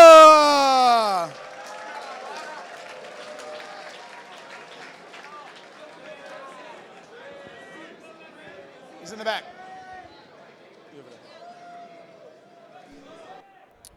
Armada doing his best Wizrobe impersonation. Big chillin'. So with Mango, actually the only American left in the bracket. Yep. But sitting pretty in grand finals. This is going to decide who gets to go ahead and face him. Yeah. Of course, Armada has a, I think, undefeated record against Ice. You know, Armada sort of the king of Europe. him and Leffen, you know, in recent times, of course, you know, the two top players with Ice kind of solidly in third place. Yeah. But yeah, I think you know, if we're looking at this match sort of in the context of the history between these two players, I think this is like really Ice's. This is going to be the hard-fought battle for Ice. For sure.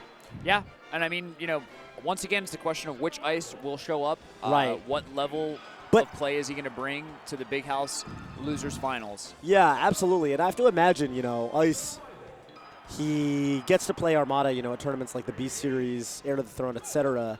You know, European majors. But the thing is, where he might have a little more familiarity with Armada, it kind of works both ways, where Armada is also very familiar with him. Oh, yeah. And, you know, I think the thing about Armada, too, is that sometimes no matter how comfortable his opponent is, I feel like you need this, like, insane wealth of knowledge just to be able to deal with his defense. A lot of Foxes that go up against him just cannot find kills, period. And I wonder if Ice is prepared to do battle with Armada at this you know, sort of juncture in the bracket. Yeah. I mean, it's a great question. I honestly don't know. We're looking at the set history. We've got 2-0 for Armada in 2016, 3-0 for Armada in 2015. So not awesome. Definitely not awesome. I would not use that word to describe Ice's record versus Armada. I would also look at the stages, and I would point out that, you know, 2016, I don't think Ice has taken any games, so that's not great.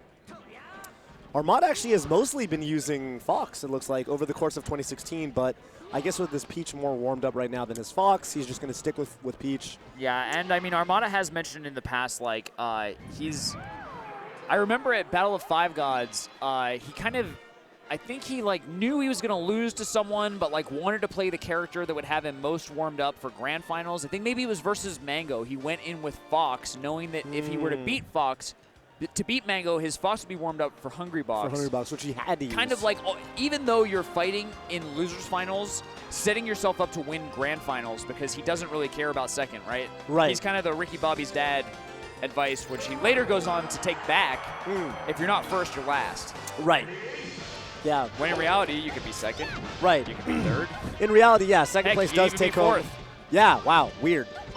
No, yeah, you know, it's people do talk about that, you know, you should come to win, but on the other end, you know, maybe you're one set at a time, right? Little by time. little. That's another like commonly used, common piece of advice and guidance. Right. Well, one way or another, I respect the philosophy. I do get it, and it did pan out for him at that tournament, right? So I can dig it. Big House 6, Losers Finals. Ice has been on a hell of a road to get here. And yo, why are we on FD? I have no idea, dude. What is going on? Has he not ever watched Mango vs. Armada, or does he know something we don't? He might, you know, I don't know. I will say that as Fox, I do like having the breathing room that FD affords you. You have a lot of room. It's just the punish game sucks. Getting chain grabbed sucks. Oh my god. And it just look at that bait. Yeah, that was really good. The undershoot forward, he drifted back. He probably didn't even mean to forward. He probably meant to drill, but catches the turnip, and then yeah, you're cool. You're cool, but like not that cool. Because you died. Not cool enough to live, yeah. Well, if he's living. You died. Oh, goes for an up tilt. It looks like either he turned, because he turned around up tilted, but like maybe we're reading Armada's movement incorrectly. That's the best guess that I have. And so the chain grab starts up. Yeah, here it is. DIing away towards the middle of the stage. Back in. Gets forward thrown. Just forward throws him. Wow. Wow, that fastball, he just survives. I'm used to Armada killing people at that exact situation. Yeah. Honestly, I'm surprised to see Armada forward throw as early as he did. He gets the kill anyway. Kind of let Ice back to the stage for free, though. Yeah. Usually you just chain grab to like 120 before you do anything. Wow, Ice doing a great job just kind of staying on top of Armada, not letting him throw that turnip. Look, Armada entered the turnip throw animation twice. First got stuck by the stuffed by the forward tilt, the leg. Right. And then the next time by a jab. That was sick tech by Ice. Right now he's kind of getting tossed around. Yeah, I don't know about that item throw. I feel like if you catch the item there, you either recover with it or you do the instant drop, the one that Mewtwo King does.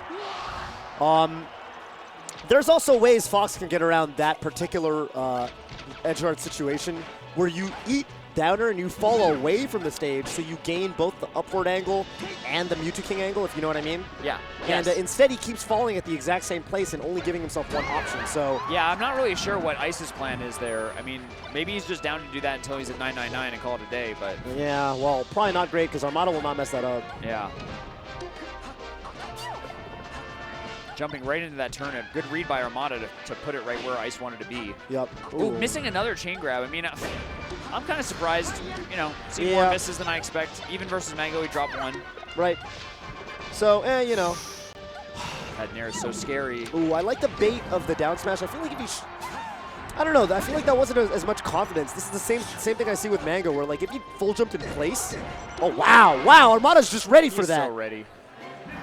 Armada's so good, dude. How did he know? He actually is so good. I feel like I've never even seen anyone get that tech on him, let alone him having to do another nair. You know, like he's so good. It's so good. All right, kicking it. The funniest thing is I've never seen him whiff that nair.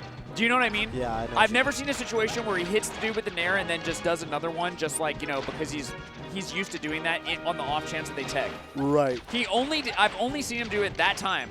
I think he was just like, I think he just reacted. Oh, you are cool. Never mind, Ice. We take it back. Yeah. You are that cool. And that's not just for style either. That's like that was for percent. You saw how it was like pixel perfect. He died off the top. Pixel perfect, yeah. And up smash wouldn't have KO'd either. He needed the extra height from the up tilt and up air. So very, very efficient, very optimal. Truly and don't German forget that engineering. that's stage specific, right? Like that's not going to work at that same percent for every stage. Right. Yeah, no, Dreamland absolutely not. Okay. He's actually getting a lot of up throw up airs on Armada. Even on like the DI behind on the throw, you saw Armada there was able to jump out, but he didn't like air dodge out or, you know, sort of do anything, so. All right, Ice scouting out a roll. Armada does not oblige. Ice playing a lot more confidently here on Pokemon Stadium, I do gotta say that. Yeah, definitely. You can just feel it. Oh, wow, nice air dodge. That was cool. Very tricky stuff from Ice. Man, what a story this would be if Ice was able to triumph over seriously his, what was the word, Continent Men?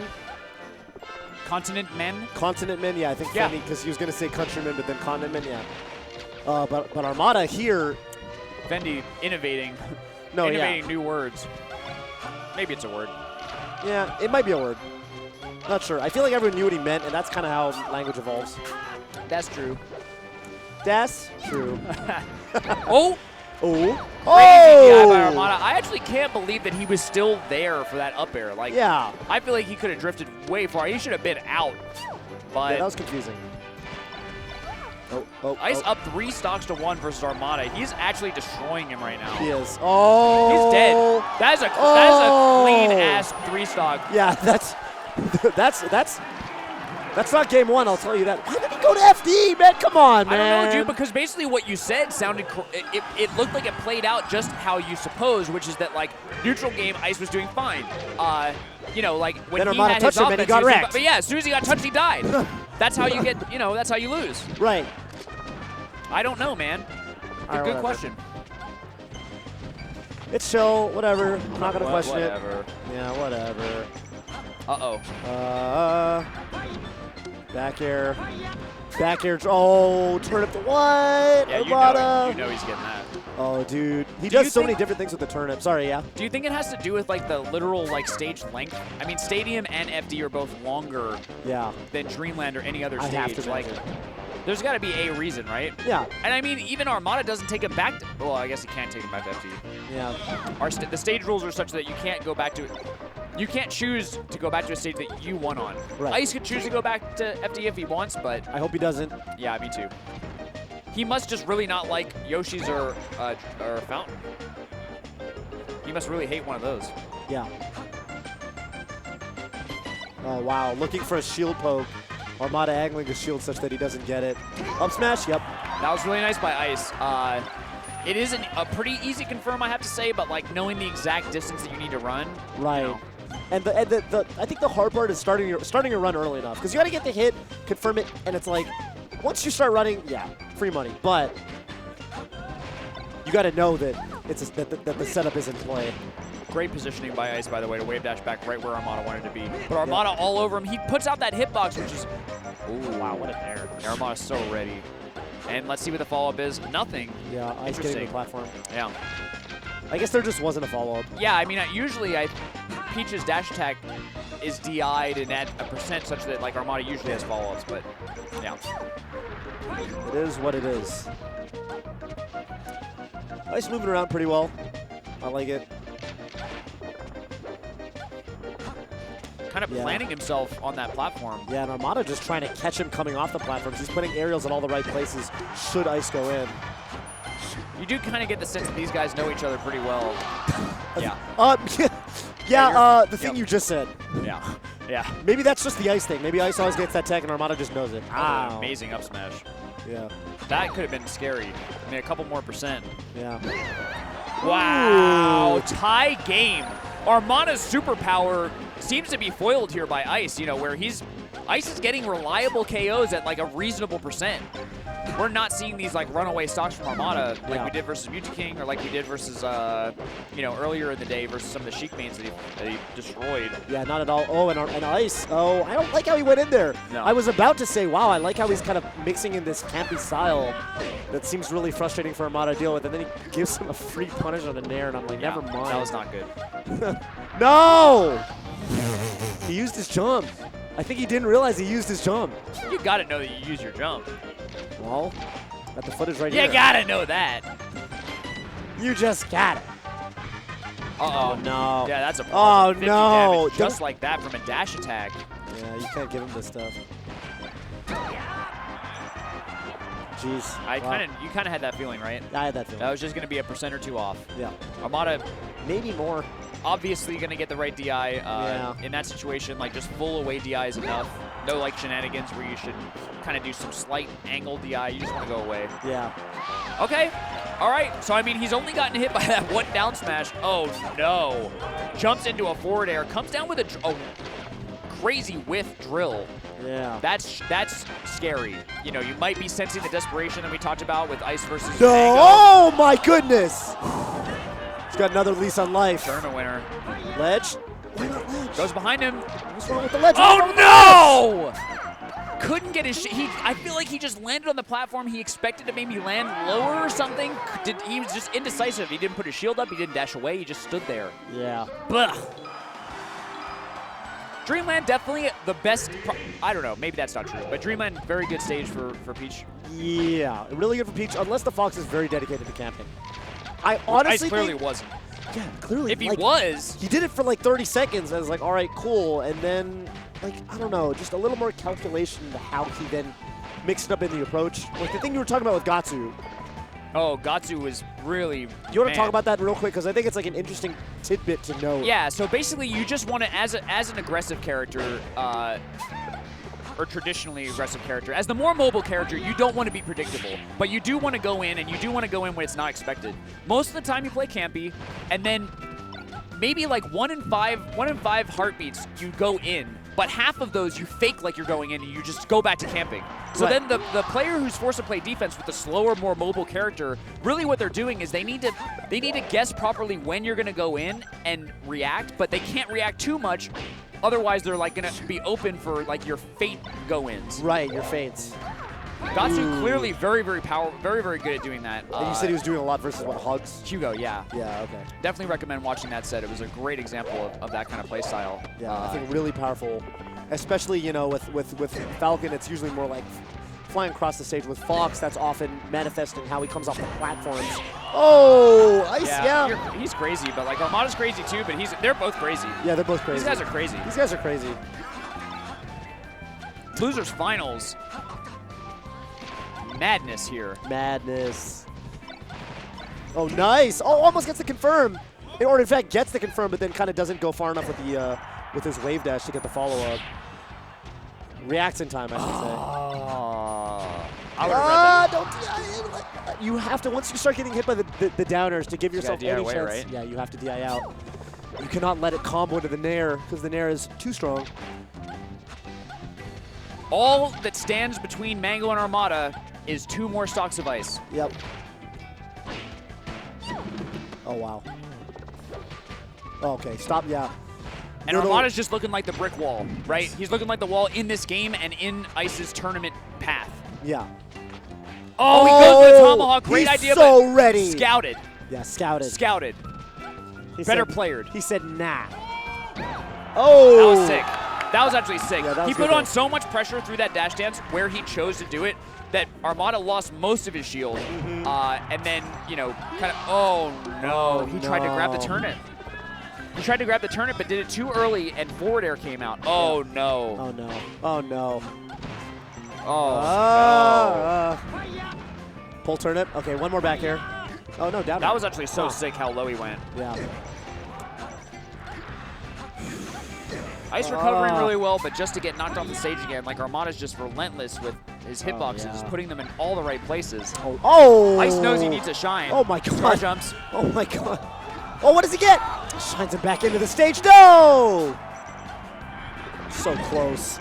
That'll do it. Wow. Good set to Armada. Good stuff to Ice. Third place here at the Big House 6. Kept it close with Armada, man. I mean, Ice, I don't know. I hope that he feels good about his performance here. He didn't look like he was for sure going to go down to Armada. He didn't, he really played amazing. He's getting the reception from the crowd that he deserves. Congratulations to Ice, a third place finish at a major tournament with a tough bracket. Oh, yeah.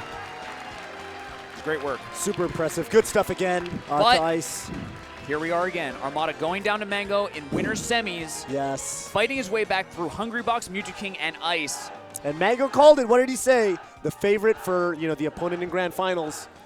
Got to give it to Armada, and sure enough, Armada clawing his way to grand finals on the loser's side. Yeah. So Mango fishes his wish. And I mean, if you put it like that, then yeah. Mango wins the Big House 4. Who won Big House 5? Armada. It wasn't Hungrybox? Armada won Big House 5. Armada won Big House 5. Who will break the tie? We're going to find out after some masterful analysis brought to you by our favorite people in the world. Sup with it, Blur and D1. How's it going, Scar? Thank you very much. I have to say, man, that was definitely a really interesting match between Armada and Ice. Ice's techs were out of this world. Yeah, and the first thing we want to touch on is actually the counterplay that you can do against techs. So obviously, Ice's techs speak for themselves. Maybe other players will pick up on it, but I'm not sure. I think it's a natural talent, frankly. And but see how Armada tries to adjust to them, And you see it right here. Ice gets an absurd, ridiculous Omsa tech right here, but Armada reacts and actually ends up going to get the second nair. He does it a second time, I think in a later match, where he hits him once, there's an Omsa tech, and he gets a consecutive hitbox. You actually need to do the Omsa tech fast fall in order to save time, but even if you do, there is a little bit of a few frames where you're above the stage and able to be hit, and Armada perfectly reacts right there. And in Game 2, we actually saw one of the best moments for Ice against Armada when he was able to finally get an opportunity to land a wave shine. And check out his conversion using an up tilt as a great DI mix-up tool. Manages to open up with the drill shine right there, and then immediately throws Armada off guard, gets the reverse up air, and right there actually it looks like he knew the percent, 66 to up air. Like it all was very, very clean. Overall, Ice's tech skill, I'd say, was extraordinarily clean all tournament. That is not even 1% of why he lost. He made almost no errors, with few exceptions. But you know what? Now we have the classic Armada versus Mango for grand finals. Fendi, please take it away. I'm excited to see this one. All right, guys, no more frills, no more interviews, no more nada. We are just going to get ready for grand finals here at the Big House 6. Let me hear you guys.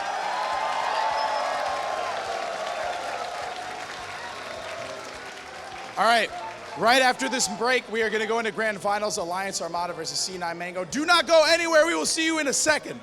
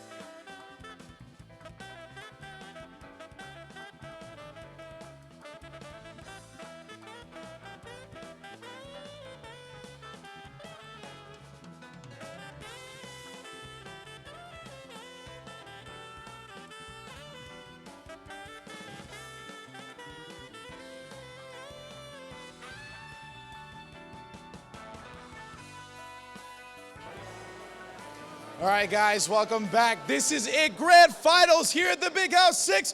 Once again, who's ready?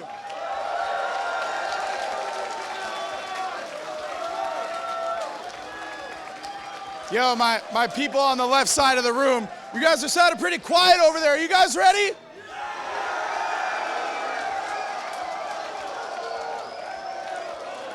All right, that's what I'm talking about. All right, give another warm welcome back on stage, Alliance Armada!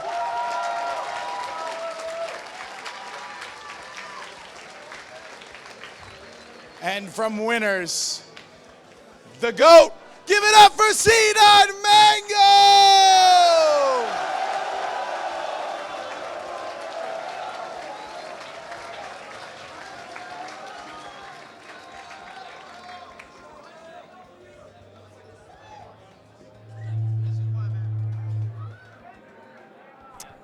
All right, Bobby. Well, we've made it to this point in the night. It's been a long road.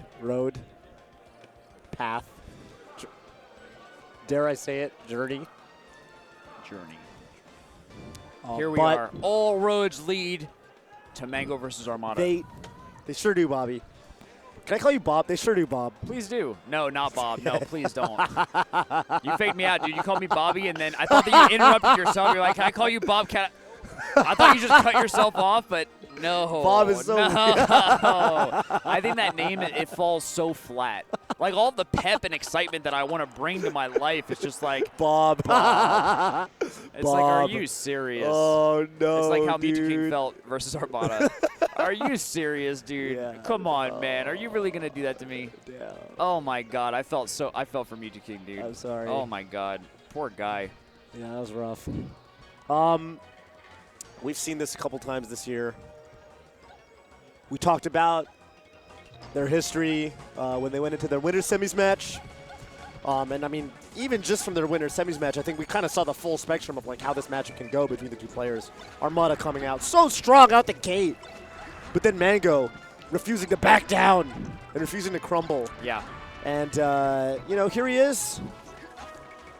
Mango, you know, he's won every other Big House, if I remember correctly. He's won, yeah, he won Big House 2, he won Big House 4, and now he's poised to take Big House 6 from the winner's bracket. He's got 2 sets. Did you just say that he won 2 Big Houses? Yeah, he won every other Big House. He won Big House 2, 4, and then this is 6, so. Oh, every other. Every other, okay. Yeah. Yeah. Thank you.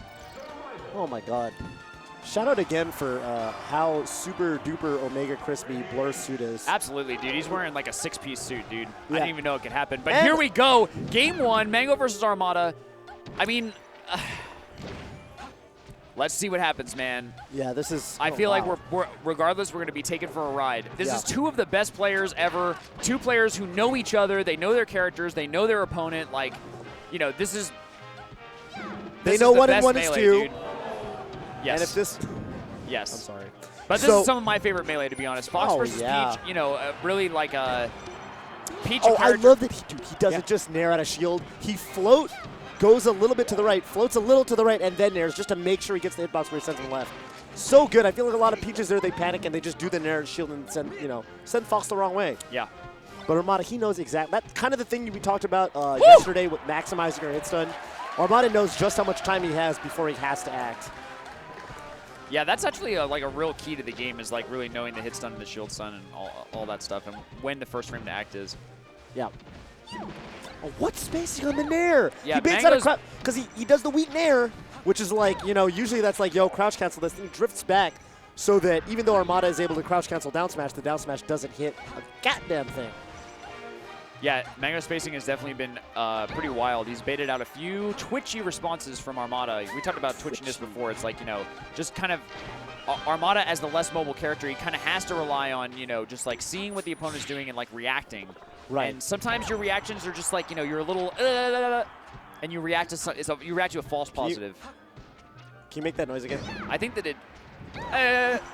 Sick. It's just I'm trying to make my jaw twitch. Yeah. Armada looked like he was coming down with a forward air. Did you say I'm trying to make my jaw twitch? Because Yeah, it is. jaw.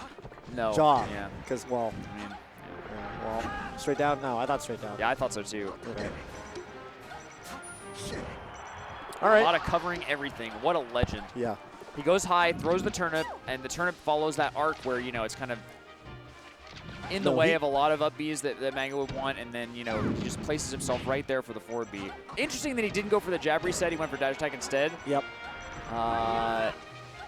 Kind of surprised that Mango made it back so easily, kind of unchallenged, but... Yeah. Kind of feel the same way. Yeah, but a lot of damage regardless. And there's Mango Mango's doing the right thing. See there? I thought you drift a little away from the down air so that you get two different options. You can go low and high. If you just fall and you sort of panic, down air, down air, down air, down air, down air. But Mango does the right thing the very first time he gets down air, which is awesome to see.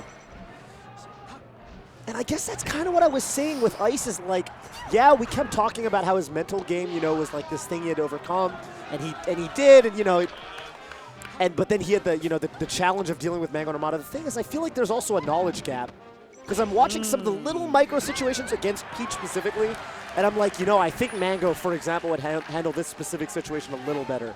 It's like a little, just certain things just not missing in the missing in the matchup. Right, right. No, I mean, yeah. Yes, absolutely. Matchup knowledge, experience, all extremely important. Yeah. The mental game is a big part of the top level because it's just like so easy to be weak in that area, but yeah, deficiencies in the other areas, they count for a lot. For sure. There's just less you could do about it in the actual moment, right? Yeah.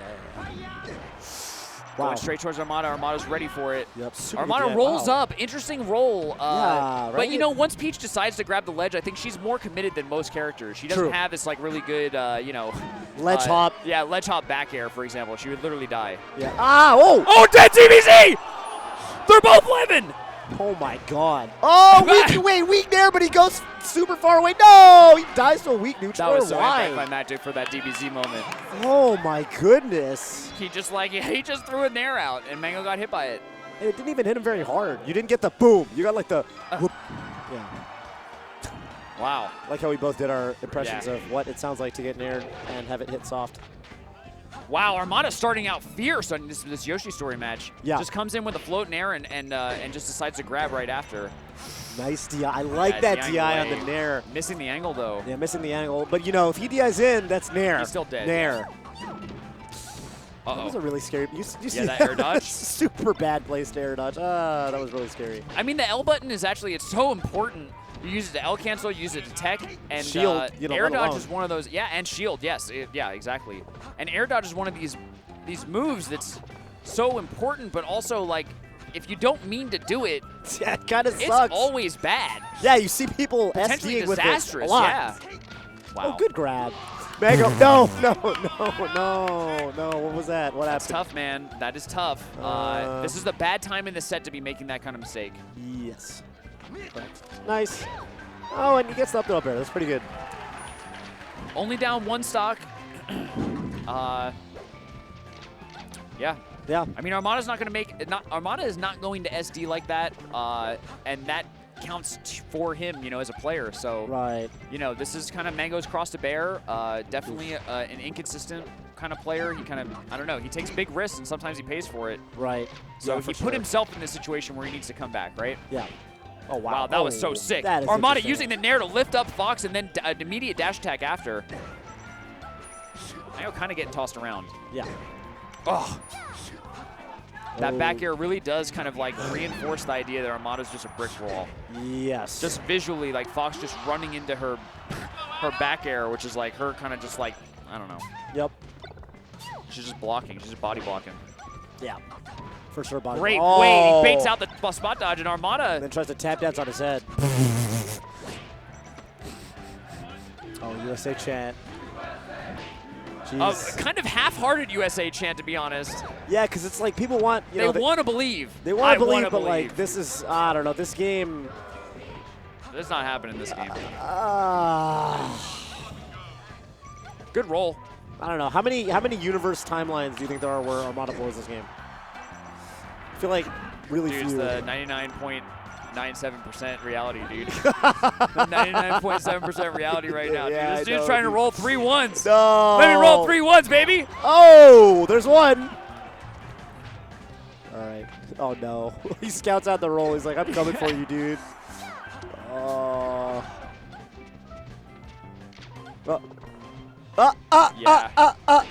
That's going to hurt. Ah, yeah, You see how slowly Armada took that? That was so beautiful. I love when top players just slow it down when this is really just a putt.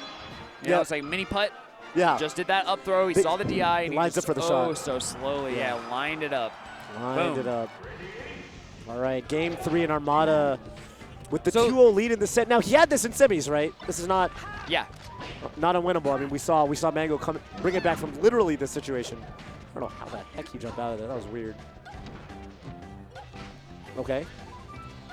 Yeah, I guess so. The story of the second game, I mean, that SD was bad, but like, what happened the rest of the set? I mean, I think Armada was just kind of like a step ahead in these mix-ups, and that will happen. You know, I really liked what Silent Wolf said after he was able to beat Mewtwo King in winners.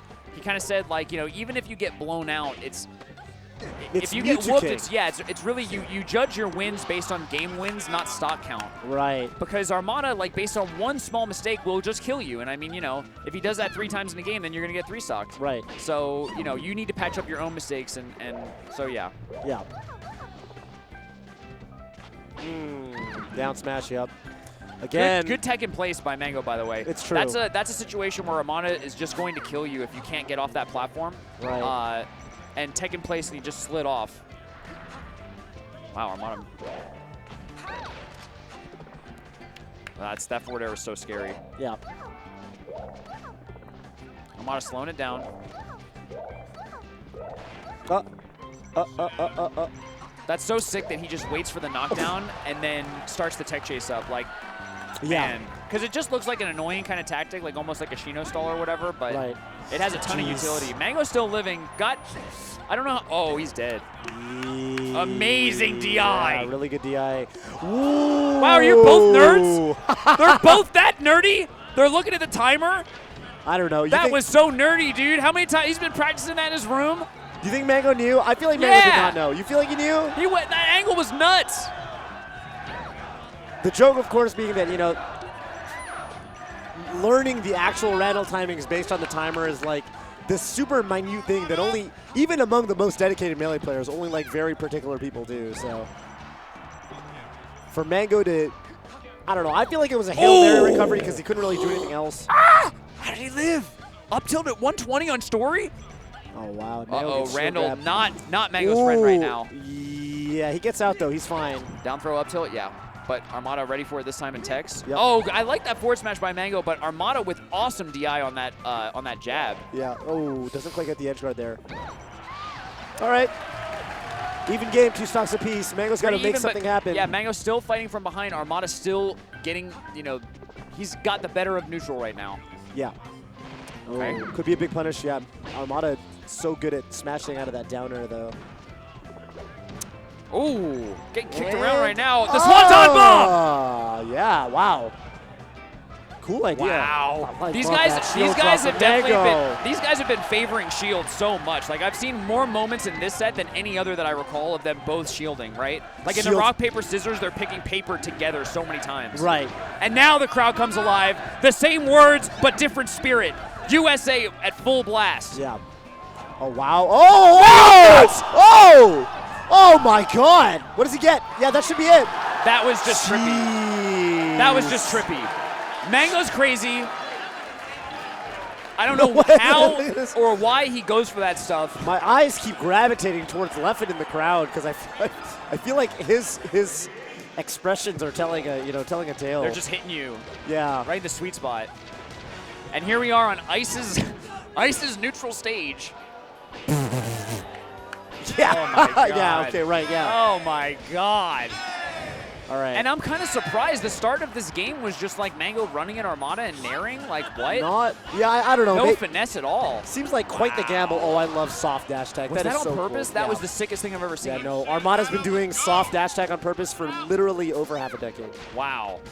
Like, literally 6 years. Again, I know I sound like a broken record at this point. You have to DI Peaches up there in front, not behind at low percent. You get down smashed. It sucks. It clearly sucks. And if you DI in front, she has tech chase. Makes it way harder. Way, way, way harder.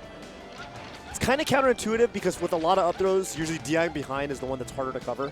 But that's one example where you have to DI in front. And guess what? Mango's going to have to win here twice if he wants to take it in set 1. Yep. Oh. Shooting the gun a little bit. Pretty much just down by. There's that. They both threw paper. They both threw paper. Yeah. Oh. But Armada, man, it's so crazy that Armada's able to take a so much slower character, but Fox just can't get away. You know, his offense is so smothering. Right. Armada's really like such an amazing player. Yes. Oh, Oh, my no. God. All right, Q. That was a stitch face for those, unaware. That turnip, instead of doing like 8 damage and hitting you kind of sort of gently, it does like 39 damage and kills you. Yeah. That is called the Stitch Face. It's also called the Death Turnip. Yeah. Aptly it's named. An RNG mechanic. Uh-oh. Great. Wow. I Armada's like Drop Zone. I yeah, don't know. Drop Zone forward air for Peach. I feel like he waited a moment to do it because he was like, do I do this? Like, I feel like I have a more optimal thing I can do maybe, but he's like, nah. Hell with that. When you Let's have go, this kind of baby. lead, yeah. Just do it. Just do it. Trade, whatever. The wait also could have been, knowing Armada, the wait actually also could have been him waiting for the 10-frame window. The same window he uses to shine spike foxes. Yep. I would not be surprised. Never mind. I take it back. No, I think that's probably what he did. Yeah. Because, like, I actually noticed, like, I went back to watch, and Armada has been doing, like, when he does the down throw on the turnip, yeah. he actually times that.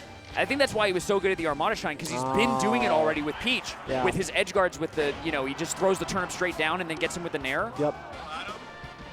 Oh, I like that drift back forward air. That is cool. Yeah, that was. Oh, and it's tied-ish. Yeah, tied-ish. Definitely tied-ish. This is good escape. Yeah, smart. No, the roll. He's been doing such a good job scouting the roll too. That's what he does, man. All right. Great DI by Mango, but Armada relentless, still on top of him. Oh, Armada fails to get him on that Raleigh. Rally? Volley. Man. Volley. Anyway. Oh, he just runs in and grabs. Don't DI behind. And I'm sorry. You see that Armada covering the, I think the if Mango's scared reaction of just jump to get out of Peach's way. He just kind of jumped with that up air. That was a read. Yeah. It didn't work out, and he took a little bit of damage for it, but it's just so cool to see the reads mess up every once in a while, because usually it's like, okay, well, he's just magnetically attracted to the other player, right? Yeah, wow. He's just up airing when they jump. Armada very dedicated to staying in the shield. Wait just a darn tootin'. You got to wait just a minute. Oh, he's dead. All right. Set 2. Armada with a mini fist bump, and this is how it has to end. 4 games in Grand Final Set 1. We have officially reset the bracket. We got a best of 5 remaining, and the tournament is over. Not a ton more Melee to play, to be honest. I mean, 3 out of 5 sets, if they go the distance, take a long time. Yeah. And they're. I think Armada just unwrapped a cough drop. That's interesting. Wait, you told me, right? I heard Armada was sick. Dude. He's got the Swedish sickness. Oh, no. Oh, no man. shine. Wow, that grab. So Mango going to FOD, that means that he favors this over basically FD and Dreamland. Those are the other 2 stages that I have sort of felt that. Right. I have sort of felt that Peach is one of these characters. It's one of the weird things where, like, there's actually 3 stages she likes in the matchup. Where, like, FOD, Dreamland, and FD all feel sort of nice for her. Yeah. But, that said, Fox is Fox, so he probably just wins the matchup anyway, maybe. Oh. Ooh. Great roll away by Mango. He really needed that. I think he was counting on Armada just getting hit by that. Yep. Because the shield was so low. All right. Loser's Mango now. Yeah, that's who we got. Wow, Armada with these sick combos. Yeah. I think Mango DI'd in for most of it, so, Armada able to convert based on that.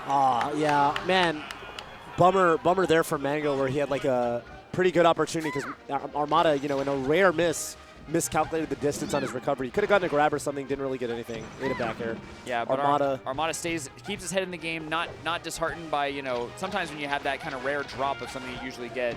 Right. But Armada, the wall, just able to hit him, like, immediately after. Yeah, and Armada, that down smash, that's why, this stage is pretty nice for Peach sometimes. You down smash there and that doesn't feel good as Peach.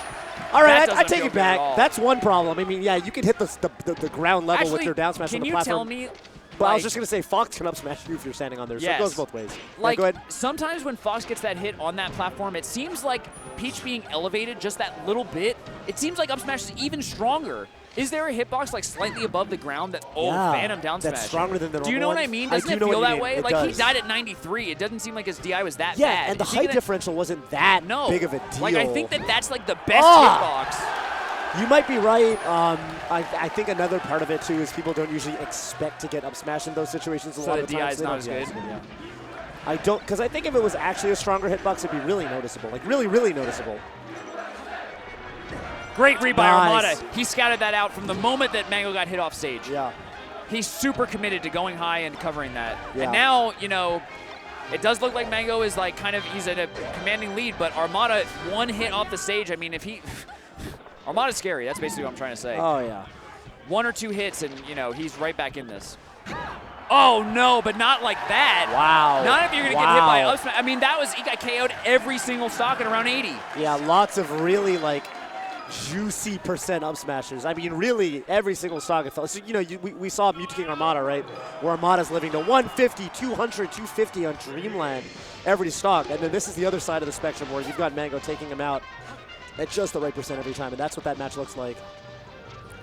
All right, well, we've got Grand Finals, Set 2. I would expect this to go all the way to Game 5. That's my prediction. If you want more people to watch us, head on over to Twitter. Let them know to join us, twitch.tv/VGBootCamp. This is Mango versus Armada, the classic, the legacy. Who's going to have more Big House wins? It's going to be Mango, probably. Because he has 2. Because he has Armada 2 can't currently have and more. Armada's 1, so. Well, it could Who be will either. be the Big House champ? Well, the answer, it's a trick question, right? The answer is either Mango or neither. Ooh. How's that for All right, an SAT Armada's question? starting up that. Oh, that's Yep. really good too. That's really good too. Great, like smash down at the very last part of the downer, so he just catches the ledge. That Oh, is he awesome. scouts that out. Oh, Not living. alive. Yeah, wow. That was pretty high up, too. It seemed like a double jump for Fox. Oh. Oh. And with only 1 hit, the important second hit of the up air connecting, there's no opportunity for Armada to smash the eye out. Yeah, you would guess that like only 1 hit of up air is worse, right? Because 2 hits are just better, but Yeah, that's more actually not damage. true in this game because of the DI system. Right. Yeah, every hit, you know, you have an opportunity to sort of move your trajectory, and that's exactly what Armada tries to do with the first hit of the up air. All right, the chain grab begins. Let's see how much damage Armada gets from this. 1 Probably a pummel, lot. 1 throw. Would you say probably a lot? Yeah, probably a lot. So far, half of the, like half. Oh yeah, once more the weak dash attack. That is so good. Yeah. That is so good. That's really good. Mango might want to think about his DI off of that, you know, at that % for the up throws. Armada might just know, you know. That was a huge forward air by Armada. Oh, wow, that was a mistake. Yeah, he didn't use rolled his in turnip towards the correctly. stage. Don't you think the roll in was the mistake? I mean, I think the Yeah. turnip was good, but Yeah, he was too slow at that point, right? Dash attack catching him without a jump, without a float. He's got a up B. yeah, Mango Needs just a- made that decision. You know, I'm just going to cover this direction, can't cover both. Yeah, got to say with that back air there, he actually could have done up air instead of back air. Armada probably would have just died. But, And you it know. must be so scary for Armada having Mango just chase him like this up in the air. Right. Very different set, the second set than the first set. I got to say, Armada just seems like he's got his back to the wall a lot more. Mango's got the aggression factor really playing into his advantage. And Armada not hitting a ton of his edge guards. I mean, relative to what we normally see. That was really good, though. Yeah. Gets a soft up air into a hard, soft nair into hard nair. And by the way, that last stock, really Armada just created basically a 2-stock swing. Yeah. He had, Mango was putting so much pressure on Armada, he had an M&M for a shield, Yes. barely protected at all. And Armada found the clutchest reverse forward air with Peach that not only hit Mango, but sent him off behind Peach, off stage, and led to an edge guard. I mean, that is, it's like super risky to even throw that move out, I think. Yeah. You know, it's a lot of startup, but I mean, the spacing, the placement. Yeah. All really good. Yeah. And that was the turning point of this set, I think, this game. Oh, wow. Yeah, that up air is insult to injury. Geez, yeah, Armada's doing a really good job. Of course, Mango right there, he's looking for like a weak neutral air into up smash combo, but Armada has done a really good job prepping for those. And right there, he just floats out and has the back air ready and waiting for Mango, seizing game 2. The set count is now 1-1 in this race to 3 wins. Yes. We're on Mango's counter pick since he won the crucially important game 1. So Mango has a chance to retake the lead in this set. And if Armada takes this game on Yoshi's story, then he's basically, he's kind of turned the, turned the tides or whatever. Yeah. Made Definitely, the odds maybe more in odds, his favor. Right, ever be with you. Or, Yeah. Like you said, turn the ties or whatever. I feel like you could have just said turn the ties. It was like the right thing to say. Yeah, I could have just stopped. Yeah, then you added the or whatever. Like sort of took the, yeah.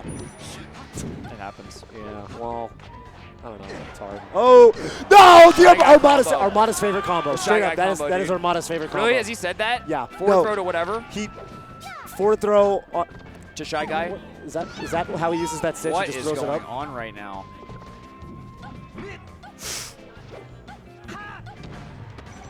Oh my God, the Mango's chase. fishing. Oh, I like it. He tried it.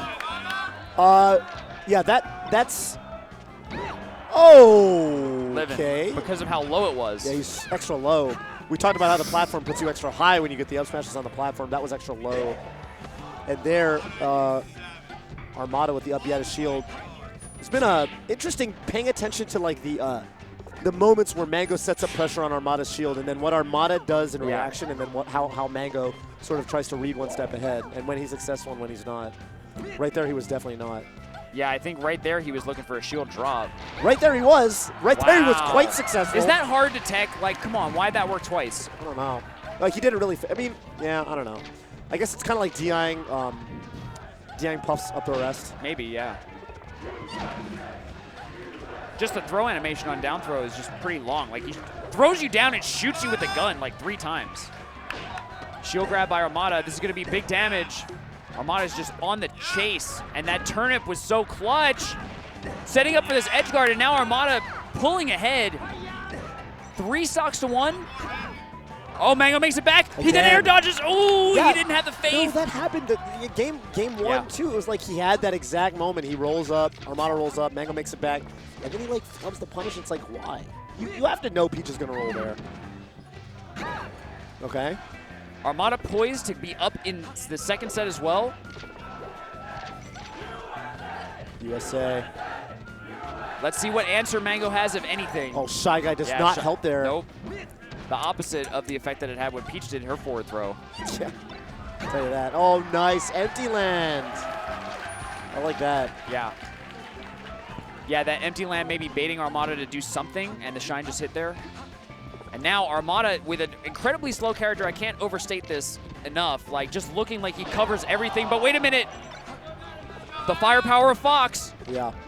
This could be big.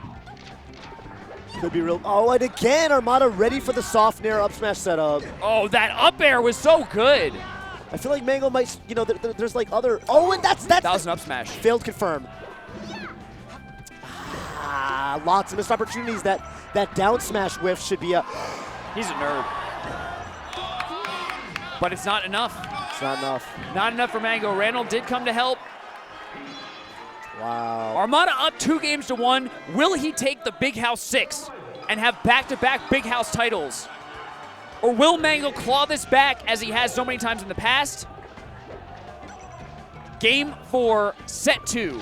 Yeah. This is potentially it, especially with an opening like that. God, Mango's full jumps, dude. Armada is so onto them, and I feel like Mango, he's using the same sort of offensive style. I wonder if he'd be served a little better, fishing for something different. Down tilts, maybe. I'm not sure. Winner.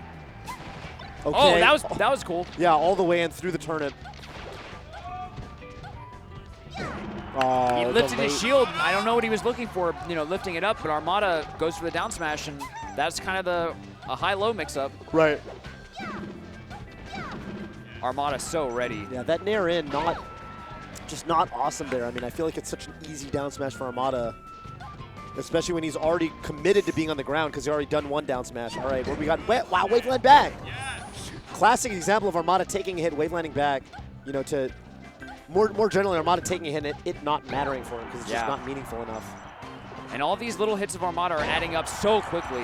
Yeah. Mango already at 101. He's going to need some explosive offense to bring it back. I mean, Armada's going to be all about the trades, as he usually is. Yes. So good at denying, a breakaway kind of lead. Yeah, right there, too, even. We saw Armada DIing the second up air so that there was no chance for a third. Really important stuff. Mango again shielding Soul on the platform, and he gets that aerial into down smash setup. You know, and I'm thinking Mango's not even dropping a shield there. I think it might be like a shield stab. Yeah. Because that happens very often. I think so too. It looked like a shield stab. And that up air from Armada, so clutch. Again, dude, that's 24 damage you don't want. Right. And Armada just holds his shield. He has faith. Oh, man. Eating so many Looking down like smashes. dude. Yeah. Like, you have to, you know, the reason Mango gets away with these nairs he does against Armada a lot is because it sort of conditions him into being ready for other stuff. And I feel like, you know, Mango hasn't done that homework of setting up, like, you know, hey, what if I drill? What if I... And so Armada's just crouch canceling a lot of the time and down smashing. Oh, man. Didn't get all the DI? hits. It was smash DI? Yeah, out of the down air. Ooh. Okay. Ooh. Could be big. Up tilt. Yeah, that's what was... That was Nearing something in. special. Pretty much a tie game now. Oh, he charged the up smash, but Armada living. Yeah, no KO, but we got Mango set to maybe take this to a game 5 now. And Shield still right a back tie there. game, and Armada has basically like taken a lead every single game. Wow, what a bait! Mango with the Mango. Of course, baiting out the shield grab with the drift away aerial. And if there was any doubt, we are in Mango Land. The crowd is behind the kid. Nice Armada, DI, nice DI. I think he's gonna finish the stock. Armada too good. Mango off stage and Armada buries him. What's gonna happen? Just, I wonder if the answer there is to keep recovering until Randall comes out. One way or another. The crowd wants a game 5. Mango putting on the percent, but all Armada needs is one hit. Yeah. Same for Mango now too, though. Up smash will totally do it. Nice back air. Lots of baits from Mango. Oh my God, the pressure. Armada not ready to capitalize. Oh, and he just hits him with the up smash. We saw that so much in the winner set, right? Every single time. The timing on when Armada would let down his shield. Maybe Armada's going for a grab. Maybe he's trying to jump. Maybe he's just starting his roll and he's vulnerable in the beginning frames of the roll. But that's right. In any case, Game 5, Set 2, Grand Finals. It could not end any other way. Get hype. Where will Armada choose to end this? FD is out of play because of Game 2. Here we go. Had to the be. finals. Yeah. Dreamland. FOD didn't work out for him. You know, Mango he's and gonna take it to Armada. a big stage. Mango and Armada. I feel like Mango's extra comfortable here too. You know, he's got a lot of room to run around. Mango, not the campiest player. We do see him taking the platforms a little with the laser though. So let's see. Ooh, nice full jump around Armada's defense. I wish I had the stats, but I think that Armada has won pretty much every game here though. Versus Ice, you know. Today, yeah. Today. You know, but 2016 history, it looks like this stage does go to Mango, with only Final Destination Fountain of Dreams being in Armada's favor over the course of this year. The USA chant is so strong right now. Yeah. Armada finding his way out of that pressure. Beautiful escape by Armada to reset the situation. She's the falling But Mango uppers. right back in again. Whittling away at that shield. Yeah. Wow, 153 and Armada's living. Yeah, definitely going to see a lot more of that on this stage. Yeah, Because even if Mango finds those up smashes at 80% or whatever. Oh, wow. I can't believe that Armada didn't take that stock. I really appreciate what Armada was going for. That was super clever. I can't believe he didn't take it. I know. He was seeking to not only back Mango for the kill, but I think he wanted the burn, too, to trade and get back to the stage. Looking like MacD. Mango jumping into the down smash.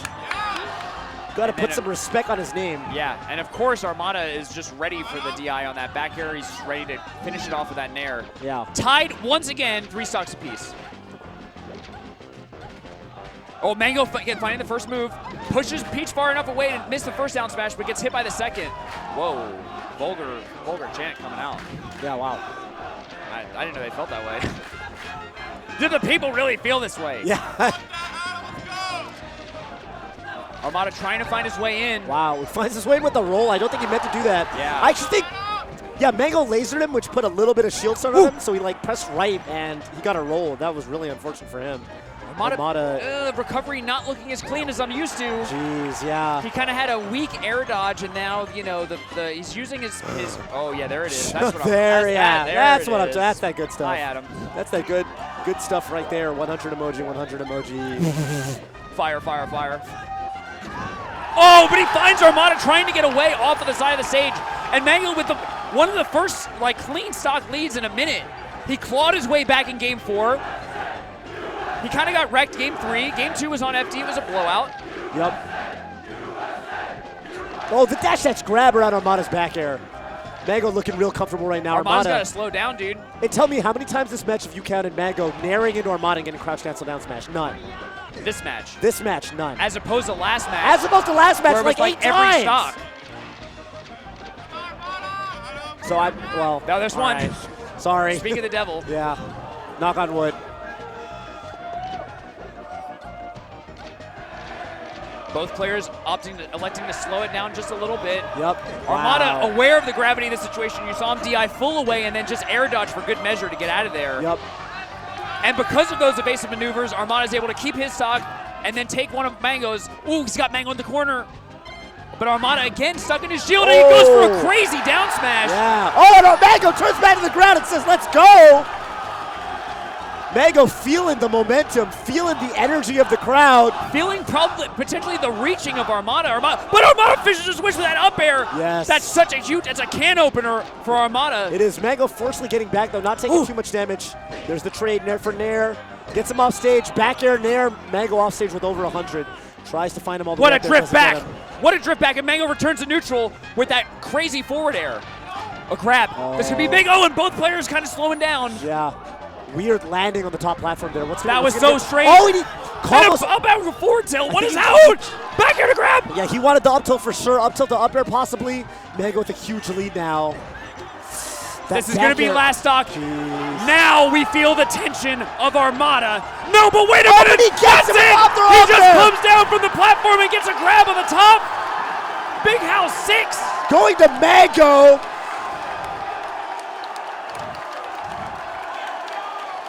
And what a hard-fought battle it was from Armada. Game 5, second set, last stock. Oh my goodness gracious. What a moment this is for C9 Mango and his legacy, but what an equally devastating moment for Armada. I'm sure that Armada feels nothing but respect for Mango, but at the end of the day, when you think about winners finals, Mango stole it from Armada. Yes. And when you think about this grand finals, it was stolen from him. Game 5 was the only game where Mango really looked like he was in control and was really outplaying Armada. Yeah. Oh yeah. What a tournament. What a tournament. I wish that I had a big list of amazing sets that we could just go through right now. Yeah. That would be a good setup for a joke if somebody actually had that list. Yeah, that'd be, yeah. Probably Tafo. Huge congratulations to Tafo. Yeah. I have nobody near me. I'm sure, am I throwing it to somebody? I gotta be throwing it to somebody, right? I'm not. It's me and Toph. Yeah, I think this is it, dude. Wow. This is it, dude. Thank you so much for joining us. This has been a ridiculous evening. We're going to have plenty of interviews. We're going to interview Mango. We're going to interview Armada. We're going to interview all the homies. We're going to interview Juggle Guy, as is our tradition. Can't wait to talk more about that set. Really, what was the difference? Like, why did Mango stop going in with those crazy nairs? Like, did he just get woken up by getting clocked so many times? I think one part of it, Dreamland, he's got, so it's like way more room. Yeah, you just have a lot more room to play defensively, or not even defensively, not even evasively per se, but just picking your spots. Yeah. You get to disengage when you want. With Yoshi's, there's always that compulsion that's like, if I don't strike right now, my opponent might. I have to imagine, that played some factor. Yeah. But really, I'm kind of looking forward. I hope Mango does like an analysis of this on his stream. Absolutely. Of course, follow all our top players. I think pretty much everyone in the top 8 streams. Yeah, I would love to go through their Twitter tags. I don't know if there's an easy way to do it. I know Mango is twitch.tv/Mango with a 0. Yes. Armada is twitch.tv/ArmadaUGS. Yep. Mewtwo King is /MewtwoKing1, I believe. Someone can probably correct me in chat. Probably. Ice, I don't know if does he stream? He does stream, right? I don't know, actually. He's Ice Fights on Twitter. He's definitely Ice_fights on Twitter, yeah. Yeah, no. And again. Incredible performances from everybody. I don't think that there was like really a Resident Sleeper set. No. And again, some of the storylines of this tournament, of course, Ice blazing his way into winners finals. Really, really solid showing. And a free agent in top 3. Wink, wink, nudge, nudge. Let's give a quick shout outs to sponsors since we didn't do it once during the top 8. Can they hear you or Yeah, they can hear me. Cool. There you go. Let's do it. Do you want to do it, Gimmer? No, you guys got it. All right. Let's talk about some of the, I love you, Gimmer. guys that helped make this happen.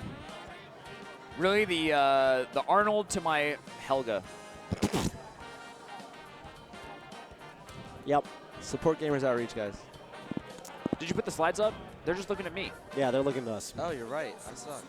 All right, on the slides. Sport Gamers Outreach, guys. You're right. I suck. Yeah. The official charity Gimmer was partner of the wondering why Big we House weren't talking 6. about him. Gimmer was like, why aren't they talking about Gamers Outreach? What's going on? Gimmer. But yeah, no, Sport Gamers Outreach. If you guys saw, this is like they have a super cool, charity. And I think Gimmer, correct me if I'm wrong. I'm pretty sure like there was a cut of the compendium. Yeah, if you click the link below the stream, it'll go to the compendium, and then you can donate. Yeah, check that out. All on Smash.gg. Shout outs to those guys. And of course, the people who are behind all of the incredible production. We tried a lot of new things at this big house. A lot of people worked really, really hard. Yeah, but shout outs to Gimmer from VGBootCamp. Hey, Gimmer, I got to say something, man. I think your Twitter logo there is outdated. I think they have the bird now. Yeah, right. Hey, we're 400 followers away from 250K. Oh, wow. 400 of you have to. If only 400 of you press follow the follow button. VGBootCamp on Twitter, and that's very easy, I'm sure. Twitch. On Twitch. We'll be at 250K. Please hit the follow button for my man Gimmer. He will get blasted tonight if you help us reach our goal of 250,000 followers on Twitch. Yeah. Now, real quick, shout out to Smash the Record. And I'll Snapchat Great it or charity tournament. It's probably actually the most fun tournament of the year. Everybody has a lot of fun. Check it Yeah. out, smash.gg/Smash the Record. Also, Controller Chaos, 10% off with Big House promo code. These controllers are crispy. Yeah, they feel really. They not only do they look really good, they feel really good. I got my hands on one of them earlier. Foxman approved. Yo, get a load of this apparel and our beautiful models. Ow! Hugs 86, Smash.gg Zone, Leaboo, and of course VGBC TK Breezy. Oh man, the man himself. How about that? Came in a good time, my friend. Looking fresh, dude. Yeah, looking super fresh. I like that hat on backwards. That little touch of yellow just brings out everything in the whole picture. Just so, Team Panda. Oh, Team Panda, of course. So, Plop, ESAM, Wobbles, and for Smash 4 MVD, you can get some of this sick Panda attire right here at teampanda.gg with this promo code for 10% off. All right, this is the most important thing. Twitch Prime, this is the most important thing. Thank you. Free 30-day trial. Ooh, yes. Basically, free give me support. Yeah, you want me to just do it? I feel like I sell this better than you can. Yeah, so if you have Amazon Prime, you already have Twitch Prime. What's Twitch Prime?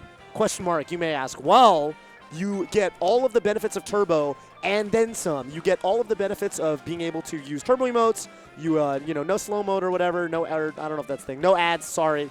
But most cool and important is that you get a free subscription to any broadcaster of your choice per month. Someone's doing something really cool in the Smash community, you want to shed special light upon that, such as, I don't know, Gimmer streamed the Big House 6, putting in 60 hours over the course of the weekend. Wait, that's an exaggeration. He didn't mean 60 hours. Anyway, a lot of hours. Definitely 60 hours. I only worked 6. No exaggeration. If you get that setup day, there's 48 hours in a weekend. It's a 3-day tournament. Okay, well then it go. And it's Thursday setup. Thursday setup. Okay. Interesting. So it's 15. You only work 6, and 5 of those. Sure. were Okay. Melee top 8. Sure. Well. No. Okay. So wait. It's not 60. It's like 50. It's like 50. It's like 50. I also put I also drive 8 hours here and back. Oh yeah, no, that's a big deal. Yeah, no, we'll call it 60. I We'll also call put it 60. 100 I'll call hours it 60. of planning into this tournament. Of what? Planning. Oh wow, yeah, no, jeez. Just look at all the new stuff we did. Mm-hmm. And guys, don't worry, we're trimming the fat next time. No, yeah, I mean, next I think time will be 4.5 hours. Yeah, definitely give Gimmer, because everyone who tries new things, they're diving into territory that no man, woman, or child has gone before. They're pushing the envelope. And we need your help. The one thing we heard loud and clear was, it was long. It was so long. I want to see the matches. We heard that part. We heard that part. Maybe, and the constructive pieces are going to be, this is the part that I thought was awesome. What was the This is awesome the part you could do without. Right. IMHO. Don't forget, it's just your opinion, and us all together, our opinions create a great experience for everyone. Right. That's what we love about the community, man. Yeah. When I say we, I mean me, but hopefully that's what more people love about the community. Hopefully you guys aren't all negative Nancy's. People are Prime subscribing every 2 seconds. That's what's up, dude. Twitch Prime is a great offering. How many people do you think are watching that enjoyed what they saw and are also Prime members? Yeah. This is a great way to support VGBootCamp and to keep them coming to events like this and keep pushing the envelope further. One of the things that's a little bit. That's fine. It's fine. One of the things that I think is like a little bit tough is because, you know, on Twitch we do have like this great culture of people supporting other people, especially, you know, individuals. It's really easy and fun to feel like, you know, all right, I'm going to get behind Toph. I'm going to subscribe to him. I want to support Toph. It's a lot harder when you're supposed to support an organization like VGBootCamp. Right. But the truth is there's a man behind the logo. Oh, get in here. And this is the face. Come on, Apostle. Do you want my headset? Always waiting for Do you want my Apostle, headset? dude. Do you want my headset? Do you want my headset? Hey. Nobody can hear you, dude. You guys gotta stay. Fine. Because you're the pretty faces. All right. Shout-outs to... Never mind. I'm not going to make a joke. Oh, dang. Toph just... You know what? You're the man, Scar. Anyways, thanks to these guys so much for enduring that new try at 5 hours. Come on, Fendi. Shout-outs to Fendi. He can always get the... This man can get the crowd hype every 2 seconds. You know what I'm saying? Let's go. I got Apostle here, Good co-founder job, of VGBootCamp. Sean, you can come in too. Whatever. Everybody just come through.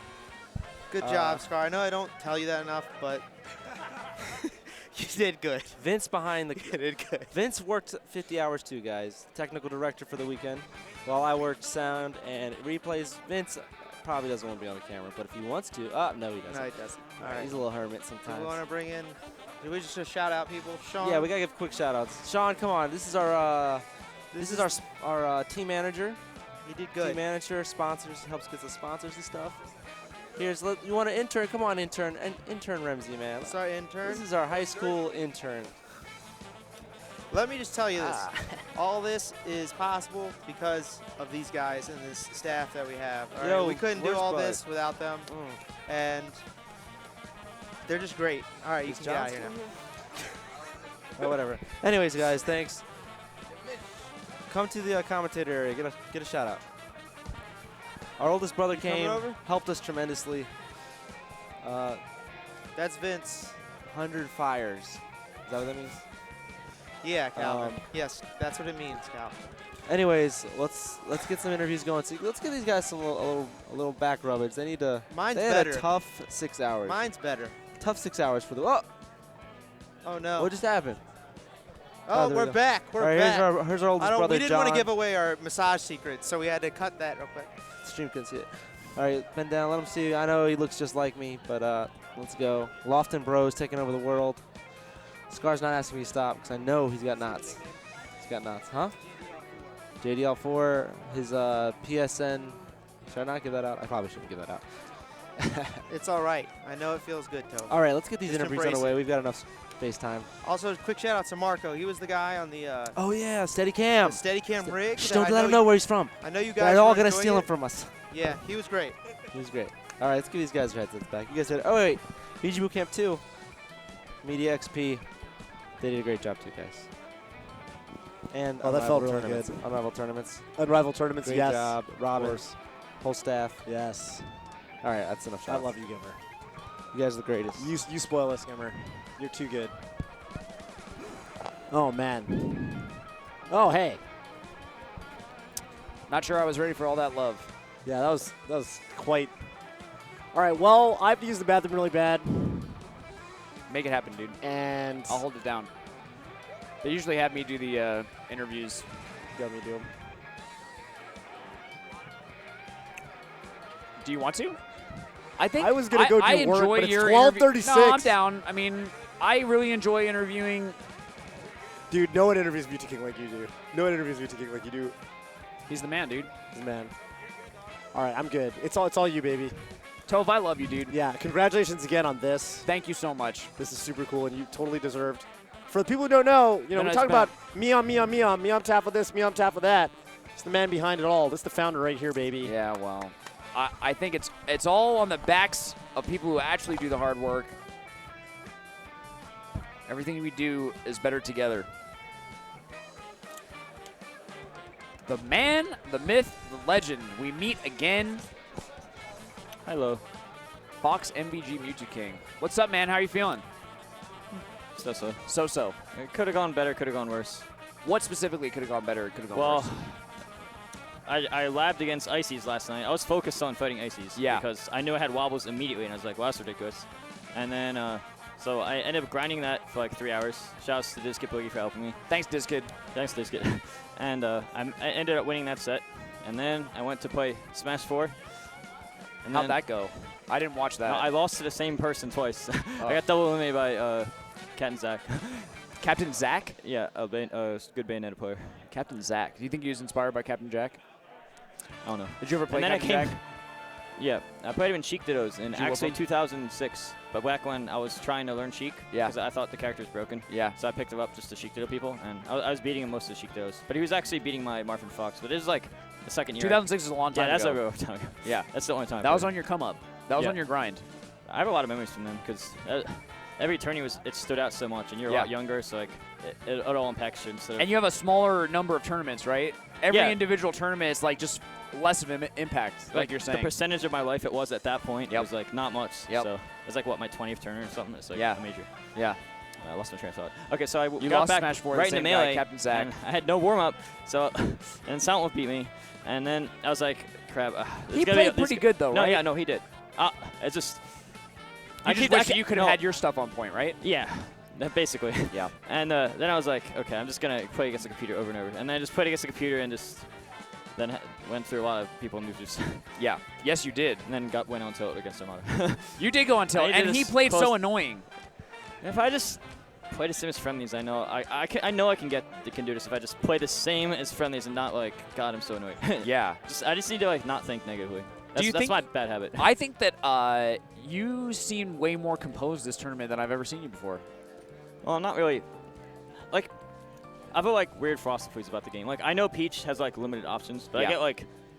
I guess it's because I don't play as many like top Peaches that like can prepare me for situations. But I'm playing against Foxes all day, and I'm just. I've already learned like all the combos. I mean, there's always more to learn, and it's fun. So it's like at least I can, I can practice this. Yeah. Other Peaches, besides like Mac Deers and stuff, who he's barely around, and then you can't really like prepare as well. It's the same thing with like H-Box. Right. But with a Boo coming in, you know, that's becoming easier thanks to Prince of Boo. Yeah. Prince of Boo changing the game. Yeah. But so you don't get to play against a lot of Peaches. Even if you do, you're just kind of knocking them around, right? It's not the same as Yeah, Armada. you don't really get to. They don't do like the same options, so you're not really being like, well, is this the best thing? Because it's working versus everyone else. Right. But I also think I just need to not just play the same, just only think about destroying my opponent. When I just think about destroying my opponent, that's when I play my best. What did you think about when you were playing Armada? I was like, just getting annoyed. It's like, this is so dumb. He's at 250. Marv can't. He just has to. If he holds shield, I can't convert to a kill. It's like, just hold DI down. I guess I can like tech chase with down smash and stuff, but like, I just get frustrated. Do you know the timer for Randall on Yoshi's Story? No. Does Armada? Yes. He told me. That was lame, right? Yeah, but Peach can also stall. Like, Peach and Fox can also stall out there. Marv and she can't really use it anyway. They have to up B and have like half a second of lag. Peach and Fox like, lol, I'm just going to camp here forever. And just, lol. Lol. Lol. I say lol. IRL. Lost my train of thought again. That's cool. We were just talking about you versus Armada. Yeah. What'd you think of? I know that you don't like to suppose about things that you don't know about. I know that about you. However, Hungrybox played this tournament as well. He seemed really upset. I felt like this is by far the worst he's ever played in his life. I was teaming with him, and I was like, dude, what are you doing? Yeah. We lost to 2 teams that me and Ice beat. And I'm so used to like my partner, like, okay, I'll go for an edge guard, and then my partner would just hit my up B, because it's like, okay, of course, you know, stay near me and hit my up B is obvious. But then he's not doing that most of the time, and I'm like, I'm in the habit of my teammate would definitely do it, and then he doesn't. I'm like, oh well, I guess that risk wasn't as what I thought it was. Right. I assumed he was gonna down me. Yeah. It's like, crap. What do you think? Like, this is hands down did the you worst guys he's ever played. Because we're gonna talk to him as well, probably. But coming from a place where, you know, you've been in that situation before too, right? You know what it feels like to have a bad beat in the winner's bracket. I've never seen him play so bad in my whole life. But you can relate. Yeah. To the experience. I was just saying my observation. Yes. Yeah, I play bad all the time. Were you surprised that like that loss affected him so much? After he lost to SFAT, he played so bad during all of doubles. I know. It was like, I don't know. That never happens to you though. I feel like you play worse in singles. You don't I'm necessarily not you as play affected worse in doubles, but it's also partially because my mentality is different. And, yeah, you kind of compartmentalize, right? I don't want to let my teammate down, and it's just like I have fun with it. Like I never like I'm playing for someone else too, so I don't want to let them down. And That's like true. Sheik's also easy to be consistent with. So there's Yeah. like a bunch of things, I think. Cruz didn't go so well. Oh god, I threw away like, oh, I forgot about Cruz until you mentioned it. Dude, why would you do that to me? Bobby Scar. Why would you do that to me? No, I threw away every stock. Oh. All I had to do was like stand on stage or do nothing or side B air. and then double jump. It's a bad habit because like when I switch off Sheik, I'm like, okay, well I can just back air and under the magnifying glass and make it back for free. And then Marth is like, okay, well I'm just gonna kill him. I have a stock lead. And I'm like, no, it's Cruz. So that's God, what I feel- happened. I You feel- just forgot that it was Cruz. It wasn't No, a I don't- miscalculation. It it's was like just a part It was that just a and- weird and part, moment, right? I'm just used to doing that with Sheik, and I'm like, wait, no, Marth, you have to side B if they go that low. And it's like, I blew that so bad. Like you can just all blame me on that, honestly. How did you recover? Because it felt like I was when just so upset with like, You I were played so so bad in so many sets. Yesterday I was playing pretty much worse, I think. Yeah. Today I was like, okay, better. Who was the best player that you played against yesterday? Oh no, I was just talking about like my general gameplay, like in Cruz and just stuff. I just wasn't playing as good.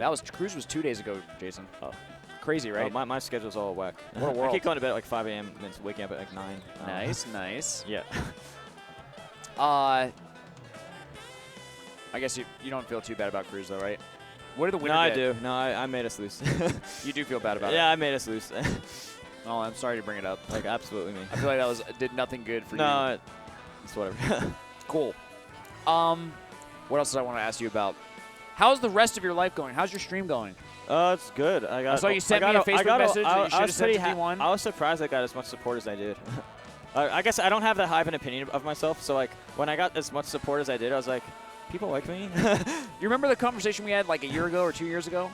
I guess even though I know that like people like me because people tell me they do, so it's like, oh yeah, you should know that. I still like it doesn't feel that way. I don't know. It doesn't It's feel just that me way. being me. I'm just dumb and weird. You're not dumb. Okay, I'm a genius, but also dumb. I'm both. You have your I can own be both. experience of the world, and the way that you feel can be defined as genius and dumb. That doesn't make any sense. Oh, well, I was going to say makes the sense way to that you me. feel is valid whether or not the facts support it or not. You know what I mean? If Yeah. I feel as a Marth player that Falcon wins the matchup, I'm valid in feeling that way. It doesn't mean...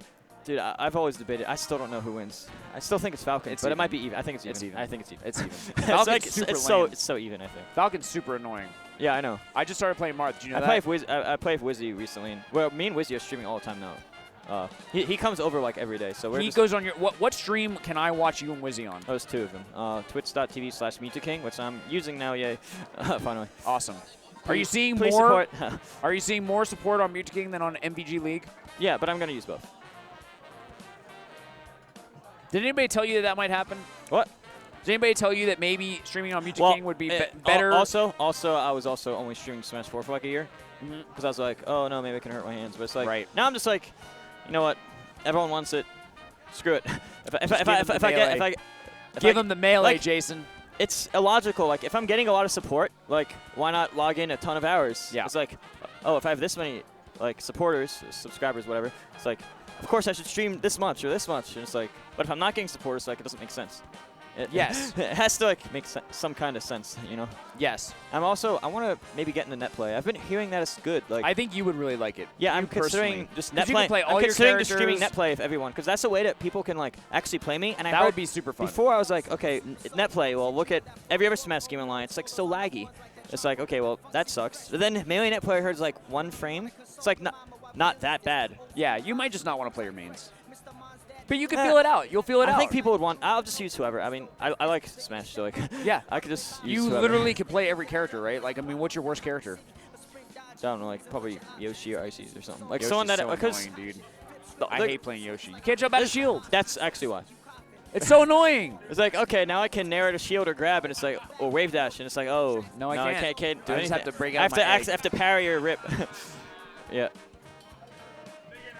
Parrying. I think you playing net play is actually the future of entertainment. I've never tried it, but I'm considering just doing that like hours and hours every week. Like Who's gonna set it maybe up like for you? Monday to Thursday.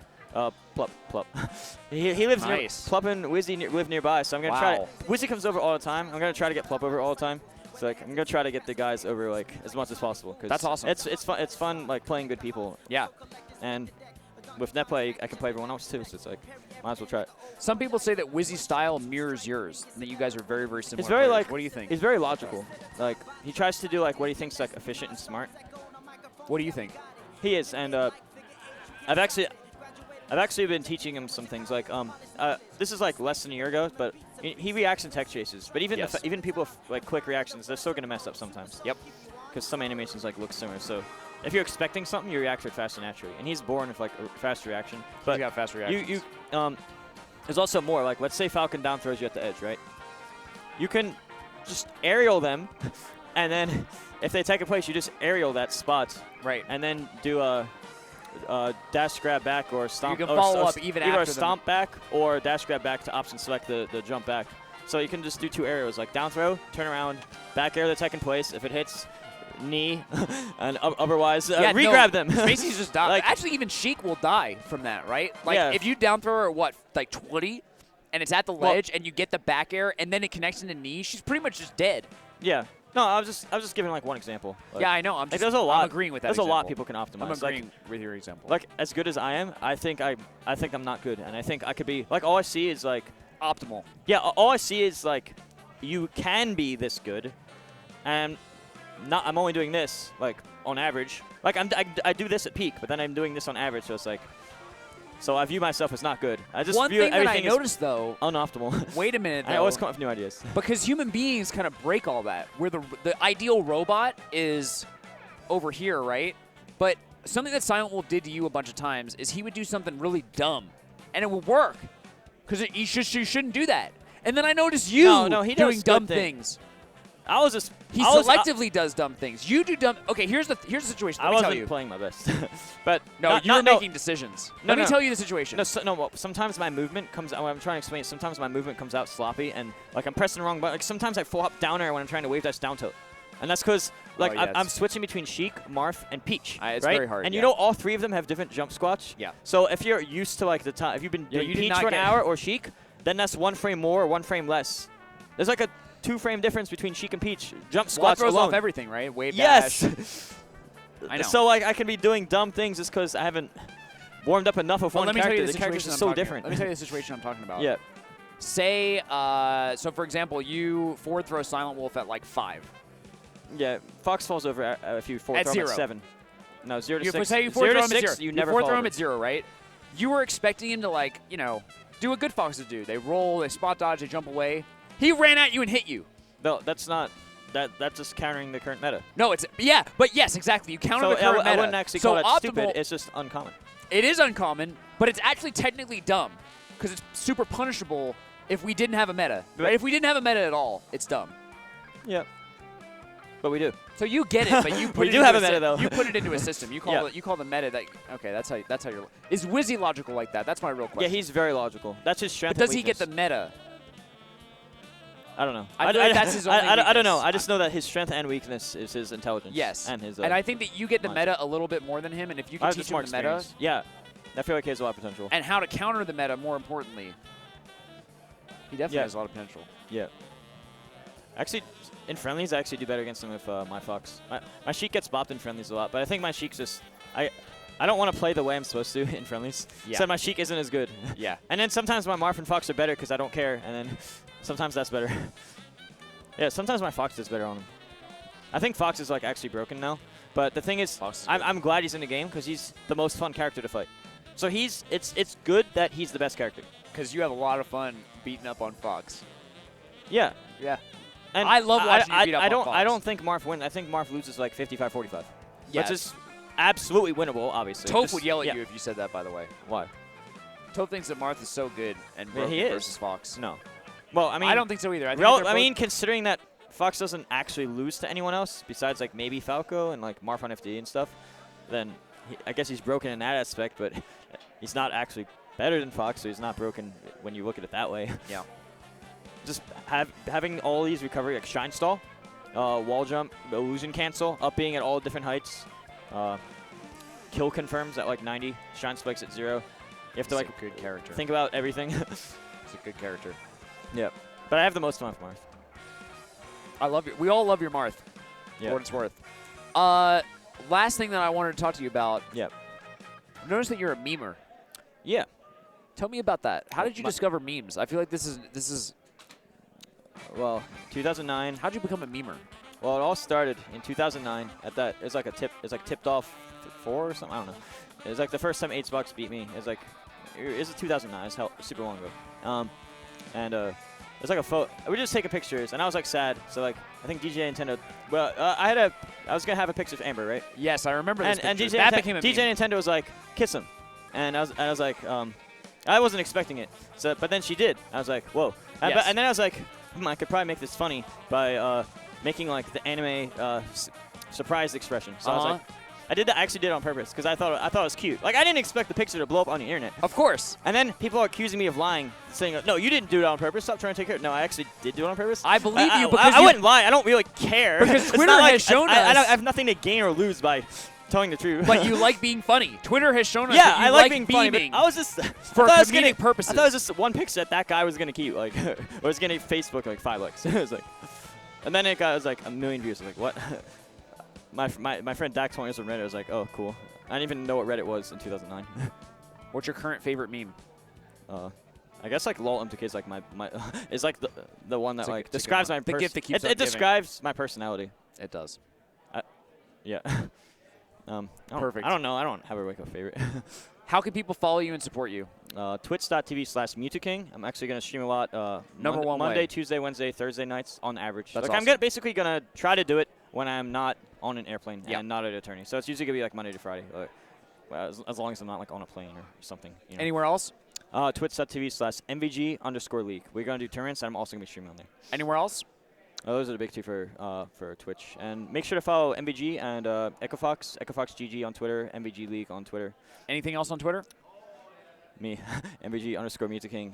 When am I going to get verified? Who knows? Actually, You're not verified? no. I submitted an application, and then I put in all the info, and I thought it was right, and they're like, I forget the reason why, but they were like, I got an email back, and they're like, no. And then now you have to wait 30 more days to do it, and that was like, just message Atrioc once a day until you get verified. Like, why? I put in all the information. How do I prove I'm me? Like, how do I prove I'm a real person? Tell them to ask me making and this account. I'll hook you up. Anyway, MewTwoKing, Yeah. thank you so much for taking the time to talk to me. End of the stream. I love you. Thank you. I think the people actually love you. Maybe. I'm glad to see that you're getting some support on Twitch. Yeah, that makes the more I get, the more it makes me want to stream. Like that's right. I actually didn't think I was gonna get like that much, so like I wasn't The like MewTwoKing uninterested. train. I mean, I would personally like that. Do you want to tell Ice that Ice he's next? is super underrated. Honestly, He's right there. Oh, he's gonna get on next. Do you want to give him the headphones? Oh yeah, sure. Oh yeah, YouTube. YouTube.com/TheRealMewTwoKing. YouTube.com/MVGWeek. Yes. There's my shout. Yes. Final shouts. Okay. People will follow you at every which place. Okay. I'll see you soon. All right. Congratulations. Thank you. You're the best. Yay. All right. Bye. Bye, Jason. Next up, pretty much the man of the hour. Jason, you want your medal? You have a medal. Right there. What did he say about me? You're super underrated. Oh, that's nice of him. He said a nice thing. That's nice. I said he's right there, which may have seemed like he was saying a mean thing, but he wasn't. Ice! How are you feeling, man? I feel pretty good. It's kind of late now. It's super late. I hope we can find some place to eat. Tomorrow I have to leave, unfortunately.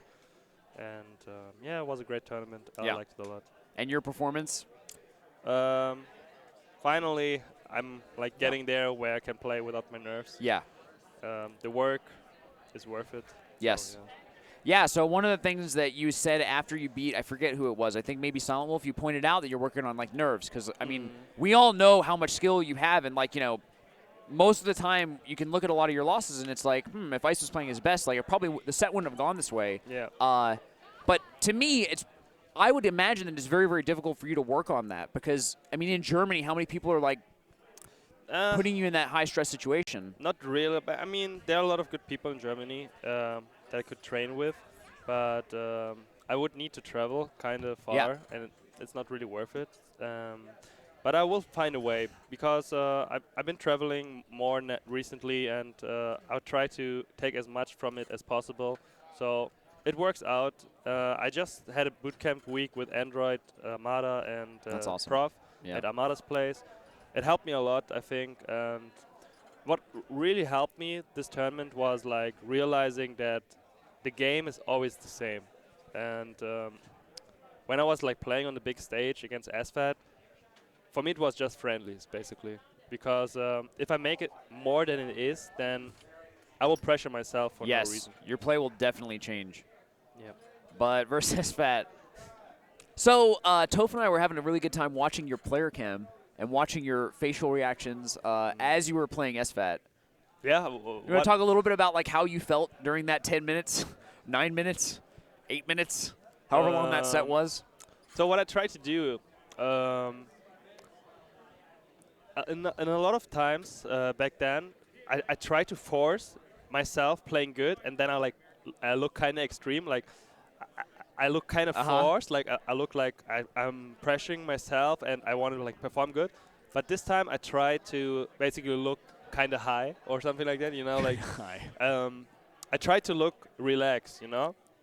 You actually thought about this? Yeah, of course, because whatever your body does, your mind adapts to it. Totally agree. Yes, there's like science to back that, right? Exactly. And if I look kind of chill and relaxed, then I will be relaxed and chill. Wow. So that's actually so sick. I've never thought about what my face is doing when I'm playing. Yeah. I'm just like, I try to, and I start squeezing the controller. You ever squeeze and you realize you're like holding it so hard?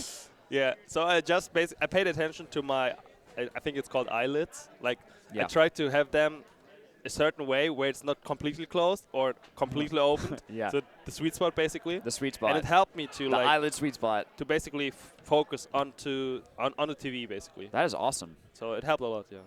That is so sick. I don't think I've ever heard anyone talk about that. Yeah. Have you heard anyone else talk about that, or is that like you kind of realized that and you're working on that? I did a lot of research, and Wow. if you read up on a lot of stuff, it's kind of easy to see connections between a lot of things. Yeah. And so you can take whatever is good for you and make it work, you know. That's kind of my. I think that I agree with that. I couldn't agree with that more. Toph had mentioned that it seemed like maybe you had rolled your eyes at some point, or that you're kind of. Did you kind of feel like SFAT like kind of get can you not bring it any harder? Were you thinking about it in that way at all? Was it when I was messing up, or was it like when I destroyed When you were destroying him. I don't really know why I did it, but when I destroyed him, I told myself, this is just the beginning. Like, you can't let down now. Like, it's over when it's over, and you won't let him play his game. Yeah. And after the second match, when I was 2-0 in the lead, I could see from the angle of my eyes that he was like getting rid of something. I think his jersey or something. Yeah. And old eyes would have been influenced by that and be like, oh my god, oh no, now it's serious time, right? Right. But you would never react that way if somebody does that when you play friendlies with him. Then you would not even pay attention to that, right? Yes. Yeah, and that's what I told myself. So I'm gonna react as if it's just a random guy sitting next to me that gets rid of something. You don't want to read too much into it, right? Yeah, you can make yourself crazy if you try to interpret too much. Yes. You know? Yes. Yes. Okay, cool. So, and then next you played Mango. Did you feel like you played well? I think I played or, okay. The problem with Mango is not really that he's Mango. It's more like I feel like I am really bad against Falco. Toph had mentioned that, he mentioned something like that. Yeah. It feels like watching you versus Fox, your punishes are so crispy and so clean, and versus Falco, it feels a little different. I respect Falco so much. That's basically what he said, yeah. Because Falco's scary. It's scary. Hits you one time and bang, bang, bang, bang, bang, bang. Yeah. And basically, we have the same experience versus Falco. Yeah. Actually, no, your experience It must is be much worse better for than mine, Falcon, though, right? When you know you're gonna die, no matter what. Oh God. But yeah. I play Marth now, so. You play Marth now? I play Marth now. Scarth. What happened to the year of the Scar? That died a long time ago, my friend. No. That died a long time ago. But yeah, in Europe we don't really have that many good Falcos, so it's really hard for me to train the matchup. But I will definitely watch some SFAT and Leffen and do some analyze on it, because I went into the set, of course, confident But as soon as I like noticed certain stuff in neutral, like how he abuses shield into a solid out of shield game versus my early aerials, I was like, okay, I'm clearly not ready for this. Right. Yeah, that must suck. But you stuck with your character. Did you think about changing characters or like trying No, to? I'm never gonna do this again. Yeah. It's Fox all the way. Good. That's sick. And then versus Armada, I don't know. To me, it looked like a pretty strong showing. It looked like if a couple more things went your way. Yeah. I play a little bit too safe sometimes against Armada, and I get into my own head by telling myself, okay, now you should go in, and Armada kind of catches me in those situations. Yeah. Because he has like a really good ability to read people's body language, I guess, and general experience with people's timings and such. Yes. So in friendlies, I think I perform better against him because I don't really pay too much attention how the trade-offs go. So I can just basically do whatever I want. Yeah. And I think that's what I have to do in tournament too now. Yeah. You can't be too safe. Yeah. What do you think about yeah, totally. So, I mean, not too safe, but, you know, sometimes I watch Mango, right? He did end up winning 2 out of 3 sets versus Armada this tournament. Can you be that not safe? Do you have it in your heart? So there are certain stuff that I try to change right now when it comes down to how I see Smash and how I play Smash. And one of the things is realizing that it's basically layers over layers over layers, right? Yes. And that the real goal basically is to go and try to reach an unattainable truth because, like I said, there's always a bigger layer. Always. So by saying that you want to be safe, like safe is just a word. Like everybody sees that word differently, you know? Yes. People might agree on certain stuff when it comes down to this, but everybody has a different, has a own definition of safe, right? Yes. And the thing is, in the end, it's kind of rock, paper, scissors-like. Agreed. So Yeah. you have to take risks in order, like, to get openings, you know? And the more mix-ups you have and the more ways you have to, like, mix it up in the neutral, the better your punish is going to be.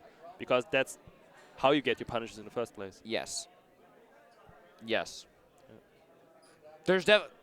It's deep. It's really deep. But I mean, because it's deep because it's cyclical, right? Like the layers of rock, paper, scissors is kind of like there's layers on layers, but then Melee's more complex than rock, paper, scissors, but essentially... So it becomes kind of like, I don't know the word for it, I don't know. Exponential? Like, yeah, exponential. Like, it's like 3, 9, and then it goes like from there, right? 81. So, yeah, 81. Whatever 81 times 81 is. Yeah, and you can see it like that, right? There's so many options with different counters to it. Yeah. That it's better if you have a bigger, let's call it toolkit. Yes. You know, you can use stuff from.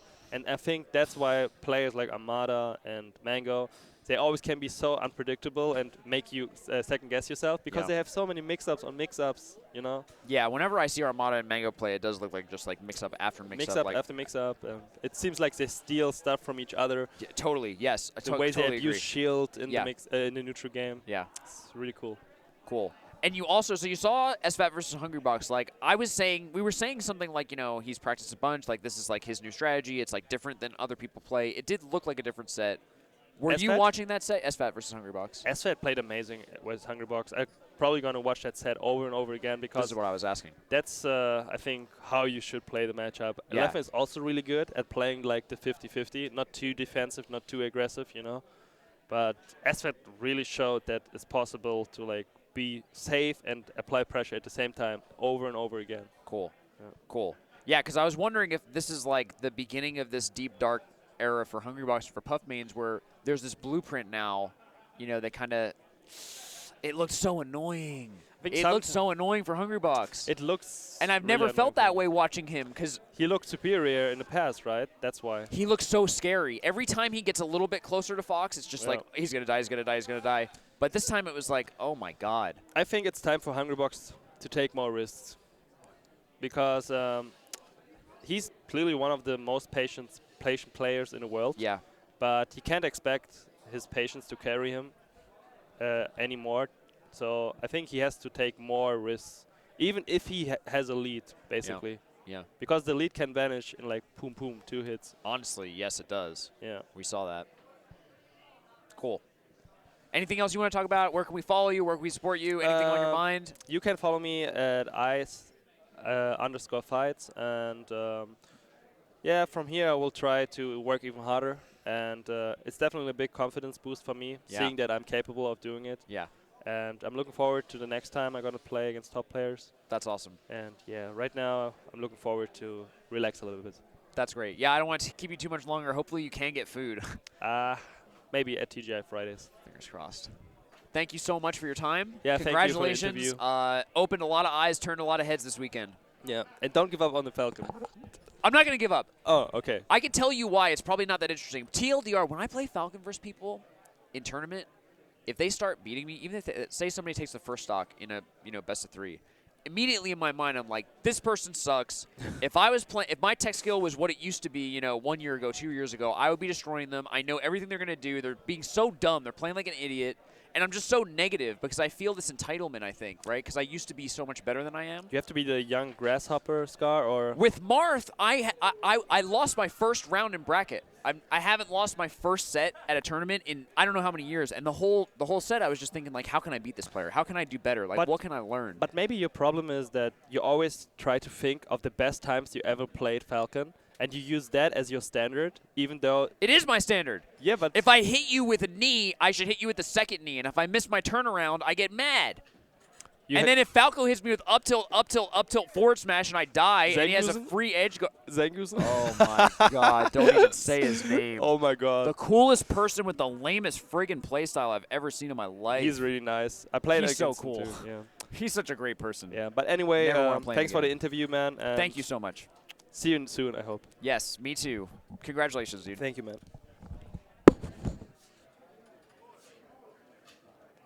Armada.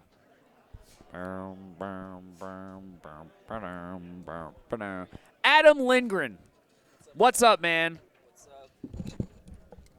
Everything's up. Not too much, just wrapping up here. How are you feeling, man? I feel okay, actually. That's great. I'm happy to hear that. Yeah, the thing is, like, I kind of went into this event. Like, my mentality normally is that I really, really want to win. Yes, like I both know. team singles. But before this event, I felt like my preparation could not be as good as I wanted. Like, I've not been feeling very well for the past 2 weeks. I heard. Coughing, like, so much. And then I was like, okay, I'll just try to have fun, and we see where it ends. So, All with things that considered, as a considered, sick person, I feel like it was pretty good. And finally, I showed again that I clearly can keep up with Mango, even though he got the better end of me. more than keep up with. Yeah, but I feel like I lost like 3 sets in a row, and then people were like, oh, like, can I beat Mango? Yeah, I think it was like... a long time ago or just No, now? Gamal, and then 2 sets at What the Fox. Oh, okay.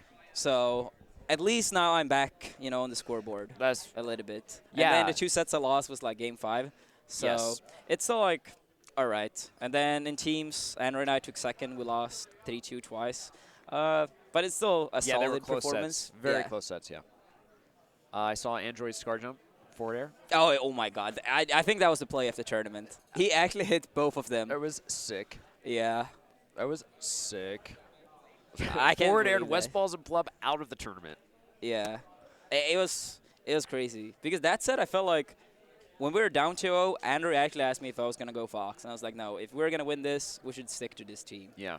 And I felt like I was playing a bit better in game 3 and 4. But then in game 5, Andrew was the one that carried us. Yeah. So reminds me a little bit of last Big House when Yeah. he saved me from H-Box rest and stuff like that. He had some amazing saves even in this tournament. I saw a couple at the very end.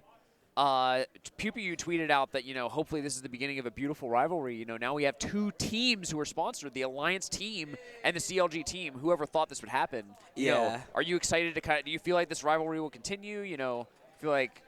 Yeah, no, I really think so. Like, in terms of pure team play, I feel like Alliance and CLG have by far the best synergy. The best team, yeah, right. Like, both of us still might lose to other teams occasionally, but I feel like in terms of, understanding teams, we know teams the best. Yeah, you guys are taking it seriously.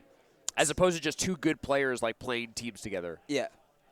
I felt like it was a victory for doubles. Like, even though Andrew and I wanted to win, I feel like it was the grand finals that might help teams for the future. Yes. Like, hopefully, maybe TSM picks up Ice, since he usually teams with Leffen. or something like that. That would be so big. That would be so big. Like, that's what doubles need. That's So, an idea. Yeah, I hope it happens. In case you're watching, they're probably not. Someone will share the clip. Cool. What else did I want to ask you? It was important. Oh, what else did I want to ask you? Sorry. Mewtwo King. Yeah. What was going on in your head in Game 4? I actually Do you don't remember know. Game 4? The thing is, like... Do you remember Game 4? I do remember Game 4. I was like up Can you 4 summarize stocks what to happened? 1. Yeah. Yeah. Yeah, I was up like 4 stocks to 1. But in losers, like as I told you earlier, I tried to have this like mentality of just having fun. But then Big House have been an amazing tournament, but I need to like say this because it was like a huge part. Like on stage, we were told that the loser of Mango and I were gonna play the winner of Mewtwo King Wizrobe. So when I lose to Mango, I start warming up against Marv. and That's why Mewtwo you were King- mad. That's why I was mad. And the thing is, Mewtwo King at Oh. the same time was warming up against Peach. So that's why it was like a lot of miscommunication. And I tried to like get a few extra minutes to warm up with Prince Abu because my Fox had played for like 2 minutes the entire day. And I just wasted like 20 minutes. And I was like, Yeah. that was a rough one. Yeah. And the you thing looked is, mad. I know. But I didn't know very why. mad. I mean, we didn't have any of that context, so I'm glad that you're saying that. Yeah. Like, of course, it's like human error. Like, it's possible, Yeah, but of it's course, very, very unfortunate. So, in case people were like wondering why I was like mad and stuff, That's why. then you understand. Like, that's why. Yep. Because I do practice and I do want to perform. And then if you're told like you're gonna play against this person, and then like 1 minute before you have to go up, like you have to play against This other Hungrybox. person who's like actually really scary. Yeah, and then you And have a to totally play your different other matchup character. with a different character. So I was like, that's why I was mad. And even like during the Mewtwo King set, I was like still mad. Yeah. So then it was like some video people uploaded. Someone tried to like fist bump me, and I was like just in my own world. Yeah, I didn't see the video, so. But I'm sure that I'm glad that you were able to say that because it does suck when you feel misunderstood, right? Yeah. You lived to 200% or something like that, and you landed on the cloud, and I think Mewtwo King was destroyed at that moment. Yeah. When Randall came out and you just landed safely there, I think. The thing is, Mewtwo King, okay, this is actually one of my favorite things in all of Smash. I'll tell you this. So I was playing with Mewtwo King a lot in the summer of 2014 because I stayed in America for a long time, tried to get ready. And my favorite thing was on Yoshi's, I was doing like side B with Fox to Randall before Randall even came out. And I said, thank you, Randall, before he even showed up. And Mewtwo King was like pausing, like, oh, how can you know he's coming out? Because Mewtwo King, he has a hard time to keeping focus on 2 things at the same time. So he's Well like, put. no, you can't keep track of the timer and play at the same time. So I was doing it He consistently. said, no, it's not possible. Yeah, pretty much. Something of the sort. So I've tried to, like, teach him that it's possible, but he's haven't learned that, unfortunately. So, of course, I will take advantage of it in tournaments. So it's always fun to like troll Mewtwo King. We have kind of like a trolly relationship occasionally, so it's pretty fun. But yeah, I feel like sometimes when I play against Mewtwo King, he just gets so frustrated when he can't kill me easily. So And you it's love a that, huge right? advantage. Yeah, I love it. I have to. Like, I'm a Peach player. I'm supposed to live long, and then you play against like Fox or Puff, and you die right away, and you're like, no. That sucks. But against Marth. You played Hungrybox as well. You're the second person. You played PewPewU, and then you, after a big loss to SFAT. I guess a couple of quick questions. Number one, did you watch SFAT versus Hungrybox, and what did you think? If I remember correctly, that set was played when Android and I was warming up for teams winner semis. So I was like barely watching, like, 5 seconds here, then play like 2 minutes, watch like 10 seconds. So a little bit, but I actually can't say I remember. So you haven't had the chance to watch it since? No. Okay, cool. I recommend watching it. It was systematic destruction. Yeah, I remember. I actually remember that line you and Tove said, like, this is a set people are going to study for the future. It's the blueprint. It's a scary thing to be out in the wild, but there is a set that you can. So I'm interested to hear, at some tournament in the future, if you feel like, there is some analysis that happened there that, that you would take something from, if you want to take aspects of that. And then also, you played him, and I've never seen him quite in that state. And I guess, as a top player who's played him many, many times. Yeah, I was very surprised because like before we even started playing, it felt like he did not want it to play, and He rolled onto the stage, right? oh yeah, he did. Yeah. I guess that was like an Evo. I see, like, I see. Because he did that at Evo after he beat me. After he won. Yeah. And you So, lost. I lost. It happens. It happens. But at least I got my revenge this time. You did. But I'm still not quite satisfied because, like, Melee's a hard game, for sure.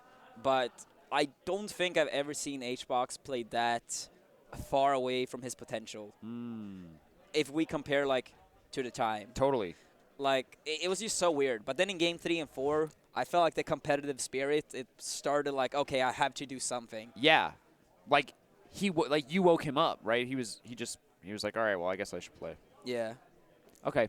I was just wondering if that's how it felt for you. And, like, did you – our interpretation watching that says that you did not care, or you did your best to not pay attention to his emotional state, for example, where me, for example, if I'm playing even friendlies with somebody and they're starting to feel really bad, they're like, you know, you could just tell they're like, I hate playing this game.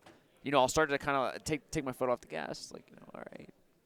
But it seemed like, you know, you were kind of calm, cool, and collected and just trying to keep your eyes on the ball. Did you feel like it was difficult, or? I would say it was a little bit difficult because it's not a scenario we are very used to. For sure. So it was weird, but I felt like I had kind of good control at it. But at times it was like, dude, come on. Like, you want them to fight to the very end. You want them to fight back. Yeah, I watched The Watchmen a couple days ago. I think it was actually last night. And there's this scene where, you know, the villain, the ultimate villain is like, you know, his plot's unveiled, and, like, there's nothing you can do to stop it. And it's like, it turns out that he kind of, whatever, I don't want to spoil it too much. But then one of the heroes starts punching him. He's hitting him over and over, and he won't fight back. And it's just, like, not at all satisfying. Yeah, no. He's like, come on, let's fight. Come on. That's why I hate you and I want to hit you, but, like, it's not fun if you're not trying to fight back. Yeah. I totally agree. And that's why I'm not entirely satisfied. I want to play HBox again because I feel like I made some improvements in the matchup, but I feel like I couldn't quite show it, partly because he was not in the mood for playing or something. Yeah. And then I didn't really get time to warm up. But at least I won. But it's still like a little bit mad about it all. Because it was like it was so stupid because after this, like, it can be kind of easy to annoy me. Like, some people know that. Like, it can be pretty easy to annoy me at times, especially if you write stupid shit on the internet. I might get triggered easily. But to make me really mad, that's hard. But this thing made me mad, and I was, like, raising my voice, and then I was like, you know, all of this coughing came, like, back 10 times worse. I was like, no. I want to breathe. Like, Armada unleashed. It was, like, sort of like, oh, this is your punishment for not controlling your feelings better. I was like, I love that that's the way that you interpret that. Yeah, but that's competitor what it to felt the bloody end. Man, I lost my composure for a second. I guess this is my just reward. Yeah, I Illness. guess so.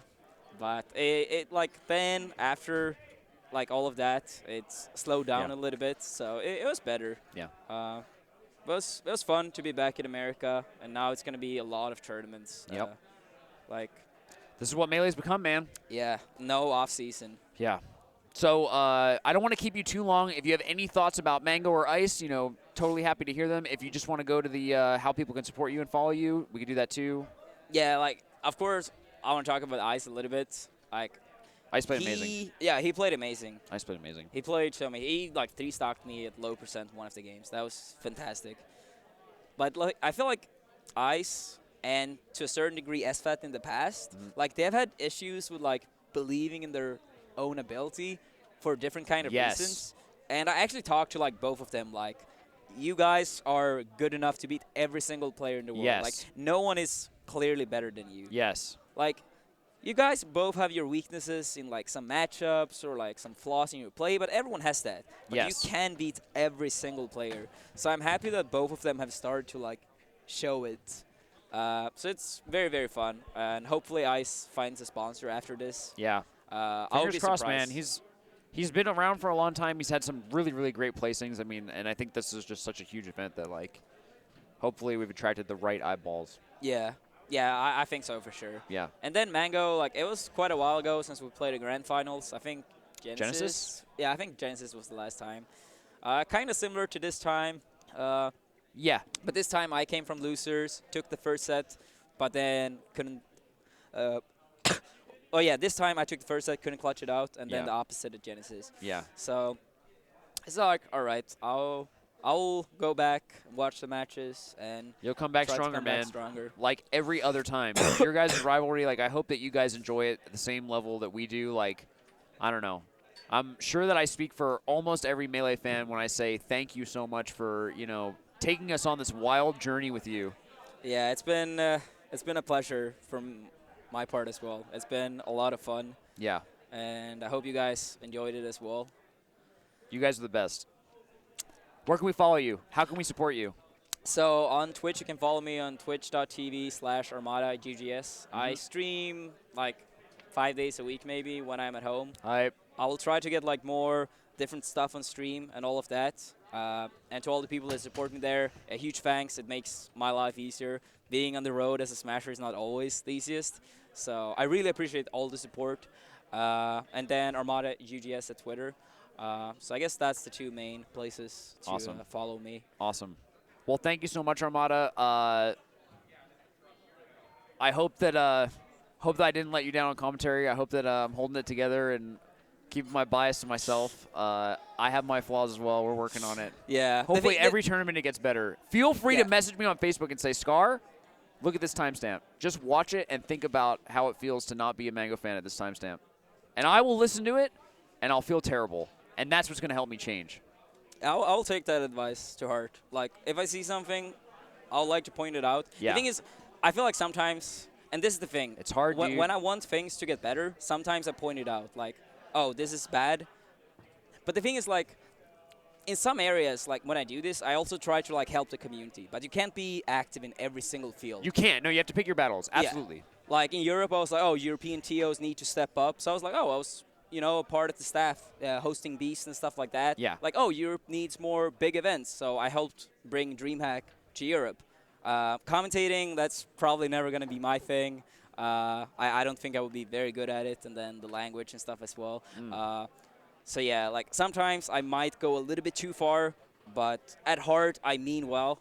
So I hope the people at home understand that. I love this community, and I love all the people working their ass off to make these tournaments happen, like the TOs, commentators, volunteers, players, spectators. Everyone has a huge part in this. Yes. So beautifully put.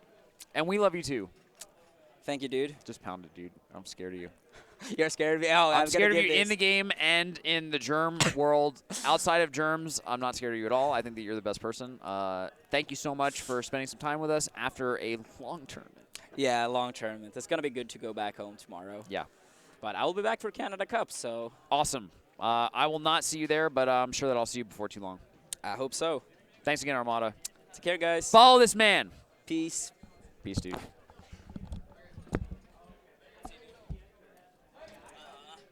We could do one of these. I think there's no germs through hugs. It's like the fingers. I hear the fingers. The hands. I have a bad habit of touching my face, too, so. Yeah, you too, man. I love Armada. It is totally an honor and a pleasure to be able to watch that man play Melee. What a legend. What a legend.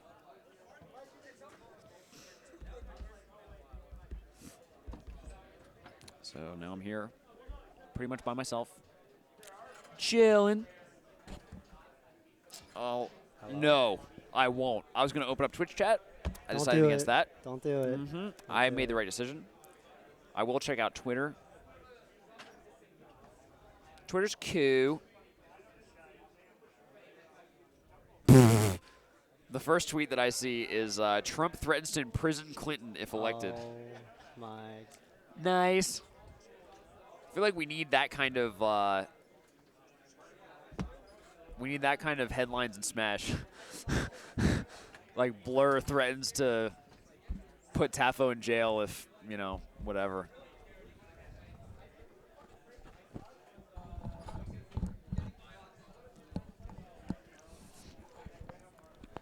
Where's your trophy, dude? Someone has it. was waiting for the moment where finally we could both have a trophy. Finally. First time since Genesis 1 where I got a second place team's trophy. You know, this is basically the third trophy I've ever gotten. Can I tell you the saddest thing about me? My brother played ice hockey, right? And he was good at sports, so he had a bunch of sports trophies in his room. I have no trophies in my room. My parents felt bad for me. They bought me literally like a "We love you, son" trophy, so I would not feel so bad about not having a trophy. Your mom's such a sweetheart. She's a sweetheart. I'm sure it was her idea. Your dad did not give one care about. He did getting not you a think trophy. about the trophies. Yeah. He may have though. He's actually so soft on the inside. He's such a no. I know. I know. He tries to be Mr. Cool Guy. The exterior. It's that Philadelphia toughness, man. He's Yeah, gotta put it out. He's gotta hold up the looks, you know. True. So what's up, man? How are you feeling?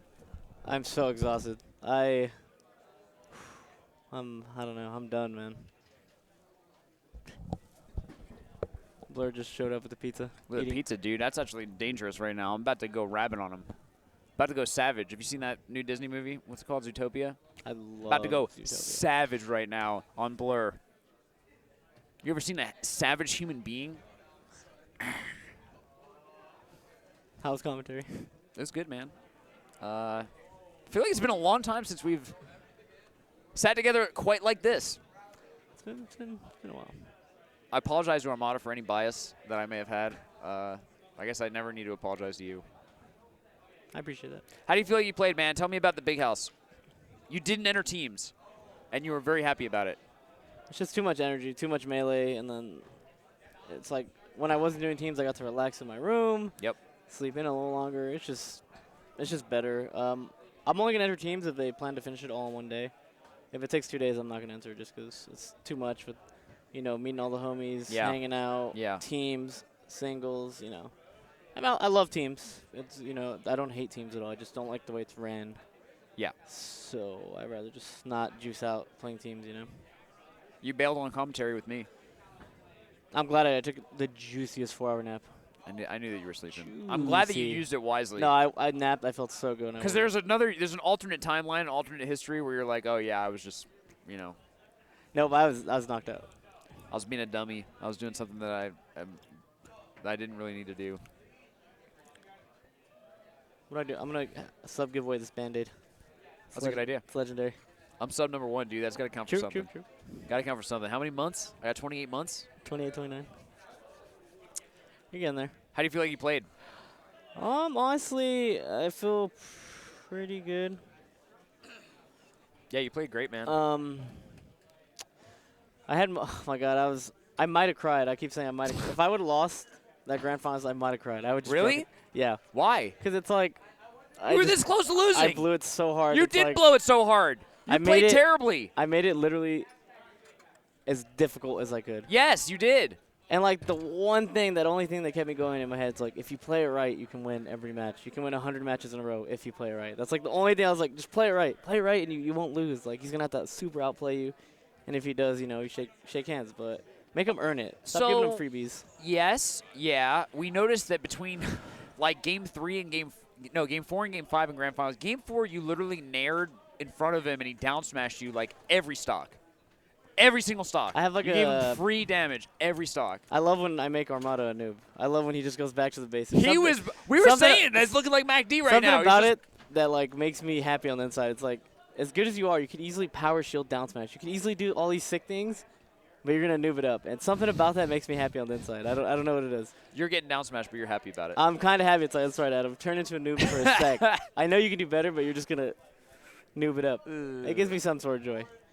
So here's what I saw. Set 1 in winners, he whooped you games 1 and 2. Mm-hmm. I feel like he hit you so hard that you woke up game 3.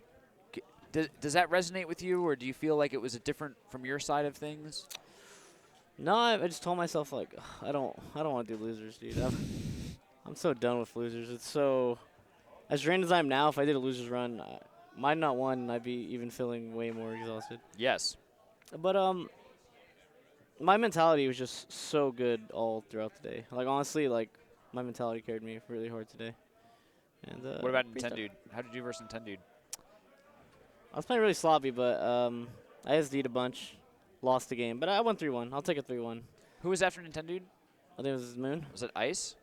No, Ice was winners finals. Oh, Moon. Dude, you you barely beat Moon. I know.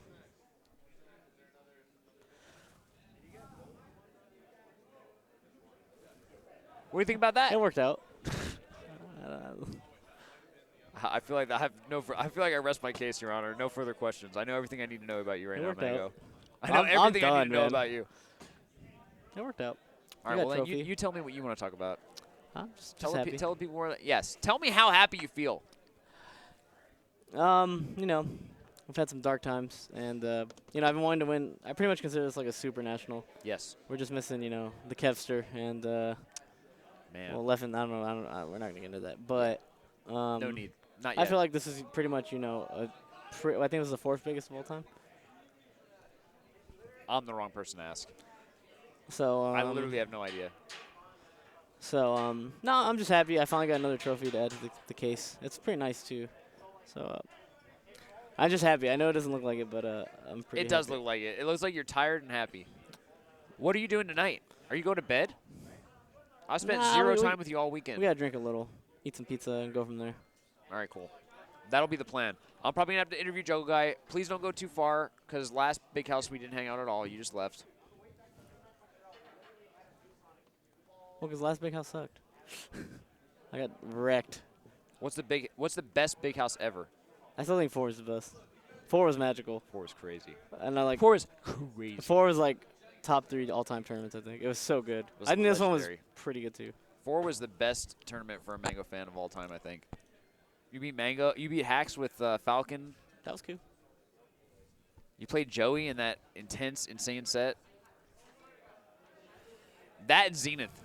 Zenith is the best tournament of all time. Yes, that was a run. As a Mango fan. That was like, yeah. That was literally my favorite tournament ever. Even better than Evo's.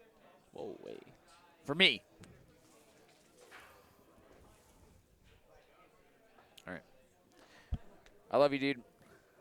I thanked Armada. I have to thank you, too, for taking us on this journey with you and Armada. One of the greatest rivalries of anything, I think. It's probably not true because there's probably, like, super legendary rivalries. I think it's pretty good. There's probably, like, legendary rivalries where, like, if you read the story, it's pretty legendary. It's a legendary rivalry. I said one of the greatest of all time. I just don't know if that's an overstatement. But anyway, point being, thank you so much for continuing to show up, continuing to fight.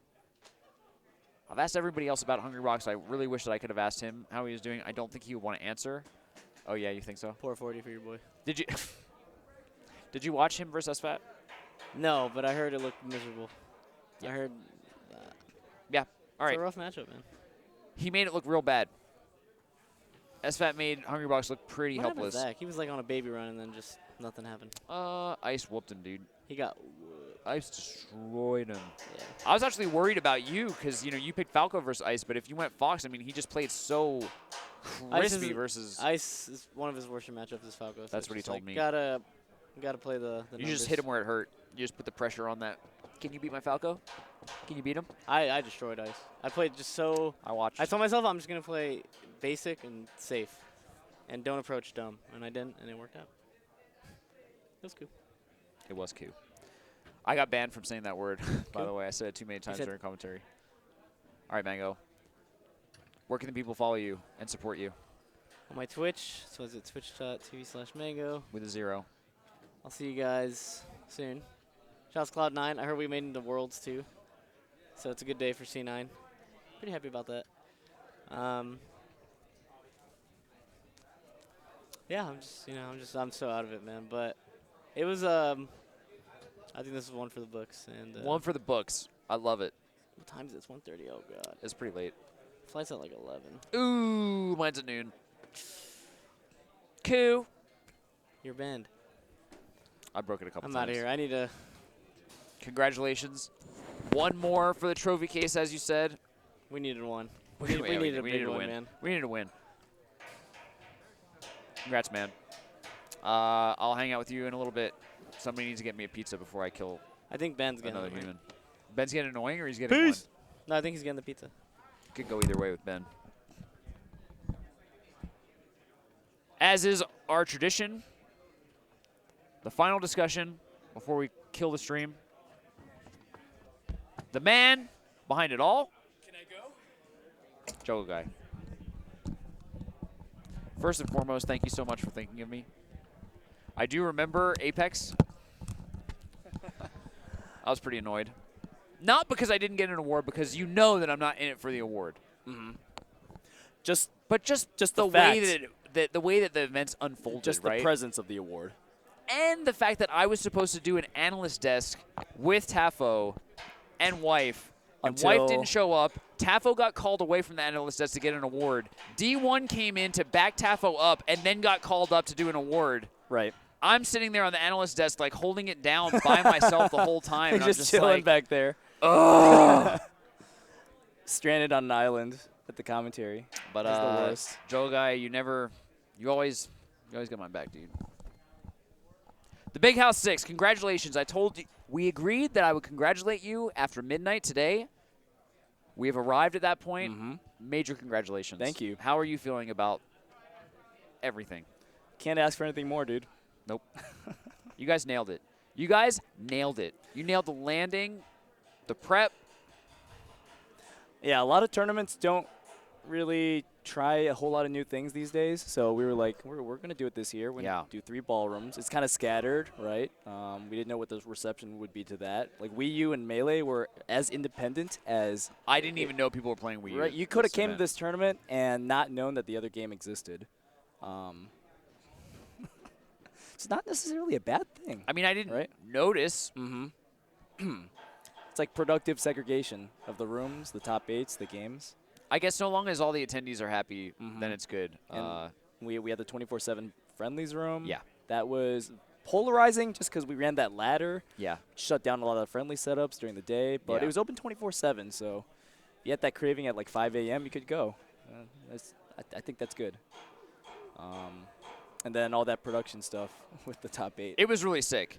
I didn't even know half of it was happening. Gimmer just kind of ran with it, which I like a lot. Yeah. No, that's awesome that you could not be involved in every single Exactly. decision. I mean, it's too much. Yep. So, like, I'm looking at, like, an entire run of show. It's crazy that it's It was come really to that cool, and we point. actually did do, like, a pre-show kind of Yeah, thing. like a rehearsal This yesterday. Gimmer was, like, sitting and typing for, like, honestly, like 10 minutes. And then this is Jesus. what he ended up typing. STRAI. What the hell is that? I was like, what? This is like his notes to me. I was like, what? What are you doing here? This is the caster's top 8. You're looking at this while Google sheet. So like you see little. This is how Gimmer will little communicate with me. letters being typed out as you're casting. It top just 8. updates like as soon as you complete something. So basically, Okay. I would say like. That's I pretty love godlike. you, Gimmer, and it wouldn't update until I hit enter, and now Gimmer could see it. I like that. Yeah. It was cool. The only thing is that he just says note, and we hear it, and then we look. But if we type him a note, we're like, Oh no. yeah, you can't say No! that, right? But that's cool. Yeah, it did go a little late. Yeah, it went. But I think the risks really are long. worth it, right? Yep. That's. I mean, definitely recognize that. Yeah. 5-hour top 8's not ideal. But the content's so good. Giving Blur 2 minutes and having him go 5 minutes is not ideal every time. It's just not. I knew he would, though. It's like you can't. Not throwing anyone on the bus. It's like not really possible. It's like, hey, I told you to take 3 of Armada stocks, and you only took 2. It's like, yeah, well, I mean, I'm not really prepared to. You should kind of be happy that I only took 2. Blur could sit for. But yeah, I'm glad we did it though, because it's gonna set the benchmark. Yeah, exactly. I think at least even just the camera that was camera going work, on. it was so smooth. That changed the level of production, Was in my it like opinion. it was the guy? There had to be like a stabilizing. It's called techno- Steadicam, right? Yeah. Okay. But I don't know what it is. It's just I didn't see the like a guy big machine. doing that work also had to be godlike. It has to be a combination. One or the other doesn't work. It was so sick. Yeah. It was so good. Kimmer's just smiling. Gimmer's smiling because he told me about that, and I He was told like, you how good it was gonna be? I was like, is it gonna be worth it? I was like, is it gonna be worth it? And probably after like 1 hour of You were day like, oh one, my God. I was like, this is worth it. Yeah. And this is actually awesome because now you guys get to work out like, okay, this was sick. Let's cut this thing. But this was really good. We got to do more of this. Yeah. I think the SSBM tutorial that. stuff, like, as much of that as possible. It is so good. Even as a commentator, like I'm sitting like watching that Yeah. when it plays. I'm not like, what we're talking about. You gotta fix my hair, you know. I'm just kidding. No, but that's actually true. But it wasn't because they were being boring or anything like that. It was just like, a little redundant at some points, I guess. But no, I mean, pushing the envelope, this is the most important thing, right? You try something, you see what sticks. A lot of what you guys did is going to stick. And it's stuff that's been overdue. So, I mean, Big House 6 definitely set the bar. For sure. For sure, without a shadow of a doubt.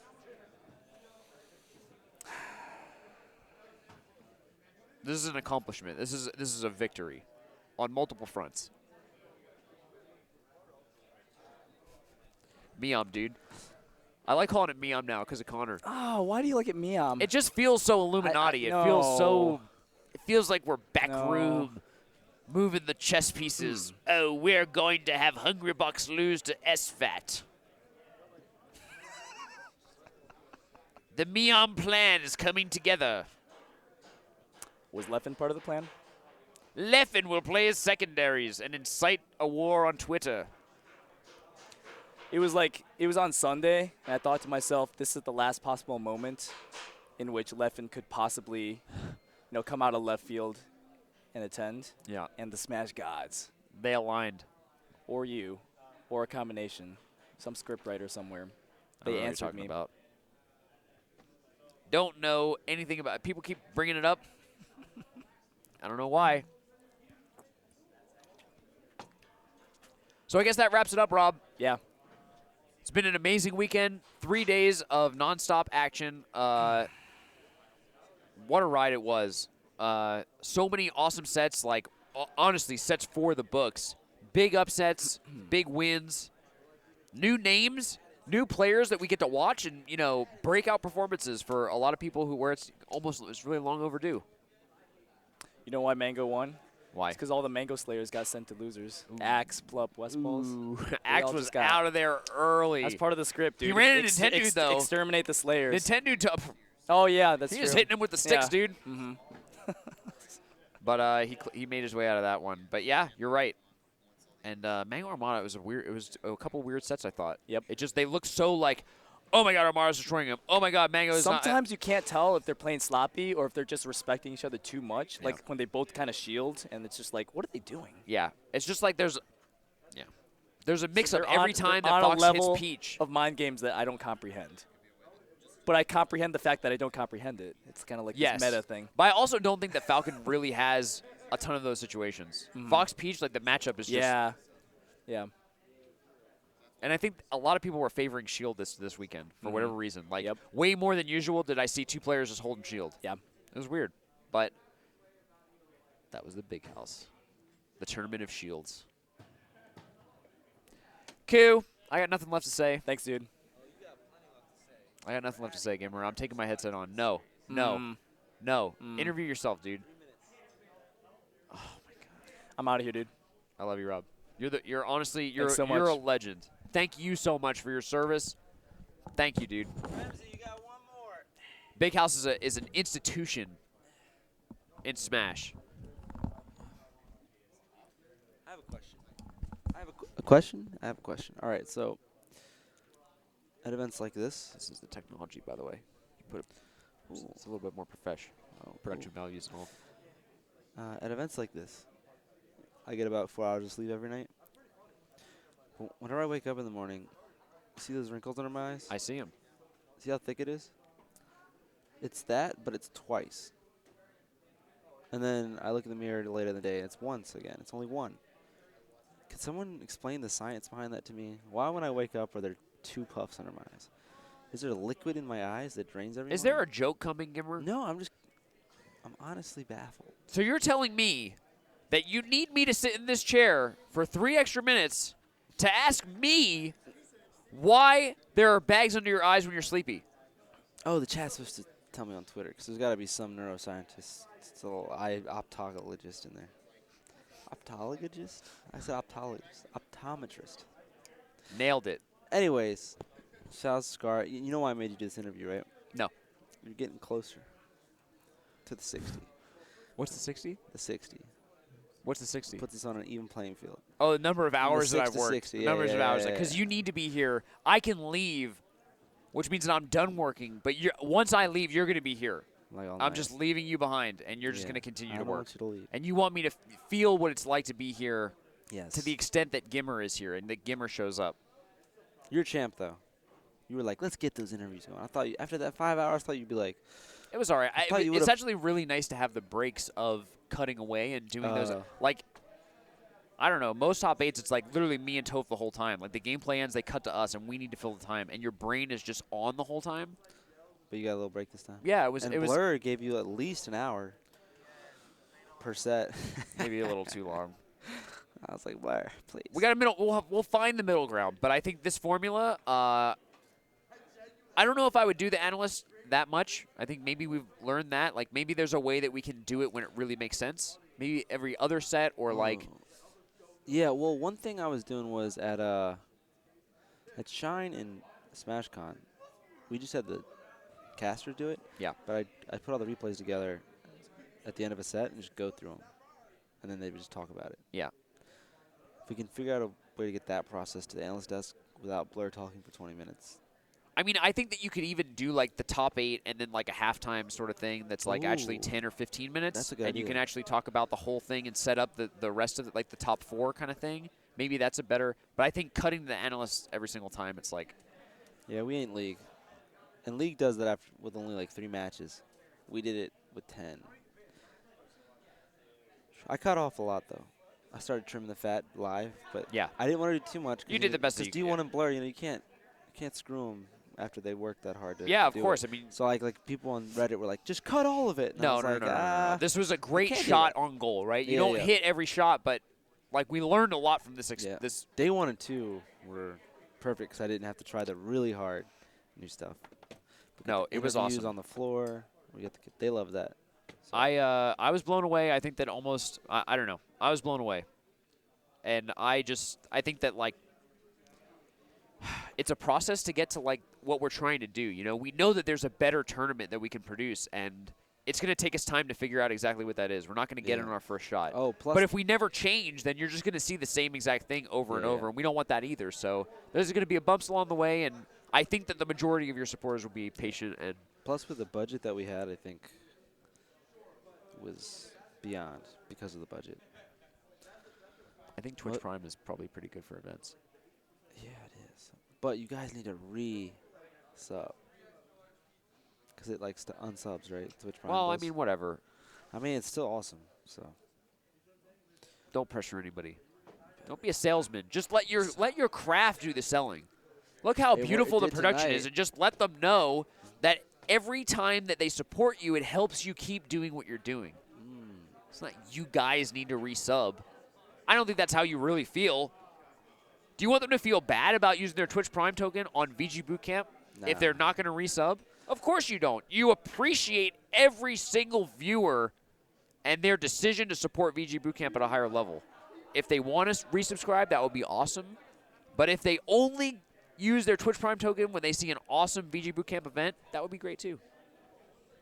That'd be cool. Yeah, I never pressure people. I tell them if you can do it and you want to. What does it say? Bobby Newman, thank you for your outstanding community work. I'm a community worker. Oh, people's champ. That's beautiful. It's funny because when Rob told me about this, all right, I was like, just interrupt him during. I'm done, dude. Just interrupt him. Yeah, Call him that's on the fine. stage. That's good. Are you done? Yeah. Did you have your fun? Almost. I only get to do this You had once a a year couple now, good man. jabs I only get to do on this Bobby once a Scar year. this tournament. It was funny. You had a couple of good I wanted jabs, to make man. people laugh, You man. took some good shots. They landed. Was Our it shots, relationship though? is intact. Was it shots? No, I'm saying like the jabs. It's like a shot. yeah, It wasn't a shot like shots fired.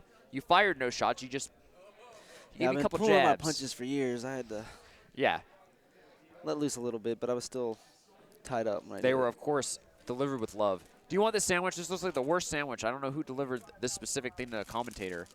You know what you should get if you want to get like a random thing? Grilled cheese. When's the last person that you've seen say, no, I don't like grilled cheese. I don't want a grilled cheese. Grilled cheese is good for it. Look at what's on this sandwich. You want me to eat this while I'm commentating? It's got leaves falling out of it. It's like greasy. It's got like look, arugula. I hate arugula. It's got stuff in the Look bread. at all this stuff. What am I looking at? Yeah, Is it's it like spinach? raisins in the bread. That's That's not so spinach, weird. is it? It's got Actually, whoever got that, I really appreciate it. It Thank you got so raisins much. in the bread. You didn't need to get anything for me. But a grilled cheese would have been better. Just What's saying. that? Is that chicken?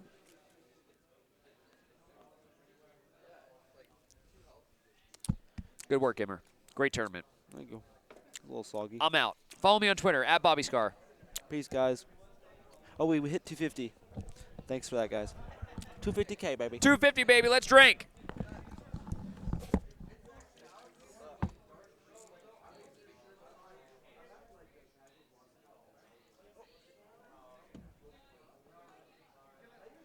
I just want to put something up to educate the people about the bags under your eyes. I hope you enjoyed the big house. Bye. Where's that? You remember when